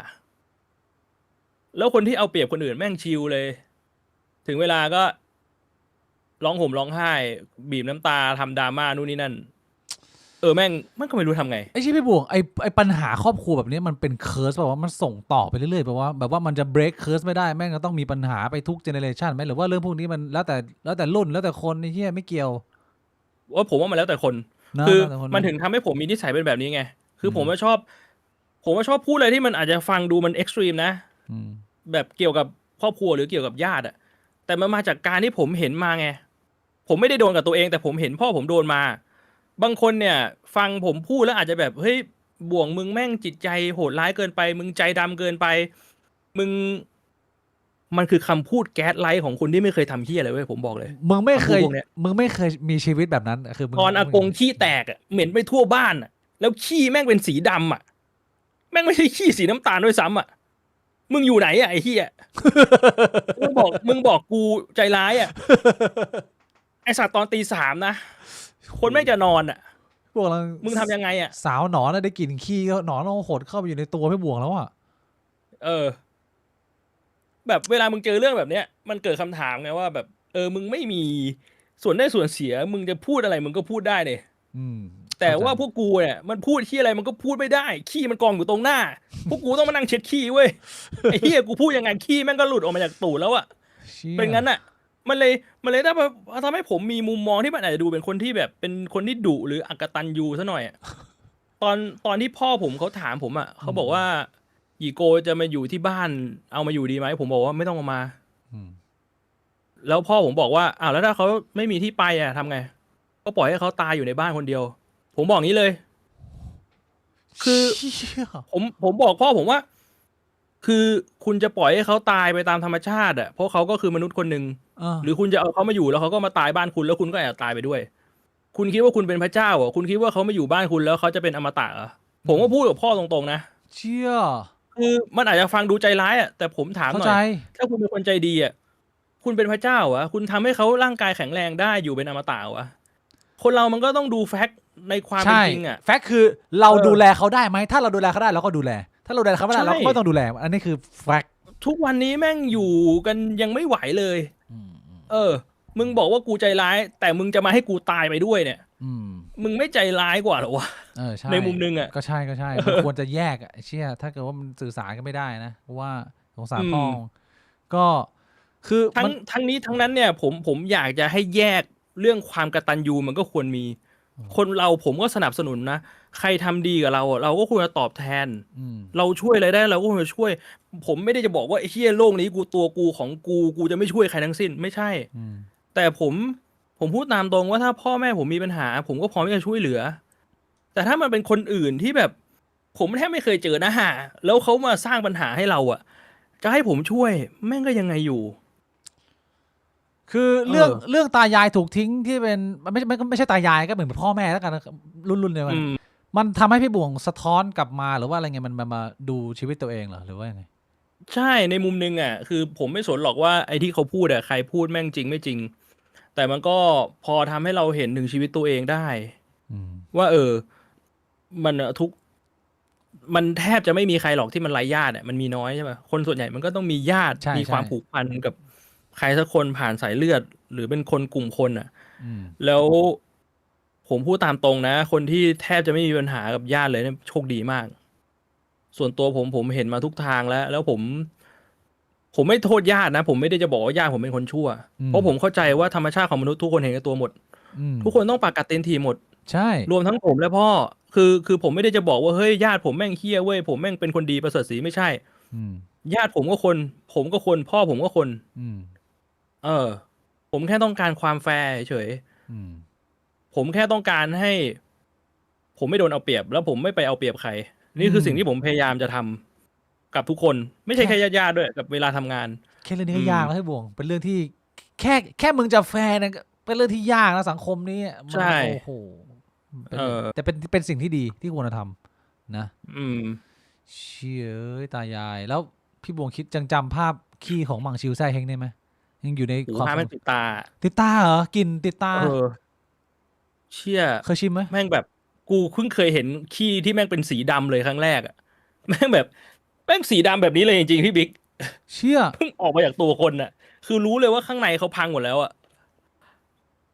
โคตรโหดแล้วก็เสือกอยู่นานด้วยนะโคตรโหด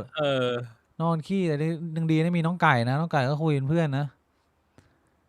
พี่บวงถ้าเกิดว่าสมมติว่าอีกหน่อยคุณพ่อแบบว่าอายุมากแก่แล้วแบบว่าไปไหนมาไหนไม่ได้แล้วระหว่างทีวี YouTube กับไก่เนี่ยพี่บวงจะเลือกอันไหนให้เป็นออปชันให้คุณพ่อ ก็คงเลือกไก่นะ เลือกไก่ให้คุณพ่อนะไอ้เหี้ยกูว่ามันเป็นเคิร์สออฟ เพ แฟ ราะผ มิ ม ลี่ ชอ แล้ บ วล่ะ ไก่ที่ผมเลือกไก่ให้พ่อเนี่ยไม่ใช่เพราะผมเกลียดพ่อผมแต่ผมรู้ไงพ่อผมชอบเลี้ยงสัตว์พ่อผมชอบอยู่ใกล้ๆสัตว์เลี้ยงอ่ะเขาชอบพูดให้ผมฟังประจำอ่ะ เนี่ยจริง ๆแล้วอ่ะถ้าแบบไม่มีภาระอะไรแล้วอ่ะอยากไปอยู่ต่างจังหวัดแบบว่าเป็นแบบบ้านเล็กๆเลี้ยงไก่เลี้ยงปลา ไก่อยู่ข้างบนไก่ขี้ลงมาปลาแม่งก็กินขี้ไก่เป็นวนเป็นวัฏจักรอะไรอย่างเงี้ยปลูกผักนิดหน่อยนะเขาจะพูดแบบนี้ประจำ เขาชอบ อยากไปอยู่แบบนั้นเลี้ยงเป็ดเลี้ยงไก่เขาชอบ ไม่งั้นเขาจะเอาไก่มาเลี้ยงให้อากงแม่งคุยทำไมอ่ะ เขาไม่ได้เอามาไก่มาแกล้งกับอากง เขาเลี้ยงไก่เขาชอบ พ่อพี่บวงเป็นคนยุคบูมเมอร์ที่ไม่ใช้ YouTube เหรอหรือว่าใช้ไหมมีใช้ไหม มีใช้ มีใช้นะก็ดูยูแต่ระหว่าง YouTube กับไก่เลือกไก่เหรอไอ้เหี้ย ไอ้เชี่ย YouTube นี่นะกูมีเรื่องนึงที่แม่งตลกเหมือนกัน ทำไม คือช่วงที่พ่อกูกับแม่กูทะเลาะกันแล้วแม่กูแบบว่าแบบหนีพ่อกูไปอ่ะ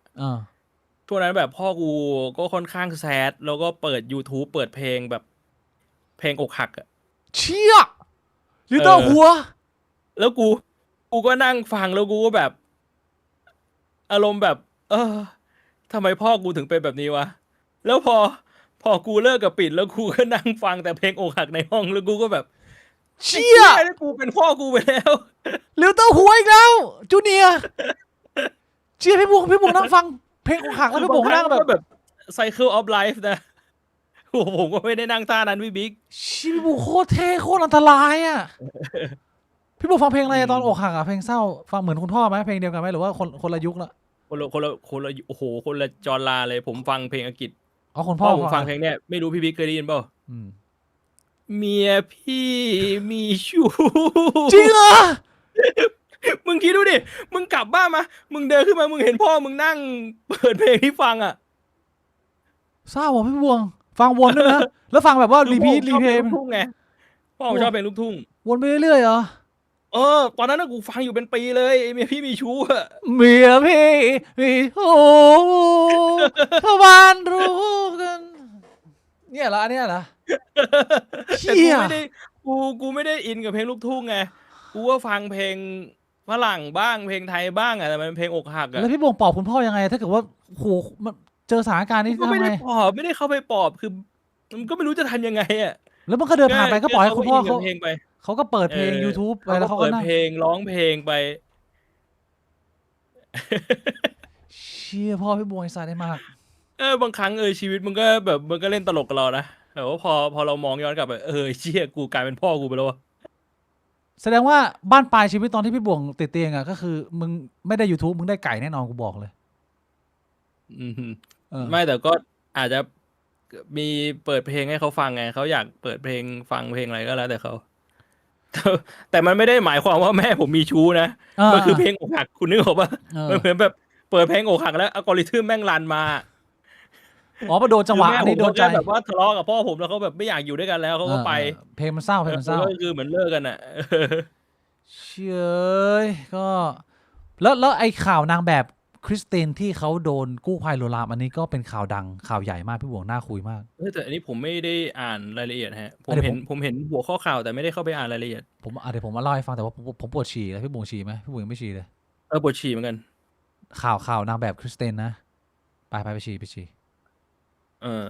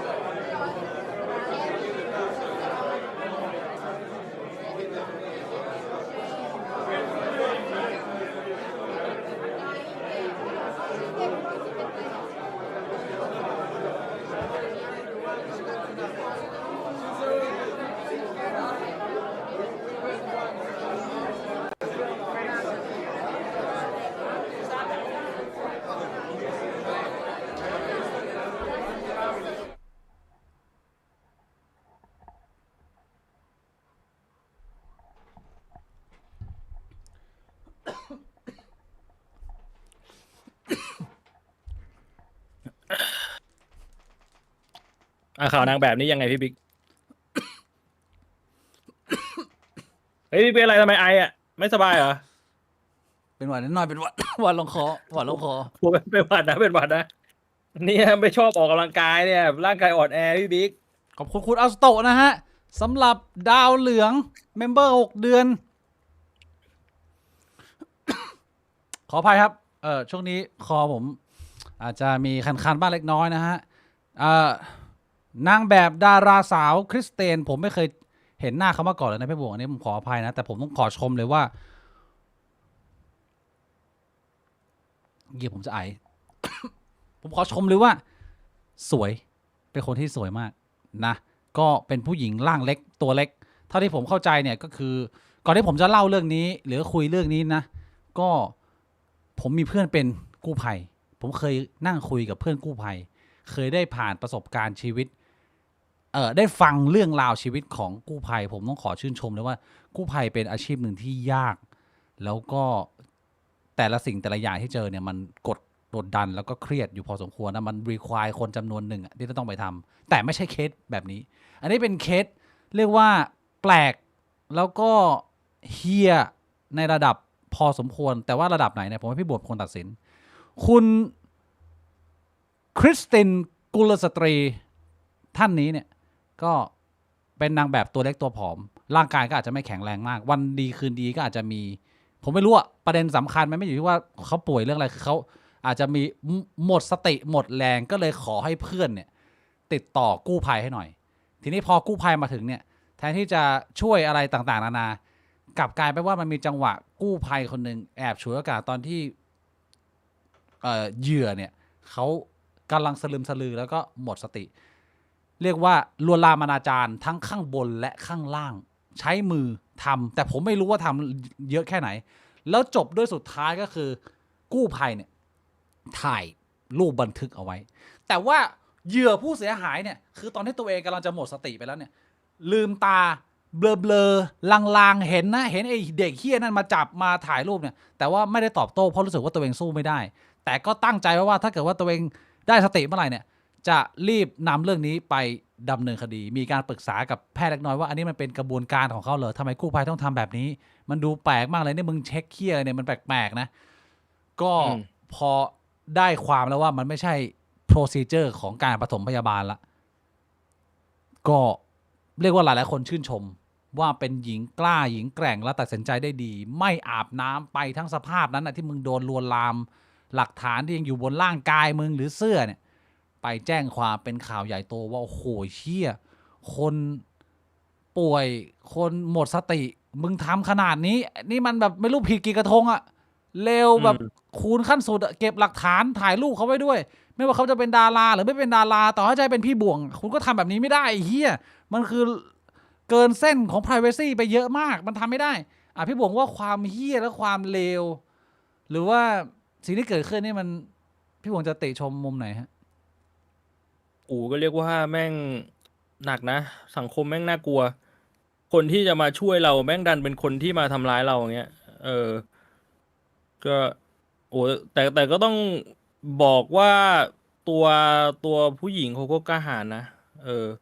ปกติเนี่ยมันจะเรื่องแนวเนี้ยเราจะได้ยินกันมาบ่อยว่าบางทีเหยื่อแบบไม่กล้าแจ้งความอายกลัวเสียชื่อเสียงอะไรเงี้ยถ้าเกิดพี่บ่วงเป็นพี่บ่วงจริงๆพี่บ่วงกล้าไหมคิดว่าตัวเองเป็นผู้หญิงด้วยนะเราต้องมองว่าเราศักยภาพในการสู้หรือว่าปกป้องตัวเองไม่เหมือนการเป็นผู้ชายนะพี่บ่วงเจอเคสอย่างนี้พี่บ่วงลุยไหมสู้เพื่อตัวเองไหมแม่งมันก็มีตัวแปรหลายอย่างแต่ว่าถ้าแบบในข่าวเนี่ยโหบางทีผมอาจจะต้องแบบปรึกษาหลายคนน่ะปรึกษาทนายปรึกษานู่นปรึกษานี่ก่อนที่จะลุยหรืออาจจะไม่ลุยช่างแม่งเขาก็จิ้มทีนึงไอ้จิ้มแบบไม่เท่าไหร่ไอ้เหี้ยถ่ายรูปไปด้วยนี่หนักสัตว์กูว่านะหนักกว่ามากเลยนะนั่นมันทำร้ายตัวมึงเป็นสเกลแบบวงกว้างใช่คือมันแบบ intention น่ะความตั้งใจในการทำเหี้ยมันหนักหน่วงสัสๆเลยกับถึงขั้นถ่ายรูปด้วยมันก็เลยเป็นอะไรที่น่าโดนลงโทษหนักป่ะแบบเนี้ยอย่างนี้นี่ผมว่าพี่บอกว่าความผิดแบบนี้นี่ติดคุกไหมถึงขั้นคงต้องเป็นคุกอะเนอะเฮียมันเฮี้ยเกินไปผมว่ามันต้องติดคุกนะแบบนี้แบบนี้มันต้องติดคุกนะไม่คุกไม่ได้อ่ะนี่หนักจริงก็โอ้โหเชี่ยจนถึงยุคสมัยนี้แล้วนะมึงยังเชี่ยมันคุ้มกับความเสียวเหรอวะเพื่อนไอ้เหี้ยกูไม่รู้จะถามยังไงวะมันก็พูดยากกว่าพี่บ่งหรือว่าไงแม่งคงทำมาบ่อยแล้วมันคงทำมาชินอะเรียกว่าฉวยโอกาสเห็นคนแบบเป็นไปได้ผมว่าคือบางทีมันแบบมันคิดว่ามันทำแล้วมันรอดไงมันก็เลยทำแบบนั้นน่ะโหไม่รู้แม่งทำมาแล้วกี่รอบการที่คุณคริสเตนเขาออกมาสู้นี่เขาไม่ได้แค่ปกป้องตัวเขานะเขาช่วยเซฟคนที่จะโดนไอเด็กเฮี้ยนี่ไปทำอีกตั้งเยอะแยะนะพี่บ่วงจริงใช่ปะล่ะโหน่ากลัวสัสๆเลยเนี่ยโลกมันนะอันนี้เคสหนึ่งอีกเคสหนึ่งพี่บ่วงที่คนคุยกันเยอะในอาทิตย์นี้ผมไม่รู้พี่บ่วงเห็นหรือเปล่าคือน้องชายยศกรบูลลี่เด็กพิการพ่อเป็นนักกล้ามอันนี้เห็นถึงขั้นไปออกโหนกระแสเลยนี่ใช่ไหมอันนี้ผมไม่ทราบเลยแต่ว่าผมก็แค่ทราบโครงเรื่องคร่าวๆว่าเป็นข่าวใหญ่มากกับพฤติกรรมซึ่งมันก็สำหรับผมนะผมไม่ได้มองว่าเป็นเรื่องซับซ้อนเลยพี่บ่วงมันเป็นคอนเซปต์เรื่องของบูลลี่ที่เราเคยคุยกันมาก่อนหน้านี้ก็เป็นเด็กบูลลี่ตัวหนึ่งที่แม่งยังท่องนภาอยู่บนโลกใบนี้ได้จนอายุแม่งแบบจะ30แล้วอะก็ยังไม่เคยมีบทเรียนที่อะไรที่แบบกระแทกปากแม่งสักทีนึงให้แม่งได้แบบปรับตัวแต่ว่ามันมีมุมอื่นที่พี่บ่วงอยากจะนำเสนอไหมกับกรณีน้องยศกรคนบูลลี่น้องผู้หญิงที่เป็นคนพิการแขนด้วนผมก็ไม่รู้จะมีมุมไหนนำเสนอนะแต่ที่ผมเข้าใจเห็นเขาพูดถึงเรื่องของไอ้กฎหมายการล่วงละเมิดฉบับใหม่อ่ะคิดว่าน่าจะเอามาใช้กับในกรณีนี้ได้อ่ะไม่รู้ว่าในโหนกระแสเขามีรายละเอียดมากกว่านี้ไหมอ่ะแต่ผมจำได้ว่ามันออกโหนกระแสเลยพ่อน้องก็ไปออกอะไรเงี้ยแล้วก็มีสัมภาษณ์ไอ้น้องนั้นก็ให้สัมภาษณ์ด้วยถูกไหมแต่เขาไม่ได้ให้สัมภาษณ์ในโหนกระแสแปลว่ามันไปออกรายการเหมือนข่าวปลดอะเชิญไปสัมภาษณ์ในรายการแล้วข่าวปลดก็พยายามแบบถามล่อให้น้องเขาสารภาพให้ยศกรสารภาพเหรอแล้วยศกรก็พูดหมดเปลือกเลยคือเหมือนเป็นคนที่มันแบบแม่งไม่ได้เป็นคนฉลาดพูดง่ายไม่ได้ว่านะแต่ว่าพูดมัดตัวเองหมดเปลือกเลยมันเป็นไม่ปกติมึงไม่เต็มในระดับนึงก็กรณีนี้ก็เลยไม่รู้ยังไงผมรู้แค่ว่าเขาโดนไล่ออกแต่ผมไม่รู้ว่าหลังจากนั้น consequence มันมีอะไรเกิดขึ้นตามมาไหมพ่อเขาเอาเรื่องหนักมากน้อยแค่ไหนแต่ว่ามันเป็นเด็กเคี้ยที่คอยไล่ด่าคนแล้วที่ผมเข้าใจคือไม่ได้ล้อทาร์เก็ตเฉพาะน้องผู้หญิงที่ ยศกรพยายามไปจีบแล้วจีบไม่ติดแล้วก็เหมือนกับตัวเองฟีลแบดเหมือนลูเซอร์เหมือนในภาพยนตร์ adolescent อ่ะแล้วก็เลยเหมือนโจมตี attack ผู้หญิงเพื่อแบบกดให้เขาต่ำไร้ค่าคอยล้อมันไปล้อคนพิการคนอื่นด้วยมันแชร์มาล้อเป็นเหมือนพวกแบบ toxic masculinity อ่ะพี่บวงประมาณนั้นอ่ะเป็นตัวแบบตัวจี๊ดตัวจ้าตัวเฮี้ยเลยอ่ะทำไงพี่บวงสมมติพี่บวงมีลูกเป็นเด็กเฮี้ยนี่มันมีทางอื่นไหมเนี่ยต้องแก้ไงเนี่ยเคสเนี้ย คือแม่งยากเลยนะ คือคือถ้าถามว่าเฮ้ยถ้าลูกเราโดนแบบนี้ทำไงแม่งตอบง่ายกว่านะแต่ถ้าถามว่าถ้าลูกเราแม่งเป็นไอเด็กเหี้ยนี่ทำไง ใช่ เพราะว่าแบบแม่งทำไงวะ ลูกมึงเป็นคนที่โดนไอ้เฮี้ยนี่ล้อมึงก็คือบอกให้ลูกเข้มแข็งแล้วก็เข้าใจโลกใบนี้ แล้วก็กอดลูก1 ทีความสัมพันธ์เพิ่มบวก1ตึ๊ดแต่ถ้าเกิดว่าลูกมึงเป็นยศกรอะมึงทำไง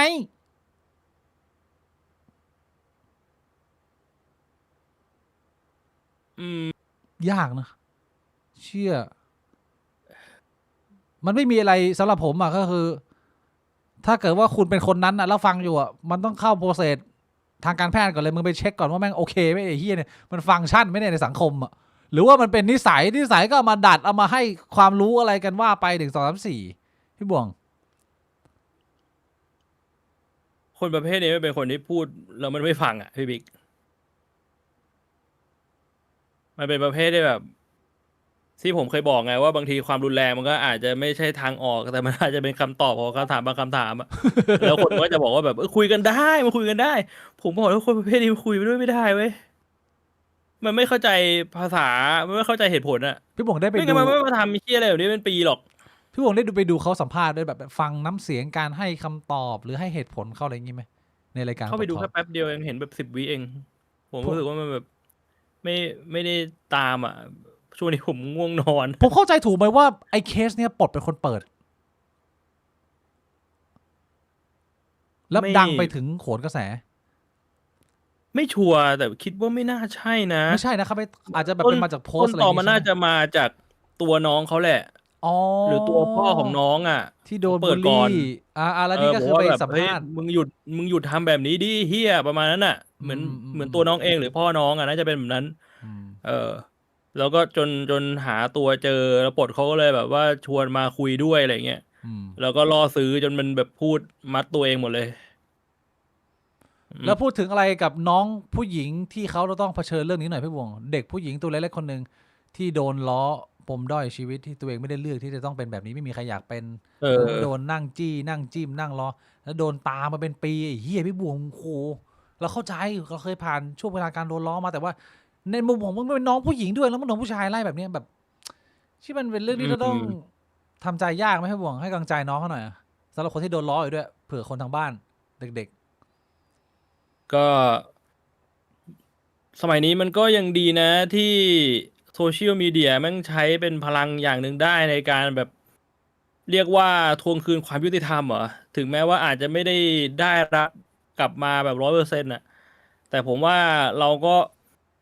อย่าไปยอมอ่ะเกิดเป็นคนเหมือนกันทำไมต้องยอมแม่งไอสัตว์มึงจะล้อกูเหรอก็ฟ้องแม่งเลย ถ้ามันผิดกฎหมายอ่ะอย่าไปยอมครับ เชี่ยพ่อเขากล้ามสวยนะพ่อเขาเป็นแบบว่า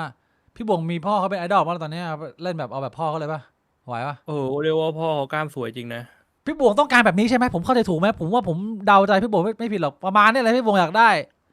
ใช่แบบว่าให้มันหุ่นมันล่ำๆแบบนั้นน่ะโอเค แต่แบบนั้นอาจจะแบบเป็นเรียกว่าเป็นขั้นไฮเอ็นน่ะ มันไม่ต้องถึงขั้นนั้นหรอกแค่เรามีหุ่นดีอะมันก็พอแล้ว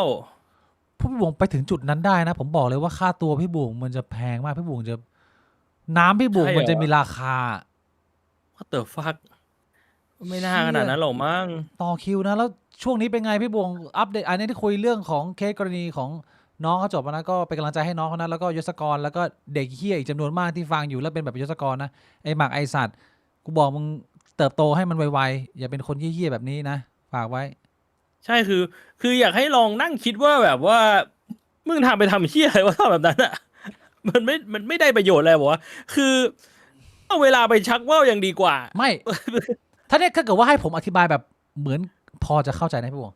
มันเป็นโลกของเด็กผู้ชายคนหนึ่งที่วิชั่นมันแคบมาก จากการ เลี้ยงดู อันนี้ถ้าเกิดว่าไม่ได้พูดถึงแบบว่ามันเป็นเรื่องของเขาป่วยจิตไหมอะไรอย่างเงี้ยนะถ้าเกิดว่ามึงไม่ได้ป่วยมึงฟังก์ชันอ่ะคือมึงจะต้องมีสภาพสิ่งแวดล้อมที่แม่งบีบจนชีวิตมึงไม่เหลือ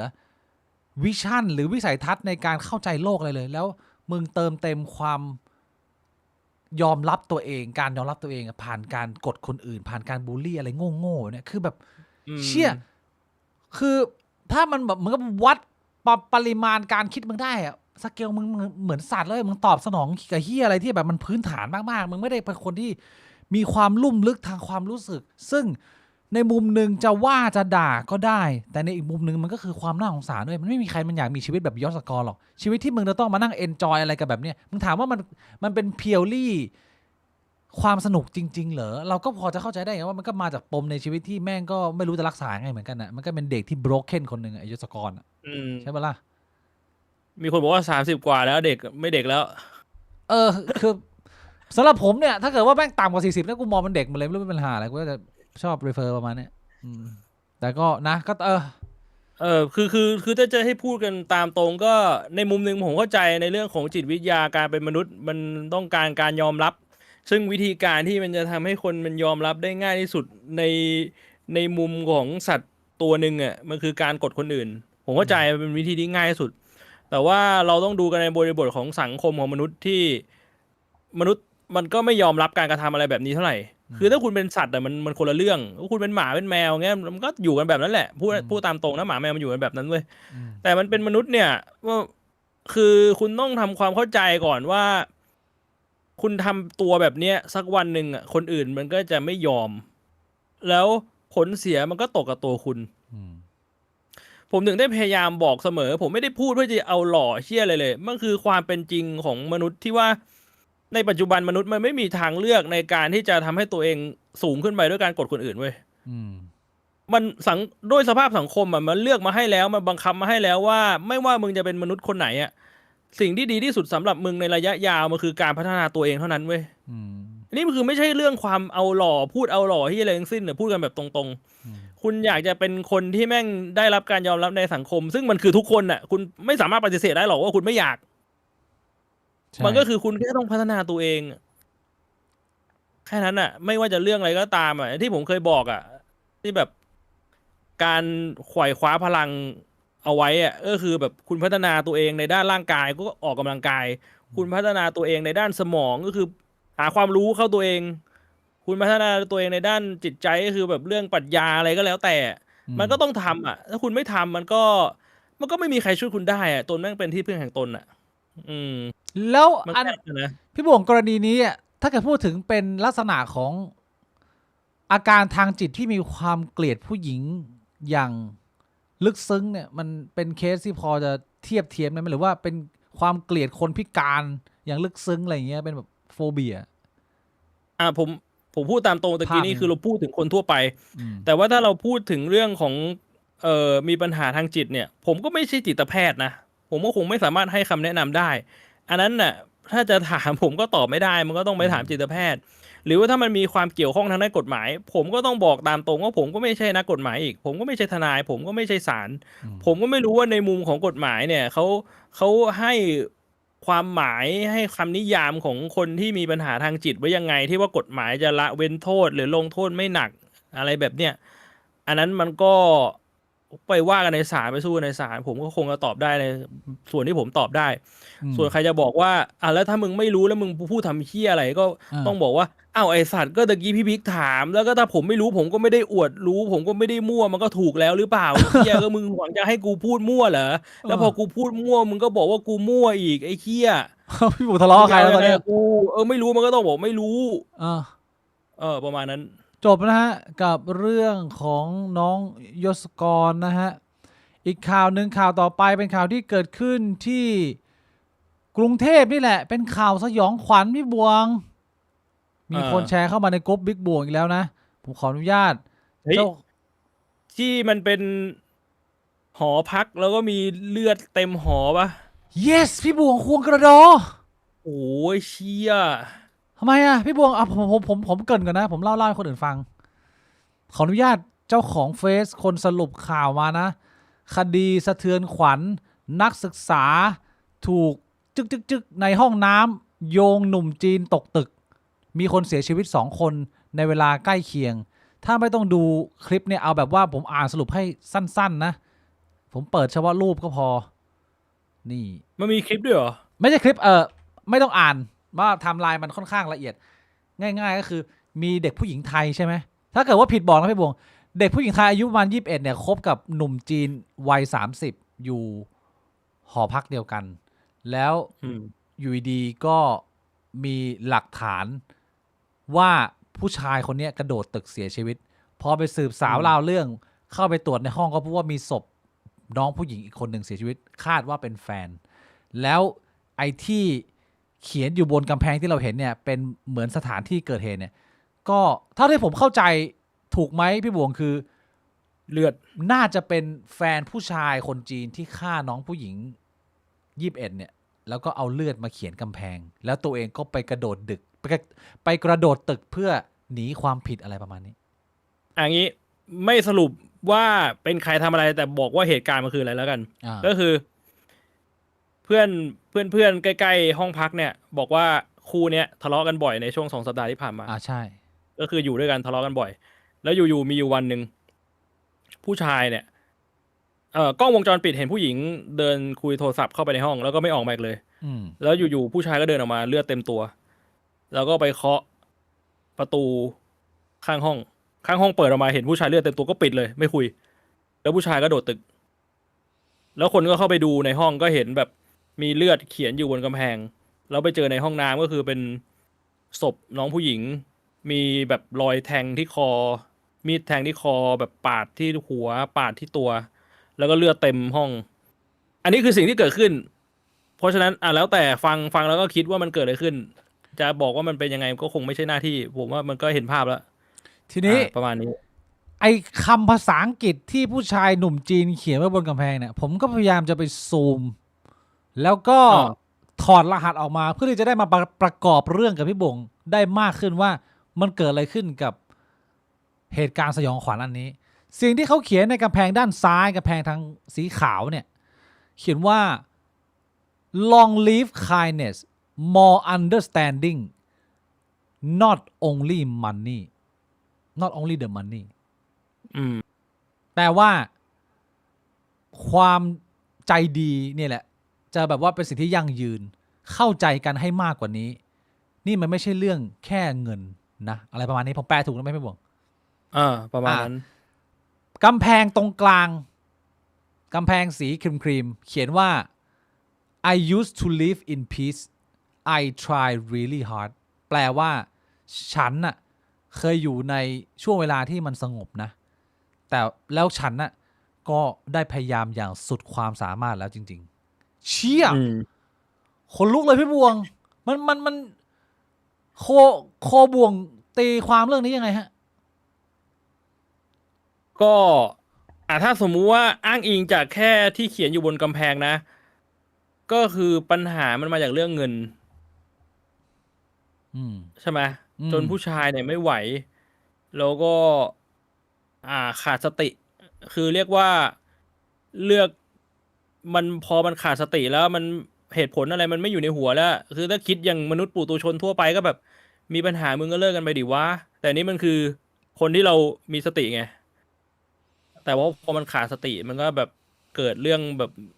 ที่มันไม่สมควรเกิดขึ้นนะเรื่องพวกนี้นี่บ่อยด่วนตัดสินไม่ได้เลยไม่รู้ว่ามันเกิดอะไรขึ้นเลยความสัมพันธ์ของคน2 คนใครมันจะผิดมากน้อยแค่ไหนก็ปล่อยให้มันเป็นเรื่องที่เขาได้ค่อยๆสืบสาวเราเรื่องมานะแต่ว่าเสียชีวิตไป2 คนแบบนี้มันก็เรียกว่ามีแต่การเสือกแล้วพี่บอกมันช่วยอะไรใครไม่ได้แล้วอะรู้ไหมเหตุเกิดที่คลองหลวงนะบริเวณหอพักใกล้มหาวิทยาลัยแห่งหนึ่งชื่อดังเกิดขึ้นเมื่อวันที่4 เมษายนก็คือ3 วันที่แล้วอันนี้เป็นเหตุการณ์สะเทือนขวัญที่เกิดขึ้นในกรุงเทพแล้วก็อีกข่าวหนึ่งพี่บวงต่อเนื่องไปเลยอันนี้เป็นข่าวสักพักละตั้งแต่เดือนที่แล้วละน่าสนใจผมเก็บเอาไว้พอมันมีข่าวสยองขวัญอันนี้มาเนี่ยผมเลยอยากเอาข่าวนี้มานั่งคุยต่อเลยเรียกว่ามาเล่าแล้วกันพี่บวงเห็นข่าวนี้ไหมข่าวอะไรวะนี่ ไม่เห็นแฮะ รู้จักคนนี้ไหมเคยเห็นไหม ไม่คุ้นเลยอะ 20 มีนาคมที่ผ่านมา ครบรอบ 31 ปี การโจมตีสถานีรถไฟด้วยก๊าซซาลิน เหตุการณ์ที่ทำให้ญี่ปุ่น แทบไม่มีถังขยะในที่สาธารณะวันนี้มีข่าวคนโรคจิตนะเรามา โอ้ ดู แต่มัน31 ปีก็คือตอนนั้นเราก็ยังแบบเป็นขี้อยู่เลย เหตุทุกครั้งที่ชีวิตเราเนี่ยถูกลิดรอนสิทธิ์ไปนะพี่บวงมันเกิดจากมันมีไอ้เวนคนหนึ่งที่มันผิดกฎอ่ะคือเมื่อก่อนเนี่ยสูบบุหรี่บนเครื่องบินได้นะเอาปืนเข้าไปบนเครื่องบินได้น้ำเนิ้มสบายนะมันก็มีคนที่มันค่อยๆแหกกฎไปเลยจนตอนนี้แบบน้ำดื่มอะไรก็เอาขึ้นไปไม่ได้แล้วมันก็แบบโดนลิดรอนสิทธิ์ไปเลยเอามาดูข่าวนี้น่าสนใจขนาดไหนฮะครบรอบ 31 ปีเหตุการณ์โจมตีสถานีรถไฟใต้ดินโตเกียวด้วยซาลินมันคืออะไรวะโตเกียวซับเวย์ซาลินแท็กอันนี้ผมมาอ่านพร้อมทุกคนเลยนะ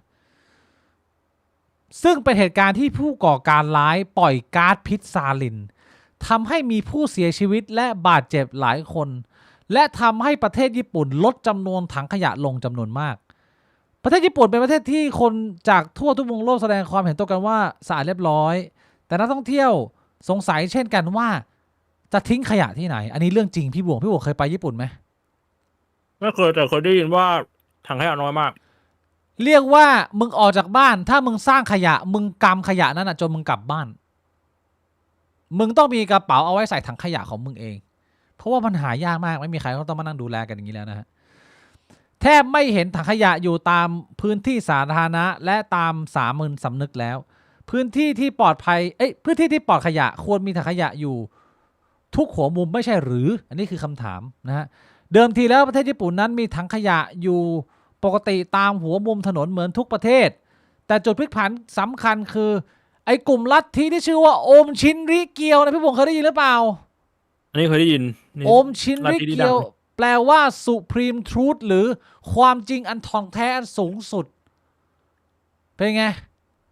คำนี้คุ้นๆไหมความจริงอันทองแท้คัมภีร์ของ คำ ผ นี้ ม คุ้นๆนะ ทองแท้ที่สุดไม่มีอะไรจริงกว่าความเชื่อของผม คุ้นๆนะแต่ไม่รู้ว่ามาจากออริจินอลมาจากลัทธินี้เหรอ ไม่ใช่ก็ทุกคนก็เคลมกันหมดนะฮะซึ่งเป็นกลุ่มที่ตำรวจญี่ปุ่นกำลังไล่ตามจับหลังจากที่ลัทธิเคยก่อคดีมาหลายครั้งเช่นการลักพาตัวเจ้าหน้าที่รัฐการใช้ซารินทำให้ผู้เสียชีวิต8รายเป็นต้นเพื่อต้องการเบี่ยงเบนความสนใจของตำรวจจากการจับกลุ่มโชโกะอาซาฮาระผู้ก่อตั้งลัทธิได้สั่งให้สมาชิกลัทธิจำนวน5คนเป็นสมาชิกที่มีการศึกษาดีด้วยนะทำการโจมตีด้วยซาลินอีกครั้งตามสถานีรถไฟใต้ดินซาลินสารเคมีที่ถูกใช้ในการทางทหารมีฤทธิ์ทำลายประสาทถูกผลิตโดยนักวิทยาศาสตร์เยอรมันภายใต้การปกครองของพรรคนาซีโดยทีแรกไม่ได้ตั้งใจใช้เป็นอาวุธแต่อย่างใดแต่มีไว้สำหรับทำลายแมลงและพืชหลังจากทราบว่าซาลินมีฤทธิ์รุนแรงต่อมนุษย์ทหารเยอรมันจึงนำมาใช้ช่วงสงครามโลกคำว่าซาลินมาจากอักษรแรกของนักวิทยาศาสตร์นาซีทั้ง4คนนั่นก็คือไคด์บลักวิคาค์และฟังคาค์สมาชิกลัทธิทั้ง5คนแยกกันขึ้นรถ อย่างเหมือนเลยชื่อไม่รู้ทงว่า อ้าวผมก็อยากจะให้ทุกคนได้รับความรู้ที่ถูกต้องนะฮะผมอาจจะไม่คล่องมากแต่พอฝึกมาบ้างสมาชิกลัทธิทั้ง5คนแยกขึ้นรถไฟทั้ง3สายได้แก่สายชิโยดะสายมานุโนะอุจิและสายฮิบิยะโดยทางการหย่อนถุงบรรจุซาลินที่ห่อด้วยกระดาษหนังสือพิมพ์ลงพื้นรถไฟและขณะที่รถไฟกำลังจะถึงสถานีปลายทางที่สมาชิกลัทธิต้องการจะลงพวกเขาทำการเจาะถุงนั้นด้วยปลายร่มและเดินออกจากรถไฟทันทีเพื่อรีบขึ้นรถที่จอดเตรียมไว้เพื่อหลบหนีหลังจากที่ซารินรั่วไหลลงพื้นที่ก็เกิดการระเหยขึ้นสู่อากาศ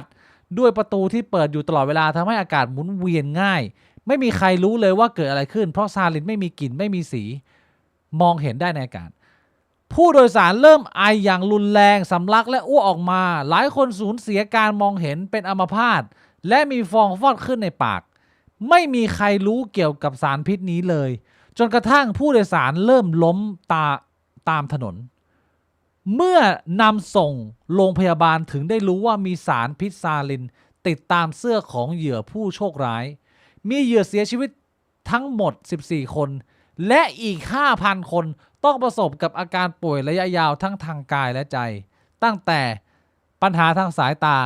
ไปจนถึงภาวะจิตป่วยรุนแรงหรือ PTSD การหันเหความสนใจของตำรวจที่สั่งการโดยอาสหาระไม่เป็นผลสำเร็จเพราะหลังจากเหตุการณ์ในสถานีรถไฟใต้ดินเพียง2 วันตำรวจได้บุกเข้าค้นรังลับของลัทธิโอมชินริเกียวและพบกับอาวุธเคมีมากพอที่จะฆ่าชีวิตคนนับล้านสมาชิกลัทธิหลายร้อยคนถูกจับส่วนอาสหาระตัวการทั้งหมดถูกจับได้หลังจากผ่านไป2 เดือนให้หลังขณะที่กำลังหลบซ่อนในห้องลับของสำนักงานลัทธิโอมชินริเกียวเป็นลัทธิที่ก่อตั้งขึ้นเมื่อปี 1987 ก่อนผมเกิด3 ปีโดยโชโกะอาสหาระที่ผสมผสานความเชื่อในพุทธศาสนาและฮินดูมาถึงวันสิ้นโลกที่ใกล้จะมาถึงในไม่ช้าโดยมาในรูปแบบของสงครามโลกครั้งที่3และสมาชิกของลัทธิจะเป็นผู้สร้างโลกใบใหม่ขึ้นมาอีกครั้งลัทธินี้สามารถดึงคนเก่งของญี่ปุ่นมาได้หลายคน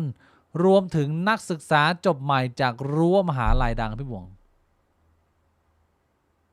จบละนี่คืออดีต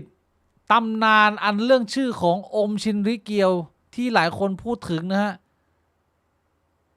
มันครบรอบ30-31 ปีประมาณนี้เรา36แล้วเป็นไงพี่บวงหน้าเหมือนพี่บวงนะเหมือนพี่ชายพี่บวงผมพูดเลยใช่เหรออ้าวพี่บวงลองทำอย่างนี้ดิ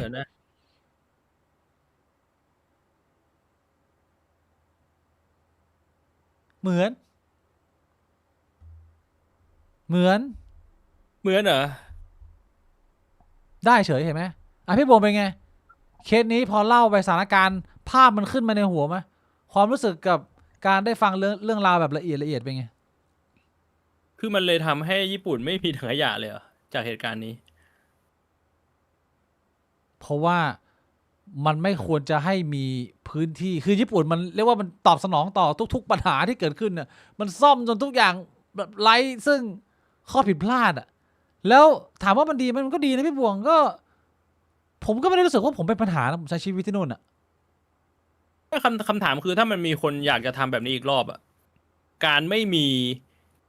ถังขยะทำให้แผนมันไม่สามารถทำแบบนี้ได้ปะไม่ได้ก็ไม่เกี่ยวมันก็ทำแบบวิธีอื่นได้ใช่ไหมล่ะไม่เกี่ยวแต่ว่าก็เลยเกิดคำถามกันว่าแล้วมันเป็นการแบบแก้ปัญหาที่มันไม่ถูกจุดหรือเปล่าผมว่าน่าจะเป็นการแก้ปัญหาที่รวมไปถึงปัญหาอื่นๆด้วยมัดรวมไปเลยน่าจะประมาณนั้นขอบคุณคุณออโต้เศรษฐรัตน์นะเฮ้ยโอ้โหผมรู้สึกว่าคุณออโต้เศรษฐรัตน์ไม่ได้มาหาเรานานมากเลยพี่บวงผมไม่ได้เจอชื่อคุณออโต้เศรษฐามานานน่ะ100 บาทสวัสดีคุณเศรษฐาด้วยครับสวัสดีนะฮะรบกวนขอสำเนียงเยอรมันอีกครั้งครับพี่บิ๊กโคตรชอบเลยครับผมพูดภาษาเยอรมันไม่เป็นนะผมไม่อยากจะเรียกว่าลองอ่านชื่อนักวิทยาศาสตร์4 คนตะกี้อีกรอบอวดภูมิอวดรู้อ่ะพี่บวงนักวิทยาศาสตร์4 คนจากซาลินตะกี้ชื่ออะไรบ้างผมปิดลิงก์ไปแล้วอ่ะเอาเหรอไม่ได้ดูแล้วแต่ว่าผมไม่เรียกว่าไม่ยืนยันว่าที่ตัวเองพูดถูกแล้วกันถ่อมตัวไว้ก่อนนะต้องไปคอสเช็คอีกทีนะข้อมูลนะก็โอมชินริเกียวเป็นไงพี่บวงเรื่องสุดท้ายแล้วโอมบิดอย่างเดียว what the fuck เป็นไงโอมชินริเกียวพี่บวงมันก็หลอนอยู่นะหนักหน่วงไหมความหลอนของผู้คนได้คนหัวกะทิจากทุกอุตสาหกรรมเข้าไปร่วมในลัทธินะคนเก่งๆทางการเมืองทางการทหารนักวิทยาศาสตร์ร่วมหมดนะขอบคุณคุณออดี้ด้วยครับสำหรับ40 โดบอกว่าสำเนียงชัดชื่อไม่ชัดนะสงสัยมาถึงชื่อตะกี้ซาลินพี่บัวคิดว่าสำเนียงผมโอเคไหมล่ะผ่านไหมสำเนียงได้นะแต่ว่าฟังไม่ออกเลยว่าพูดอะไรพี่บัวไม่ได้ฝึกมาเยอะไงขอบคุณคุณ How to Trade สำหรับ69 โดด้วยครับขอบคุณครับผมพี่นกสามารถรับอิสลามได้ไหมพี่นบไหนพี่นกโยลดาสามารถรับมันมีผมไม่รู้ว่าไอ้ภาพนั้นที่ออกมาเป็นภาพจริงมันเป็นข้อเท็จจริงหรือเปล่าไม่รู้พี่บิ๊กเห็นเปล่าทำไมที่มันมีภาพที่ออกมาว่าพี่นกอยากจะแต่งงานกับชายชาว ตะวันออกกลางเหรอ อ๋อเป็นแซวๆแบบว่าอยากแต่งงานกับหนุ่มรูปหล่ออะไรอย่างงี้น่าจะเป็นแบบว่าพี่นกเขาก็พูดเล่นแหละผมเข้าใจ อ๋อ นะ แซวเฉย หนุกหนาไม่น่าจะเป็นข่าวจริงเอา ๆ อั ผิ น ดหลั นี้ กศาสนาใช่เหรอผิดหลักศาสนาเหรอ ไม่ได้ไงพี่นกเขาเป็น LGBT มุสลิมก็ถือว่าผิดบาปเป็นคริสต์ก็ไม่ได้ใช่ปะล่ะ แต่ว่าในความเป็นจริงชาว LGBT ที่นับถือมุสลิมก็มีนะ ก็เป็นบาปไงตกนรกไปมันก็โดนทรมานอ่ะ แต่ว่านับถือได้ใช่ปะล่ะ ก็นับถือได้แต่มึงต้องโดนทรมานอ่ะถ้ามึงไม่กลับตัวกลับใจอ่ะ ก็แสดงว่าถ้าตามหลักก็รับอิสลามได้นะ รับอิสลามได้แต่ว่ามึงต้องโดนลงโทษอะไรประมาณนี้เดี๋ยวก่อนอมชิลลีเกียวกูจบแล้วเนี่ยพี่บวงไอ้เชี่ย มันไม่มีอะไรพูดเท่าไหร่อ่ะอมชิลิเกียวอ่ะมันก็โอ้โหมันน่ากลัวเหมือนกันนะ ไม่มีนะก็คือพี่บวงก็คิดถึงพี่ชายประมาณนี้โดยสรุปแล้วอ่ะ โหแต่ว่าไอ้ตะกี้ที่อยากจะพูดอะมันน่าจะเป็นเรื่องของโศกนาฏกรรมระหว่างหนุ่มชาวจีนกับสาวไทยปีหนึ่งมากกว่า ว่าไง คือแน่นอนว่าเราก็ไม่รู้ว่าข้อเท็จจริงมันเป็นยังไงอะแต่ว่าข้อความที่ผู้ชายเขาเขียนเอาไว้เหรอมันก็เป็นเรื่องที่ค่อนข้างน่าเศร้านะที่ ผมไม่ได้พูดถึงเคสนั้นอย่างเดียวแล้วกันผมพูดถึง ผมเห็นคอนเทนต์ในโซเชียลมีเดียในสมัยเนี้ยซึ่งแน่นอนว่ามันเป็นคอนเทนต์ในโซเชียลมีเดียผมก็ไม่ได้จะบอกหรอกนะว่าผู้หญิงในสมัยนี้คิดแบบนี้หมด แต่เห็นคอนเทนต์ในโซเชียลมีเดียเดี๋ยวนี้เขาจะสนับสนุนให้ผู้หญิงเนี่ยบอกว่า คือเราก็ต้องเอาเงินไว้ก่อน ใครมันจะมากัดก้อนเกลือกินอะไรแบบเนี้ยนะ อืม ซึ่งอ่าให้ผมพูดตามตรงเนี่ยคือ มันก็ make sense ในระดับหนึ่งกับการที่เฮ้ยถ้าสมมุติคุณมีทางเลือก คุณจะเลือกทางที่แย่ทำไมวะใช่ไหมคุณมีตัวเลือก2ตัวเลือก คุณมีเบาะข้างคนขับรถเบนซ์ อืม กับรถเมย์ที่แม่งร้อนชิบหายในเดือนเมษา อืม ถ้าเป็นผมก็เลือกรถเบนซ์นะ อ้าวก็ใช่ปกติก็ไม่มีเรื่องแปลกอะไร แต่ว่าบางทีอ่ะ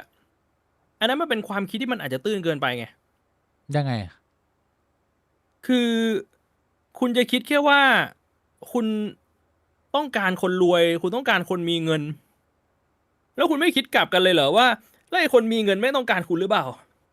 ก็ต้องการ คน ก็ มีเงินไม่เอาคุณไปทำไม ก็กูก็สวยอ่ะกูก็เซ็กซ์อ่ะทำไมอ่ะหัวนมกูสวยอ่ะ อันนี้มันเป็นมุมมองที่คุณมองในมุมของตัวเองไง แต่คุณไม่มองในมุมของคนอื่นไง ซึ่งคุณจะมองในมุมของตัวเองอย่างเดียวก็ได้ ก็กูสวยกูกูเซ็กแตกกูเซลฟ์ อืม ผมก็คิดว่ามันก็เป็นสิทธิ์ของคุณไม่ผิด อืม แต่ว่าผมว่าถ้าเป็นคนที่ฉลาดสักหน่อยอ่ะ อืม ก็จะไม่มองแค่มุมตัวเอง ก็จะต้องมองมุมคนอื่นด้วย ใช่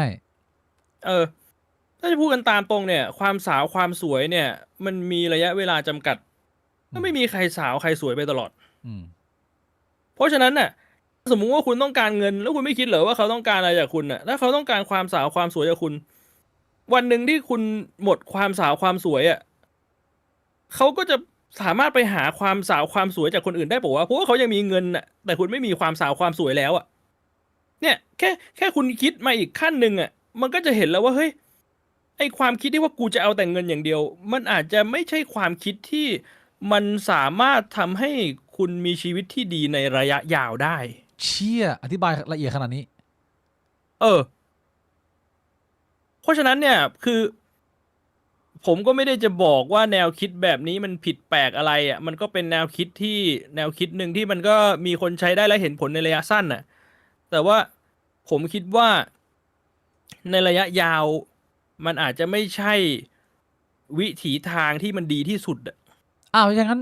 วิถีทางที่ดีที่สุดเนี่ยพี่บวงจะแนะนำให้ผู้หญิงเลือกผู้ชายยังไงทั้งนั้นพี่บวงเอาของพี่บวงเลยถ้าพี่บวงบอกว่าเฮ้ยเลือกด้วยเงินไม่ได้พี่บวงเป็นผู้หญิงพี่บวงจะเลือกผู้ชายยังไงสมมุติว่านางสาวชัยธวัฒน์พิเชษศิริพรเนี่ยแบบว่ากำลังตึงเลยนะเลือกหนุ่มเนี่ยเลือกไงเอาไงของพี่บวง ผมคิดว่ามันก็ต้องดูที่นิสัยใจคอด้วยหรือเปล่า ก็ต้องดูไงแต่จะเอาไงพี่บวงเลือกแฟนมาพี่บวงอยากได้ผู้ชายแบบไหนมาเป็นคู่ ผู้ชายแบบไหนที่พี่บวงจะเลือกมาเป็นคู่ชีวิต ผ ผมคิดว่ามันก็คงต้องใช้เวลาในการที่จะศึกษาคนคนหนึ่งอะนะมันไม่ใช่ดูแค่ว่าแบบเงินในบัญชีธนาคารเขามีเท่าไหร่ คุณก็ต้องเริ่มศึกษาว่าเขาเป็นคนยังไงเขาทำงานอะไรเขามีมุมมองความคิดยังไงเกี่ยวกับเรื่องต่างๆ ครอบครัวเขาเป็นยังไง การศึกษาเขาเป็นยังไงอะไรแบบเนี้ย เงินเดือนน้อยกว่าพี่บวงได้ไหมสมมติเขาเงินเดือนน้อยกว่าพี่บวงแต่ว่าอย่างอื่นพูดจารู้เรื่องหมดเลยแต่ว่าเงินเดือนน้อยกว่าพี่บวงนิดนึงพี่บวงเอาได้ไหมอันนี้พี่บวงผู้หญิงนะอย่าลืมนะมีจีบนะ ถ้าเป็นในมุมมองของผู้หญิงผมว่ามันก็น่าจะได้นะ ถ้าสมมุติว่าเขามีความทะเยอทะยานเขามีความต้องการที่จะพัฒนาตัวเอง ก็อย่างที่บอกเราไม่ได้มองในระยะสั้นเรามองในระยะยาว เราต้องดูถึงอนาคตด้วยดิว่ามันจะไปทางไหนได้บ้างอ่ะ ต้องเป็นแบบว่าแมวมองเหรอดู potential ว่าม้าตัวนี้มันจะเข้าวินหรือเปล่า มันก็ต้องเป็นแบบนั้นไหมขนาด ใช่ ผู้ชายมองผู้หญิงผมว่ามันก็คงจะไม่ได้มองที่ความสวยความสาวอย่างเดียวถ้ามองกันในระยะยาวอะก็ต้องมองว่าเอ้ยถ้ามีครอบครัวมีลูกผู้หญิงคนนี้จะเป็นแม่ที่ดีของลูกเราได้หรือเปล่า อะไรแบบเนี้ยเขาจะสามารถช่วยเราได้ในด้านอื่นไหมถ้าเราแบบต้องการที่ปรึกษาเขาสามารถให้คำแนะนำหรือมุมมองที่เราอาจจะไม่ได้คิดถึงไหมทำได้ไหม อืม แบบนั้นน่ะใช่ไหม อืม หรือว่าเรื่องเซ็กมัน compatible กันหรือเปล่า มันเข้ากันได้หรือเปล่า อืม มันมีความต่างกันมากแค่ไหน มันปรับกันได้ไหมแบบเนี้ยผม พี่ ว่า บว มั ง นก็ ถามอัปเดตจากคราวที่แล้วหน่อย อันนี้เรื่องหลักหมดแล้วนะไม่มีแล้วนะ ผมอยากถามพี่บวงว่าหลังจากที่ทดความหื่นกระหายมันเข้ามาที่ตัวจอมันบวงเนี่ย แล้วพี่บวงกดแอด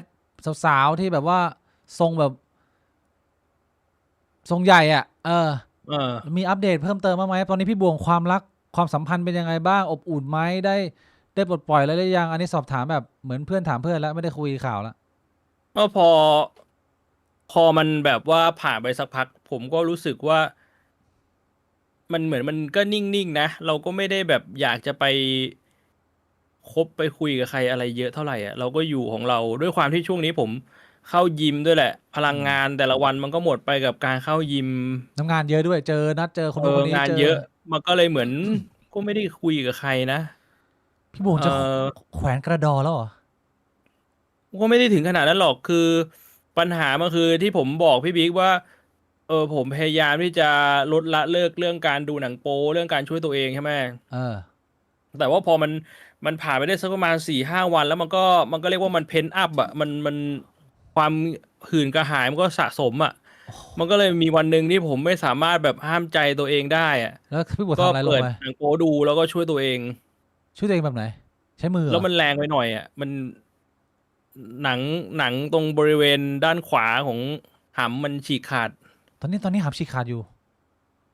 ก็คือฉีกขาดมาเป็นแบบอาทิตย์2 อาทิตย์แล้วอ่ะมันไม่หายสักทีอ่ะพี่บิ๊ก แสบเลยเหรอ มันแสบ แล้วไปหาหมอไหม ไม่ได้ไปหาหมอเพราะรู้ว่าทำไมมันถึงฉีก ไม่ มันไม่ใช่ว่ามึงรู้สาเหตุไหมก็คือมึงก็ต้องมียารักษาพี่บวงลดการอักเสบติดเชื้อเจียว ไม่คือการรักษาก็แค่เลิกว่าวอ่ะ แต่ว่าตั้งแต่ผมทนไม่ไหวแล้วมันแรงไปหน่อยแล้วมันฉีกขาด ผมก็ว่าวมาเรื่อยๆแล้วพอมันสมานปุ๊บผมว่าวมันก็ฉีก แล้วมันก็สมานแล้วผมก็ว่าวมันก็ฉีกวนอยู่เงี้ย2 อาทิตย์แล้ว เชี่ยไม่ใช่แค่พี่บวงไม่สามารถควบคุมตัวเองได้นะ แต่พี่บวงเนี่ยเปรียบเสมือนนักรบที่โดนมีดแทงไปแล้วอะแต่ยังไปรบต่อ แล้วก็โดนมีดแทงซ้ำแผลเดิมแล้วก็ยังวิ่งต่อ นี่คือพี่บวงใช่ไหม อืม ทำไม แต่ว่ามันดีมันโชคดีอย่างหนึ่งพี่บิ๊ก โชคดียังไงวะ คือผมเป็นคนที่ถ้าผมอยู่ข้างนอกบ้านผมไปต่างจังหวัดผมจะไม่ช่วยตัวเองเลย เนี่ย8-10เนี่ยผมไปหาดใหญ่ ผมก็จะแบบลดละเลิกจากการแตะหำตัวเองอ่ะ อ๋อเป็น ผ วิ ม นัย ก็ ที่ หวัง เรา ว่าภายใน3 วันนี้คือหำผมมันก็สามารถสมานติดกันได้แบบสนิท เชียร์แล้วก็กลับมาถลกหนังใหม่ ตอนกลับมา ผมว่าพี่บวง ผม ดูแล้ว ก็ สุดท้ายแล้วพี่บวงจะกลายเป็นว่า มันก็ไม่เอาความเซลล์ของหุ่นที่ตัวเองปั้นมาไปแชร์ให้กับคนอื่นเขาได้มีความสุขร่วมอ่ะพี่บวงก็จะมานั่ง คือครูพูดตามตรงผมก็เป็นคนขี้กลัวนะพี่บิ๊กผมรู้สึกว่าการไปหาคนที่จะมามีเพศสัมพันธ์กับเรามันก็เป็นเรื่องของความเสี่ยงในหลายๆด้านอ่ะ ไม่เสี่ยงเลยเป็นช่วงที่สนุกมากพี่บวงนั่นคือความสนุกที่สุดของชีวิตแล้วกูบอกเลยตอนที่ จีบ พี่ ต่ บิ๊ก อ ไม่เคยมีเสียวหลาย ๆ เรื่องเลยเหรอแบบว่าจะติดโรคหรือเปล่ากูจะโดนผัวอีนี่กระทืบไหมหรือว่าแม่กระท้องไหม มัน เอา มี เนี่ยถ้ามีเนี่ยมันก็คือมันต้องแลกความเสียวมันต้องแลกมากับความเสี่ยงไงพี่บิ๊ก ไม่แต่ว่าพอเรามีประสบ เทียบ กา กับ รณ์ การที่แบบคุณสามารถนั่งอยู่ที่บ้านได้ แล้วคุณก็ชักว่าวไปด้วยความรุนแรงจนกระเจียวคุณมันฉีกได้เนี่ย มันไม่มีความเสี่ยงอะไรเท่าไหร่ไงเมื่อเทียบกันแล้วอ่ะ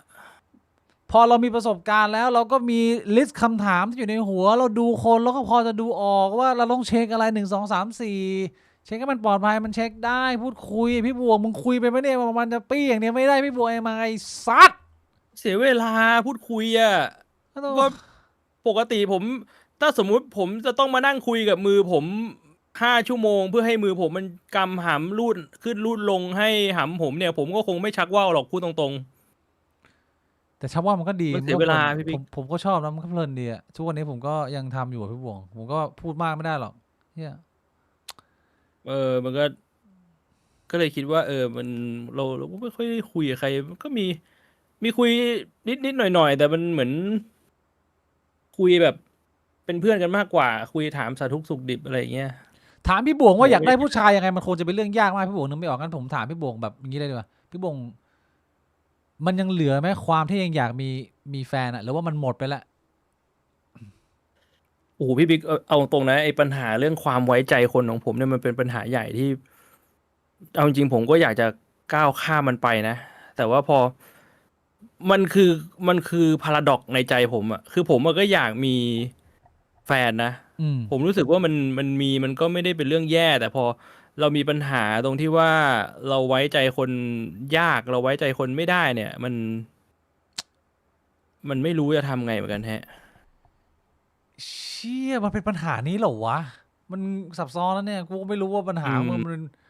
มันกระทบเรื่องนี้มากน้อยแค่ไหน มีคนบอกว่าติ๋มจัด โห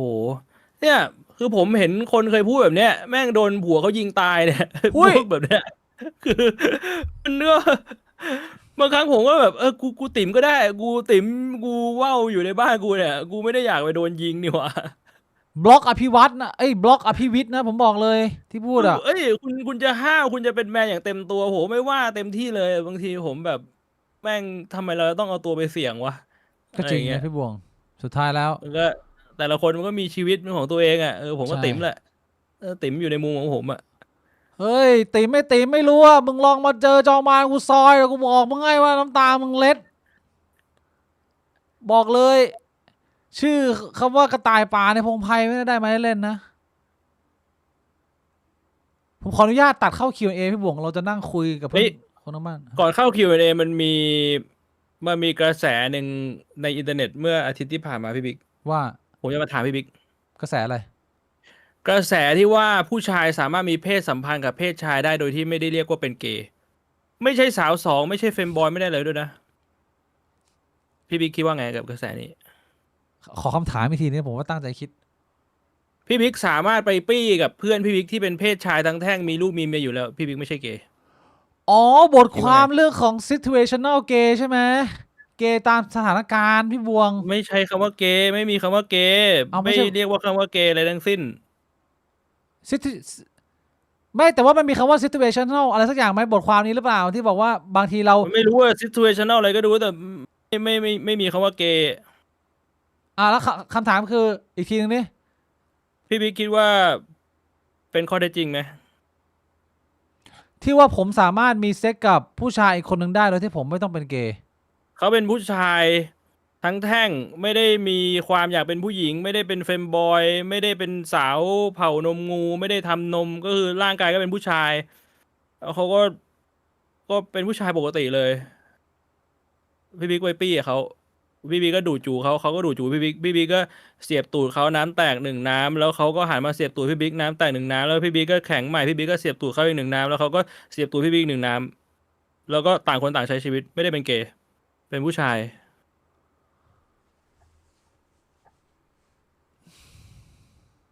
น่าจะนับเป็นไบไหมพี่บวงเต็มที่อ่ะก็ไม่เกย์ก็ไบมันไม่มีทางเป็นชายแท้แล้วบอก เป็นผู้ชายทั้งแท่งพี่บิ๊ก แล้วเหตุผลที่เขาซัพพอร์ตเรื่องนี้เพราะอะไรอ่ะผมฟังแล้วผมก็ไม่รู้สึกว่ามัน มึงจะแค่ยกสถานการณ์มาแล้วก็บอกว่าเขากูชายมันก็ไม่ได้มันก็ต้องเพราะอะไรอ่ะทำไมมึงถึงยืนยันว่าเพราะมันไม่ใช่ไงไอสถานการณ์นี่ ก็ มัน เพราะว่ามึงเป็นผู้ชายมึง identify as a male อ่ะมึงสามารถ identify มึงสามารถระบุตัวเองได้ว่ามึงเป็นผู้ชายไง อ๋อคือต่อให้มึงเป็นเกย์แต่ถ้าเกิดว่ามึงอยากจะระบุว่ามึงเป็นผู้ชาย มึงไม่ได้เป็นเกย์พี่บิ๊กมึงอย่าใช้คำว่าเกย์เขาบอกว่ามันไม่ใช่เกย์เว้ยมันคือชายเว้ยผู้ชายแท้ก็มันระบุว่าตัวเองเป็นผู้ชายอ่ะ โอ้เชี่ยในความคิดกูว่ามันก็ไม่สมเหตุสมผลไงแต่กูไม่รู้จะไปคอนวินส์เขายังไงพี่บวงแล้วมันมีคำตอบอื่นนอกจากนี้ที่ผมตอบอีกเหรอฮะพี่บวงตอบตรงข้ามกับผมเหรอ ผมอ่านแล้วผมก็เกิดคำถามในหัวว่า มึงเป็นเหี้ยอะไรวะเนี่ย เอาไหมอ่ะคนเรามันก็ต้อง explore พี่บวง ให้น้องเขาตั้งคำถามหน่อยแล้วก็ เนี่ย ค่อย เป็ ๆ น ตอบ ปัญหาของการ identify ตัวเอง ถึงบอกไงว่าควรจะเกิดมาเป็นทากทะเลกันให้หมดไอ้เหี้ยแล้วก็เอามีดมาจิ้มกันพี่บวง อืม Q&A ตัดเข้าไปครับ เออ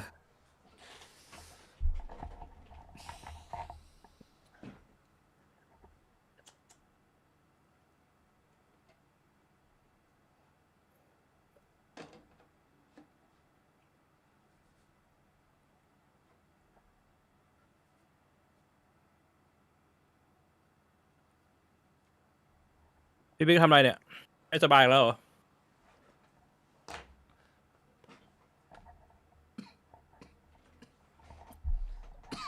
พี่บิ๊กพี่บ่วงคิดว่าหนังโป๊ช่วยลดอาชญากรรมทางเพศได้ไหม ถ้าได้คิดว่ามันทำงานยังไง และอะไรคือความแตกต่างของคนดูหนังโป๊เหมือนกันในไทยและเทศ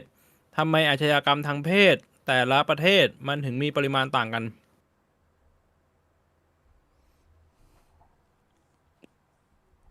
ปริมาณของอาชญากรรมในแต่ละประเทศมันต่างกันเนี่ยมาจากหลากหลายปัจจัย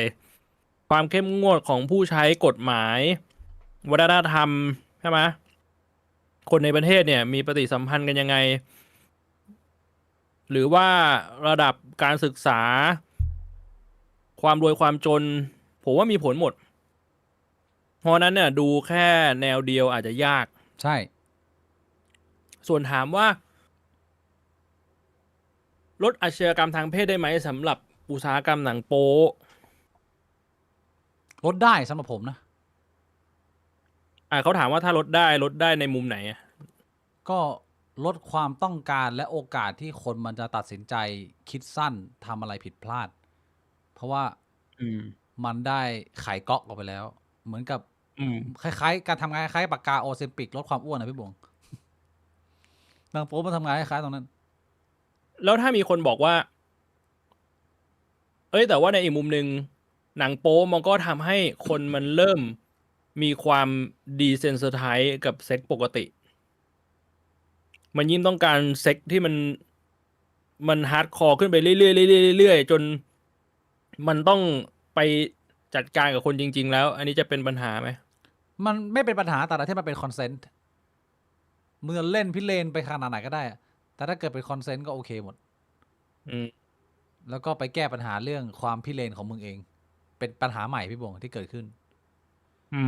ได้ปะล่ะ Q&A ถ้าพี่บวงสลับร่างกับพี่บิ๊กแล้วช่วยตัวเอง จะถือว่าพี่บวงช่วยตัวเองหรือช่วยพี่บิ๊ก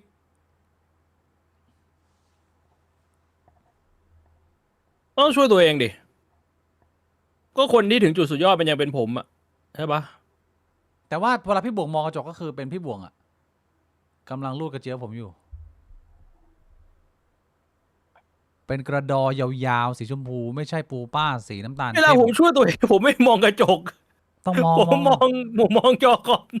ผมไม่ไปสนทำไมว่าหน้าผมมันเป็นใคร ผมสนแค่ผมมองจอคอม ในจอคอมมันซัดกันอยู่ แล้วมือผมก็สาวแหนอยู่แล้วมัน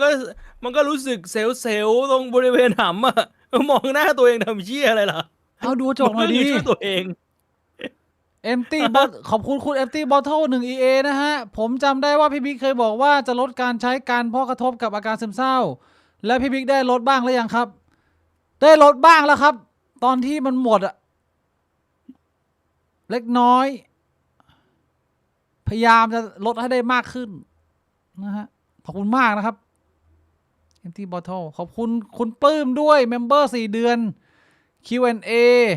ในอนาคตจะมีรายการรูปแบบอื่นนอกจากพอดแคสต์ไหมครับ อันนี้เรียกว่าสปอยไหมเนี่ย สปอยอะไร คือผมกับไนท์เนี่ย อ่า คุยกันว่าจะเปิดบริษัท อ่า โปรดักชัน อืม ซึ่งถ้ามันทำได้แล้วมันไปได้ไกลอ่ะ อืม ผมว่ามันก็เอาพี่บิ๊กไปแจมได้อะ เฮ้ย น่าสนนะ เออ เชียร์กลายเป็น CEO บิ๊กเหรอ ไปยืนข้างๆ CEO บ่วงเหรอ หรือว่าผมได้เป็น CEO ปะเนี่ย หรือผมเป็นอะไร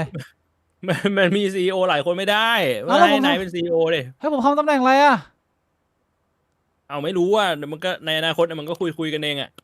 เชี่ยอันนี้สปอยนะ อย่าบอกเยอะนะ คนมันไปคุยเขียนข่าวนะ ไม่ได้นะ เก็บไว้ก่อนโปรเจกต์เนี้ย ขอบคุณคุณพุทธ3844สำหรับค่า pounds นะฮะ โอ้โห พี่บวง 5 ปอนด์นี่ เฮียตายัดโมเดลนี่หว่า เชี่ยสวัสดีครับ พี่บิ๊ก พี่บวง ผมเพิ่งเข้ามาดู จะไปแล้วครับ คุณพุทธแต่ขอบคุณมากนะครับสำหรับ 5 ปอนด์ holy shit bro คำถามต่อไปพี่บวง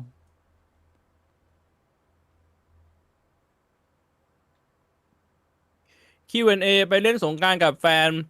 เราฉีดน้ำใส่ใครได้บ้างครับ ให้แฟนไม่โกรธก็ถ้าคุณเป็นผู้ชายแล้วแฟนคุณเป็นผู้หญิง คุณไปเล่นสงกรานต์ด้วยกัน คุณก็ฉีดน้ำใส่ผู้ชายคนอื่นได้แฟนคุณก็ไม่โกรธ หรือฉีดใส่แฟนคุณก็ได้แฟนคุณก็ไม่โกรธ ใช้ปืนฉีดน้ำฉีดเหรอ ปูฉีดน้ำดิ พี่บวงเป็นคนทะลึ่งอีกแล้ว ผมไม่ชอบนะ ชอบพูดทะลึ่งอ่ะ คำถามเมื่อกี้มันทะลึ่งตรงไหนอ่ะ พี่บวงหน้าตาเป็นคนแบบว่าดูมีความแบบว่าเป็นคนผีทะเลอ่ะ หน้ามันออก โอ้โหพี่บิ๊กเหยียดหน้าตาแบบเนี้ย เย็นหน้าตาเหรอ ผิดตรงไหนเนี่ยหน้าตาผมเกิดมาเป็นแบบนี้พี่บิ๊กเหยียดถึงพ่อถึงแม่เลยเนี่ย เอาใช่ หน้า ดิ ตา ทำไม ผมเป็นแบ อะ บนี้ก็พ่อแม่ผมให้มาเนี่ย สมมติพี่บวง สมมุติว่าพี่บวงเซียนอยากว่าวมาก แต่โดนคำสาปไม่สามารถปลดปล่อยและเสร็จได้ วิธีแก้คำสาปวิธีเดียวคือต้องให้พี่บิ๊กดู เรา กระ อยู่ใน เจี๊ยบ โลกของความเป็นจริงเนี่ย มันมีคำสาปมันมีเวทมนต์นี้อะไรเนี่ย สมมติไงพี่บวง พี่บวงไม่เข้าใจคำว่าสมมติเหรอ สมมุติ สมมติว่าพี่บวงเซียนอยากว่าวมาก แต่โดนคำสาปไม่สามารถปลดปล่อยและสำเร็จได้ วิธีแก้คำสาปวิธีเดียวคือต้องให้พี่บิ๊กดูดกระเจียวให้10 ทีเพื่อแก้คำสาปพี่จะยอมแก้คำสาปไหมที่ถามใครเนี่ยเฮีย ถามว่าอะไรนะ ไม่สามารถว่าวได้ ไม่ยอม พี่บวง ก็ว่าวไม่ได้แต่ว่าสามารถมีเพศสัมพันธ์ได้ พี่บวงยอมสูญเสียความสามารถในการว่าวไป อืม แต่พี่บวงจะไม่ยอมให้เพื่อนพี่บวงเนี่ยมาดูดกระดอ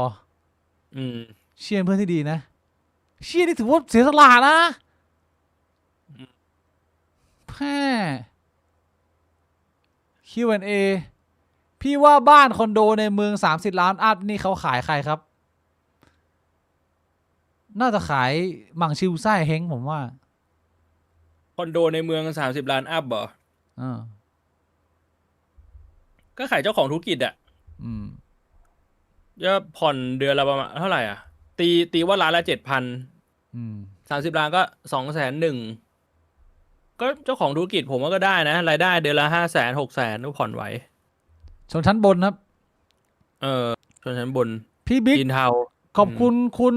Rich Jazz 335 นะฮะ พี่บิ๊กจัดการกับ long distance relationship ยังไงครับ คำถามนี้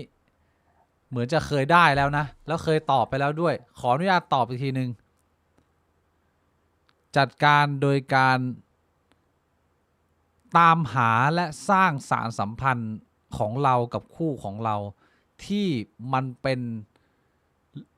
เอกลักษณ์เฉพาะเราสองคน มันเป็นความสัมพันธ์ มันเป็นเรื่องราว มันเป็นความหมายที่มีแค่เราสองคน แล้วมันทำให้ความสัมพันธ์ของเรามันมีคุณค่า มีมูลค่ามากขึ้น มันเหมือนกับว่าเดิมพันมันยิ่งใหญ่ขึ้นกว่าที่มันจะต้องเสียไป ผมให้น้ำหนักไปกับตัวตน value ของคน และคิดว่ามันเป็นจุดหนึ่งที่ยังดึงรั้งให้เราไม่ทิ้งออปชันตรงนี้ออกไปจากชีวิตประมาณนี้ ต่อเข้าใจไหมเนี่ย ขอบคุณคุณกัตินัน S ด้วยนะครับเมมเบอร์13 เดือน เราโตขึ้นความสุขก็น้อยลงพี่ๆเพิ่มความสุขกันยังไงบ้างครับโหวิธีเพิ่มความสุข ทั้งวัน ฮะ อายทั้งวันนะพี่บิ๊กอะ ความสุขคือการไอ พี่บงผมขออนุญาตเติมความสุขพี่บงตอบพี่บงเติมความสุขไงพี่บงเติมผมเติมความสุขง่าย เติมความสุขยังไงเหรอก็เออดูหนังโป๊ช่วยตัวเองออกไปเจอเพื่อนคุยกับเพื่อน ไปพบปะกับคนรู้จักแล้วก็พูดคุยกินข้าวกับเพื่อนถามไทยสารทุกข์สุขดิบเป็นไงบ้าง นอนกลับมานอนตื่นมาดูหนังโป๊ช่วยตัวเอง เล่นเกม ฟังเพลงดู YouTube ชักว่าว ช่วยตัวเอง เออมันวนอยู่อย่างนี้แหละ เชื่อ ขอบคุณคุณเจอร์มี่สำหรับ1กิฟต์เมมนะฮะ ผมตอบบ้าง ผมว่าคำถามนี้เป็นคำถามที่ดีนะพี่บวงจริงๆผมอยากจะตอบให้มันลึกซึ้งหน่อยคำถามที่ว่าความสุขมันเล็กลงเรื่อยๆทุกวันนี้เราเติมความสุขให้ตัวเองยังไง อืม เราเติมความสุขให้ตัวเองโดยการที่เรารู้ว่า เรารู้จักตัวเองดีพอว่าอะไรคือสิ่งที่ทำให้เรามีความสุขจริงๆ และอะไรที่ไม่ได้ทำให้เรามีความสุข แต่เราเลือกมันมา เพราะตามสังคมตามคนข้างนอก ตามคนที่เราชอบตามคนนู้นคนนี้ เป็นความสุขที่เรานึกว่าเราสุขแต่เราไม่สุข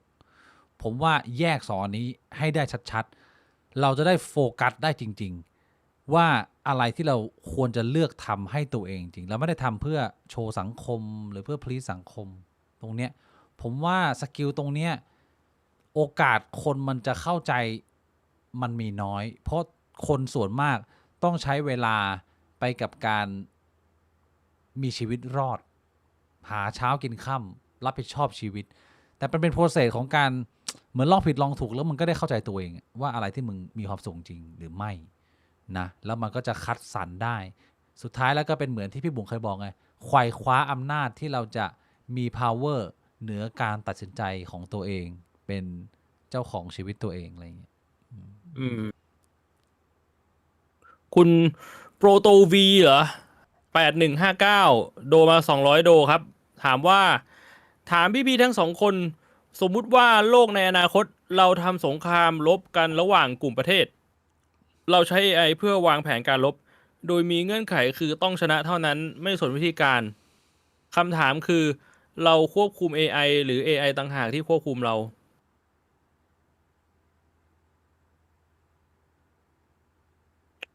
ก็เราควบคุม AI นะ เราสั่ง AI ให้ AI มันวางแผน ใช่ ผมก็ตอบว่าเราก็ยังควบคุม AI อยู่ ผมว่า AI มันยังมีความไม่ฉลาดหลักแหลมขนาดนั้นอยู่นะ มันเหมือนกับว่า อืม มันยังมีความเป็นโรบอทอยู่พี่บวง ถ้าเกิดจะเทียบกับ AGI หรือว่าอะไรก็แล้วแต่ที่มันจะเกิดขึ้นในอนาคตอะนะมันไม่ได้แบบว่า มันโอเวอร์เราขนาดนั้น อืม ไม่รู้ดิ คำถามนี้ดีกว่าพี่วิก ถามนี้คำนั้นไหน คิดว่าประเทศไทยตอนนี้เหมาะกับการเป็นประชาธิปไตยหรือไม่ครับ คุยกันไปหลายรอบแล้วนะ อืม ตอบอีกได้คำถามดี ณตอนนี้เป็นไง อ่ะพี่บวง เปลี่ยน ว่า ไป ไง ไหมความคิด ผมคิดว่าตอนนี้ประเทศไทยเหมาะเป็นประชาธิปไตยแล้ว ผมว่าประชากรเราพร้อมแล้ว พร้อมมาสักพักหนึ่งแล้ว แต่ว่ามันมีคนไม่ให้เราใช้ อันนี้คือความคิดของพี่บวงล่ะ มองต่างกัน ก ไห ลุ่ ม มนายทุนเหรอ ก็กลุ่มคนที่สุดท้ายแล้วมันก็คือเราแบ่งทรัพยากรกันน่ะ แล้วมันก็มีคนที่มันได้ทรัพยากรเยอะกว่าคนอื่นไปเยอะมากอะก็เขาก็ไม่อยากเสีย เราก็อยากได้แบ่งมาหน่อย แล้วผมก็แค่คิดว่ามันจะดีกว่านี้ถ้ามึงแบ่งลงมาบ้างอ่ะเหมือนกับที่พี่บวงบอกอ่ะไอรีสอร์ทที่พี่บวงเคยไปเล่นตอนเด็กอะมึงจะใหญ่ไปไหนไอหมักไอสัตว์มึงเผื่อคนอื่นบ้างไอเฮียมีก็ไม่ใช้ก็แบ่งคนอื่นบ่อยหน่อยไอพี่บวงมอง มีเรื่องมาเล่าจากรีสอร์ทให้ฟังอีกนิดนึง รีสอร์ท เมื่อวาน นั่น พ่อ น่ะ ผมขายของอยู่ข้างล่าง ผมก็นั่งกินข้าว อ่า ลูกค้าก็จ่ายแบงค์500มาให้ มันก็เลยทำให้พ่อผมนึกถึงเรื่องในรีสอร์ทแล้วก็ เชี่ เล่าย ให้ผมฟัง ย้อนกลับไปเมื่อ30 ปีที่แล้ว เขาบอกว่าเมื่อก่อนอ่ะ ก็เคยรู้จักคนใหญ่คนโตคนหนึ่งคือถ้าพูดชื่ออ๋อเลย อ่ะพูด แต่ ดิ ว่าเสียชีวิตไปแล้ว อ๋อตายไปแล้ว ก็เล่นสนุกกันอยู่กับ ก็กลุ่มแก๊งคนใหญ่คนโตอ่ะพ่อผมก็เป็นแบบเด็กเป็นลูกกระจอกคนหนึ่งในนั้นนึกออกใช่ปะ อ่า เขาก็เล่นสนุกกันอยู่ แล้วเขาก็บอก เขาเรียกพ่อผมเอ้ยไอ้น้องไปชงเหล้ามาให้หน่อยดิ โอ้โห ชงเหล้ามาให้แก้วหนึ่งแล้วเขาก็ให้ติปมา500เชื่อ ก็คือพ่อผมเห็นแบงค์500เขานึกถึงเขาก็เล่าให้ฟัง อืม ซึ่งไอ้สมัยก่อนผมเกิดอะ500แม่งมีมูลค่าเยอะมากเลยนะเว้ย ใช่ เพิ่งนับอินเฟลชั่น ใช่ 30 กว่าปีที่ผ่านมาไม่เหมือนเขาติปแบบ2-3 พันหรือ5,000อะไรอย่างงี้ปะ เหมือนทองให้ มัน บ ห วก ลาย เมื่อก่อน มัน บาทละ หลาย 400 เท่า แล้วพ่อแม่ผมบอกกับเด็กๆอ่ะ เออ คือแบบแค่ชงเหล้าให้แบบเอ้ยน้องชงเหล้าหน่อยติป500คือแบบโหคนรวยนะ รวยจริงป่ะ รวย ติป อะ มั่ว เชี่ยในเรื่องเล่าขอบคุณคุณไอซ์เบรกนะฮะสำหรับเมมเบอร์4 เดือน พี่จัดการตัวเองยังไงช่วงเบิร์นเอาท์ให้ไปต่อได้ครับ จัดการยังไงช่วงเบิร์นเอาให้ไปต่อได้ ด้วยความที่ผมวางมาแล้วว่างานที่ผมทำมันคือสิ่งที่ผมชอบอะมันเลยไม่ค่อยมีตอนที่มันเป็นเบิร์นเอาเท่าไหร่ พี่บวงไม่เจออันนี้พี่บวงเลยตอบคำถามนี้ไม่ได้พี่บวงไม่เจอความเบิร์นเอาท์เหร ไม่ อ แต่ว่ามันคืออย่างนี้ คือผมวางว่างานผมเนี่ย ผมจะทำแค่สิ่งที่ผมชอบ แล้วมันก็ได้เงิน แต่ว่าด้วยความที่งานธรรมชาติของงานเนี่ย มันอาจจะมีคนอื่นมาเสนอสัญญา ว่าเฮ้ยคุณทำอย่างนี้ให้ผมได้ไหมแล้วผมให้เงินคุณเพิ่ม แบบเนี้ย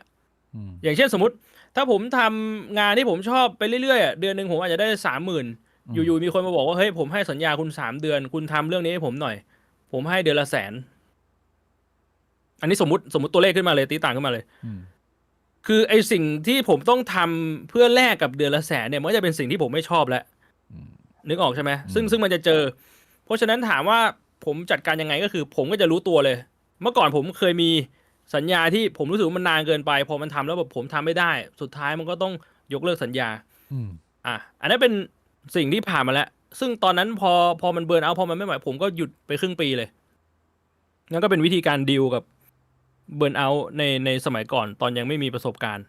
แต่ตอนนี้มีประสบการณ์แล้ว ผมก็รู้แล้วว่า โอเค ขอบเขตที่ผมจะรับงานที่ผมไม่ชอบเนี่ย ผมรับได้เท่าไหร่ เดือนหนึ่งผมรับได้กี่ชั่วโมง แลกกับเงินจำนวนประมาณเท่าไหร่ที่ผมว่าโอเคตอนนี้ผมรับได้ ผมมีคนเสนอมาผมก็รับ ถ้าเกินกว่านั้นผมก็จะเลือกไม่รับ ต่อให้มันจะมีเงินที่มันค่อนข้างเยอะ แต่เราเข้าใจว่า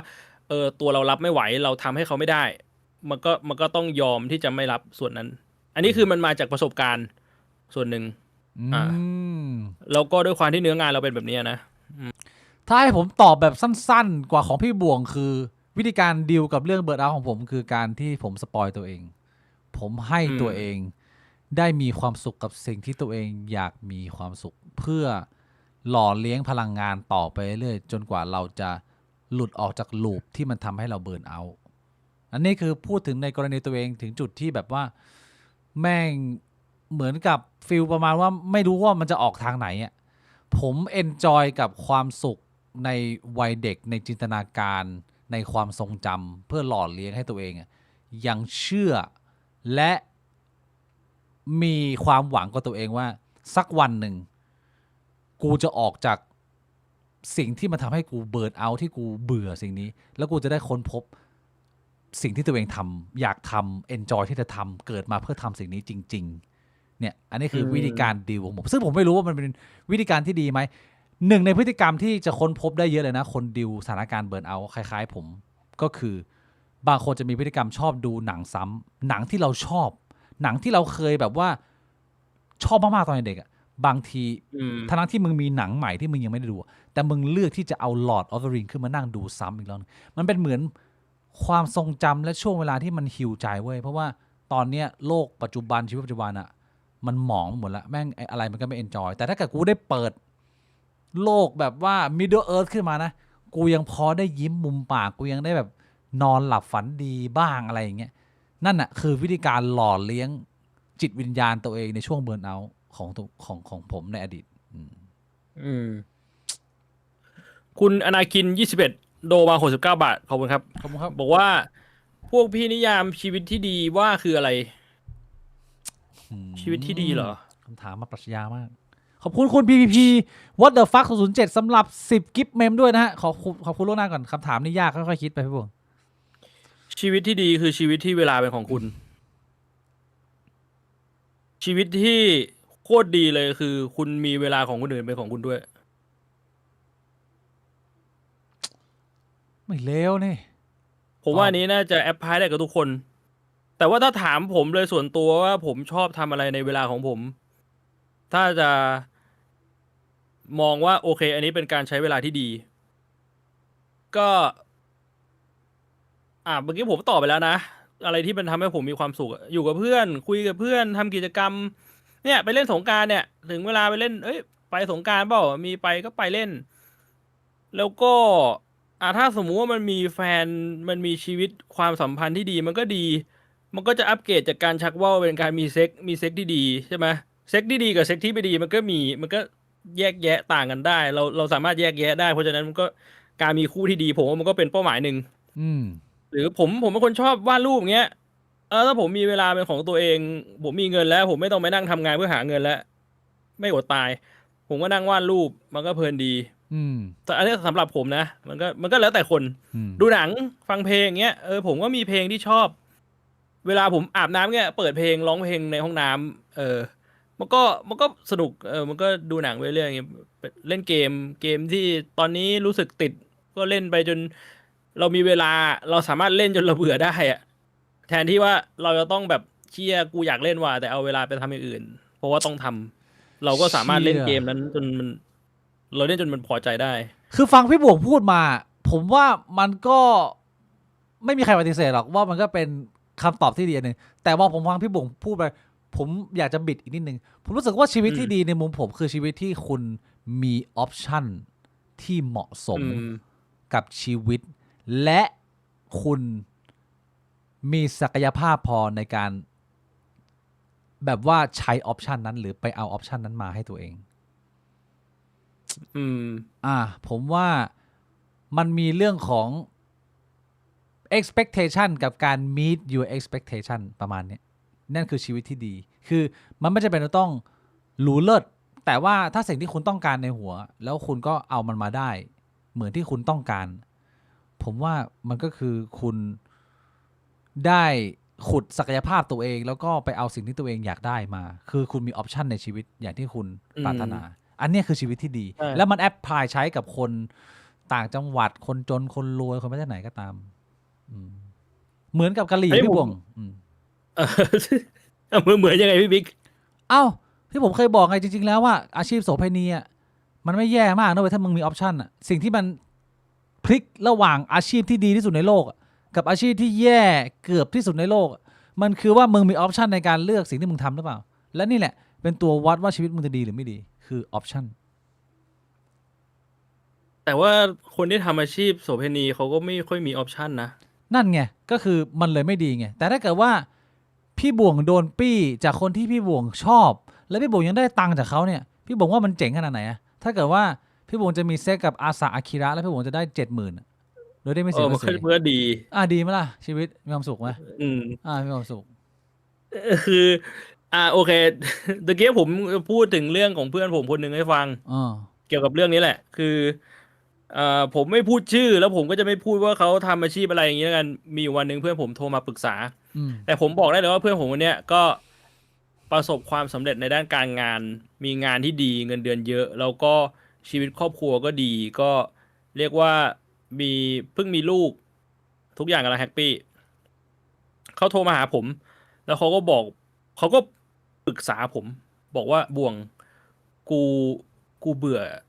งานกูอะผมก็ถามว่าเอ้างานมึงก็ดีไม่ใช่เหรอก็มั่นคงมีอนาคตเงินดีแล้วคุยกันไปคุยกันมาปัญหามันคืองานเขาอะมันคือสิ่งที่ผมบอกแหละมันคือสิ่งที่เขาต้องทำเพื่อหล่อเลี้ยงชีวิตตัวเขาเองและครอบครัวใช่แต่มันไม่ใช่สิ่งที่เขาอยากทำแล้วเขาบอกว่าสิ่งที่เขาขาดตอนนี้มันคือเขาโหยหาคอมมูนิตี้เขาบอกว่าเฮ้ยเห็นผมกับพี่บิ๊กเนี่ยมาทำพอดแคสต์แล้วแบบมีคอมมูนิตี้มีคนมาคุยเนี่ยเขารู้สึกว่าเขาต้องการสิ่งนี้เขาขาดสิ่งนี้เขาก็ถามผมว่าแบบถ้ากูอยากเริ่มทำอะไรแบบมึงเนี่ยกูไม่ได้อยากดังแบบมึงกูไม่ได้อยากที่จะมีคนรู้จักเยอะแต่กูอยากมีคอมมูนิตี้ของกูมันมีหนทางยังไงที่จะเริ่มทำได้บ้างวะกูอยากแบบว่ามีคนที่แบบพูดคุยด้วยอะไรแบบเนี้ยก็มันก็ทำให้เราเห็นถึงแบบหลายๆมุมนะว่าชีวิตคนอื่นเขามีสิ่งที่เขาเจอ แล้วมันรู้สึกว่ามันยังไม่ตอบโจทย์เขายังไงอะไรแบบเนี้ยนะ อืม อืม นี่ไงมันก็เหมือนกับคำตอบที่ผมตอบคำถามนี่อีกครั้งหนึ่งว่า อย่างในกรณีนี้ก็คือ การที่คุณจะได้ทำในสิ่งที่คุณอยากจะทำเนี่ย บางครั้งมันก็อยู่ที่สถานะชีวิตและออปชันว่าคุณมีไหม อืม ที่จะได้ทำหรือเปล่าด้วยนะ และนั่นแหละก็คือชีวิตที่ดีก็คือ มันไม่ได้เป็นเรื่องของแค่ความมั่นคงอ่ะมันคือ อืม เมื่อคุณอยากแล้วคุณได้ไหมในสิ่งที่คุณอยาก คุณอยากอะไร แล้วคุณได้มันมากน้อยแค่ไหนโอ้โหมันซับซ้อน อืม ดีเทลเยอะมากพี่บวง เชื่อ ปรัชญาชีวิตนะ อืม ก็ยังไม่ตายยังมีลมหายใจในปอด มันก็ต้องหาทางกันต่อไปครับ แต่ละคน เชื่อ ก็มีความอยากความต้องการเป้าหมายชีวิตต่างกัน ต้องมาฝึกวิชานักชกไร้พ่ายกับจานบิ๊ก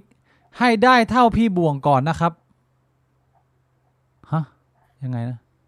หมายถึงโอ้โห เพื่อนเหรอ Q&A มาเยอะมาก Q&A พี่ถ้ามีญาติพี่น้องที่ตัวเองรักจู่ๆก็เปลี่ยนไปจากที่ชอบเล่นเกมกลายเป็นไม่เล่น อะไรที่เคยเอนจอยก็ไม่อิน เหมือนเขาเบิร์นเอาท์พี่จะแนะนำหรือคุยกับเขายังไงให้ดีขึ้นบ้างครับ ผมคงไม่เริ่มจากการแนะนำนะ แต่มันน่าจะเป็นการถามสารทุกข์สุขดิบ ประมาณว่าแบบเฮ้ยช่วงนี้เป็นไรเนี่ยทำไมอยู่ๆเมื่อก่อนเล่นเกมบ่อยนี่อะไรแบบเนี้ย ใช่ ต้องถามสาเหตุก่อน บางที ใช่ มันอาจจะไม่ใช่สิ่งที่เราคิด บางทีเขาอาจจะแค่เจอสิ่งอื่นที่มันดีกว่าเกม เขาอาจจะติดหี เหมือนพี่บวงอะเหรอ ผมก็ไม่รู้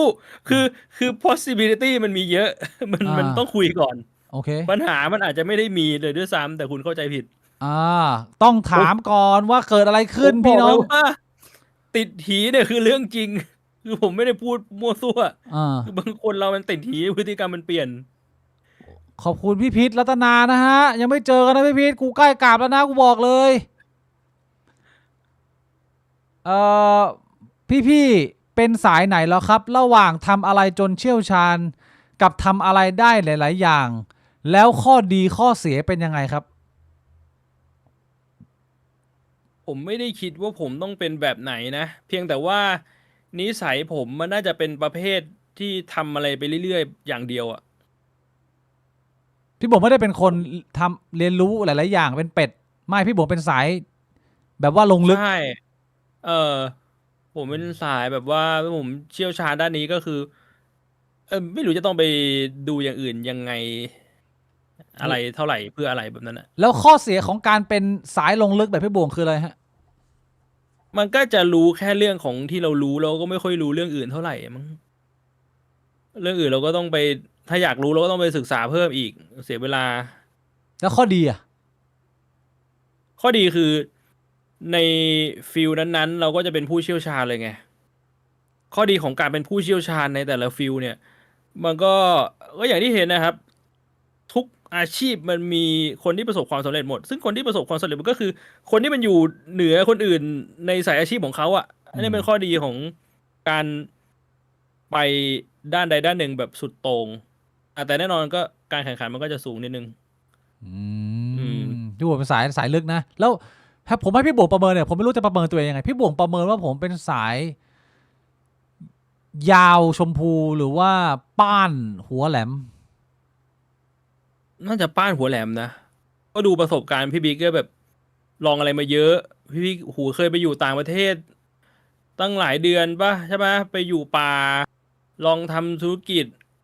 เปลี่ยนไปหลายอาชีพ พี่บิ๊กเคยอยู่สถานทูตใช่ไหมที่เคยบอกผม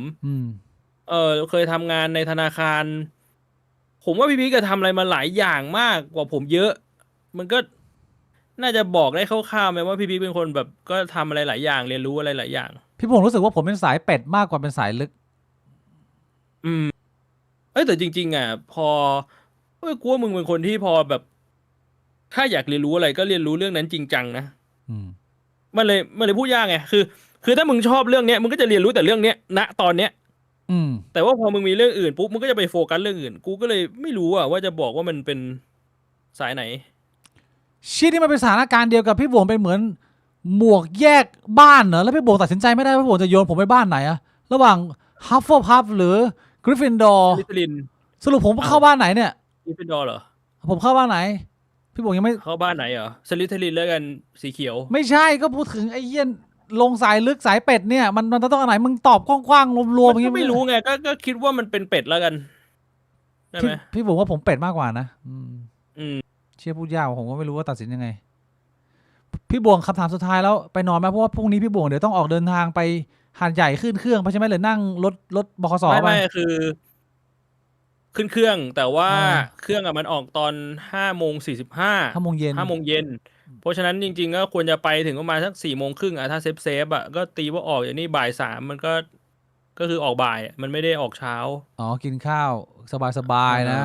ก็เออ ไอ้คำถามหนึ่งแล้ว เดี๋ยวพักยาวไปเจอกันอีกทีก็อังคารหน้าเหมือนเดิมนะฮะ 3 อาทิตย์ติดนี้เรายังคงมาไลฟ์วันอังคาร เดี๋ยวอาทิตย์หน้าผมอาจจะย้ำเตือนเผื่อหลายๆท่านอาจจะลืมแล้วเดี๋ยวผมแจ้งไว้ให้ ถ้าเวลาใกล้ๆนะ มันลงธุระมันลงล็อกพอดีครับ มันก็เลยเป็น3 อังคาร 3 อังคารติดพี่วง last question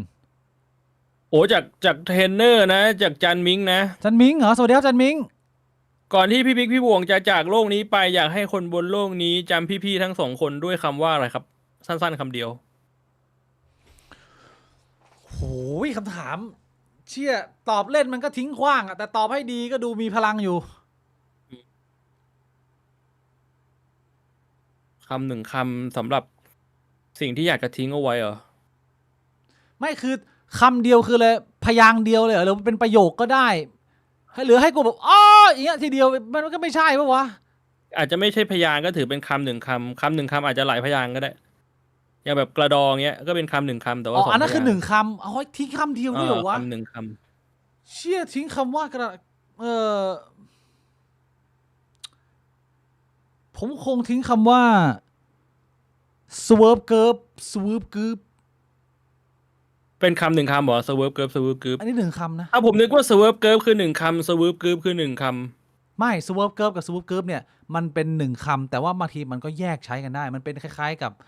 บาร์กี้ใน One Piece อะพี่วง แล้วถ้าเป็น swerve curve sweep curve sweep keep แบบเนี้ยมันกี่คำ ได้ไปถึง swoop group ก็ยังนับว่าเป็น1 คำอยู่ อ๋อโหจะหา1 คำมาแทนตัวเรามันก็คงจะยากนะ แทนคำว่าหมั่งชิวอะ ก็เหี้ยละมึงจะเอาชื่ออากงมึงมาจารึกโลกไว้ทำเหี้ยอะไร ให้โลกจำหมั่งชิวเอาไว้ จะ เห ไม่ มือน ทำ ที่ผมจำ ที่กระ เนี่ ทื ย บกระทืบเมีย ใส่ ตัวเอง ที่ผมใส่นาฬิกาเนี่ย เพื่อระลึกถึงหมั่งชิวเนี่ย จริงปะเนี่ย อากงเขาใส่นาฬิกาทองอยู่ตลอด เป็นสิ่งเดียวที่ทำให้ผมเห็นแล้วผมนึกถึงอากง แล้วแต่ว่าไม่ใช่เรือนที่หมังชิวใส่ ไม่ใช่ แล้วเรือนที่หมังชิวใส่อะ ไม่รู้อยู่ไหน เอ้า มันเป็นนาฬิกาที่หน้าปัดแม่งร่วงหมดแล้วแล้วมันก็ตายไปนานแล้ว แล้ว ผ ของ ม หมั ไม่ ง ได้ ชิว ใส่เพื่อดูเวลา ผมใส่เพื่อระลึกถึงอากง แล้วของหมังชิวก็เข็มร่วงงี้ปะ ไม่รู้ ภาพที่ผมเห็นที่ผมจำได้ของอากงก็คืออากงเป็นคนที่ชอบใส่เสื้อเชิ้ตขาวกางเกงสีดำแล้วก็ใส่นาฬิกาทองเชี่ยเหมือนกูเลยนี่หว่าแต่ผมจำได้แค่นาฬิกาทอง Curse of ในที่เป็นสั Family ญลักษณ์ของอากง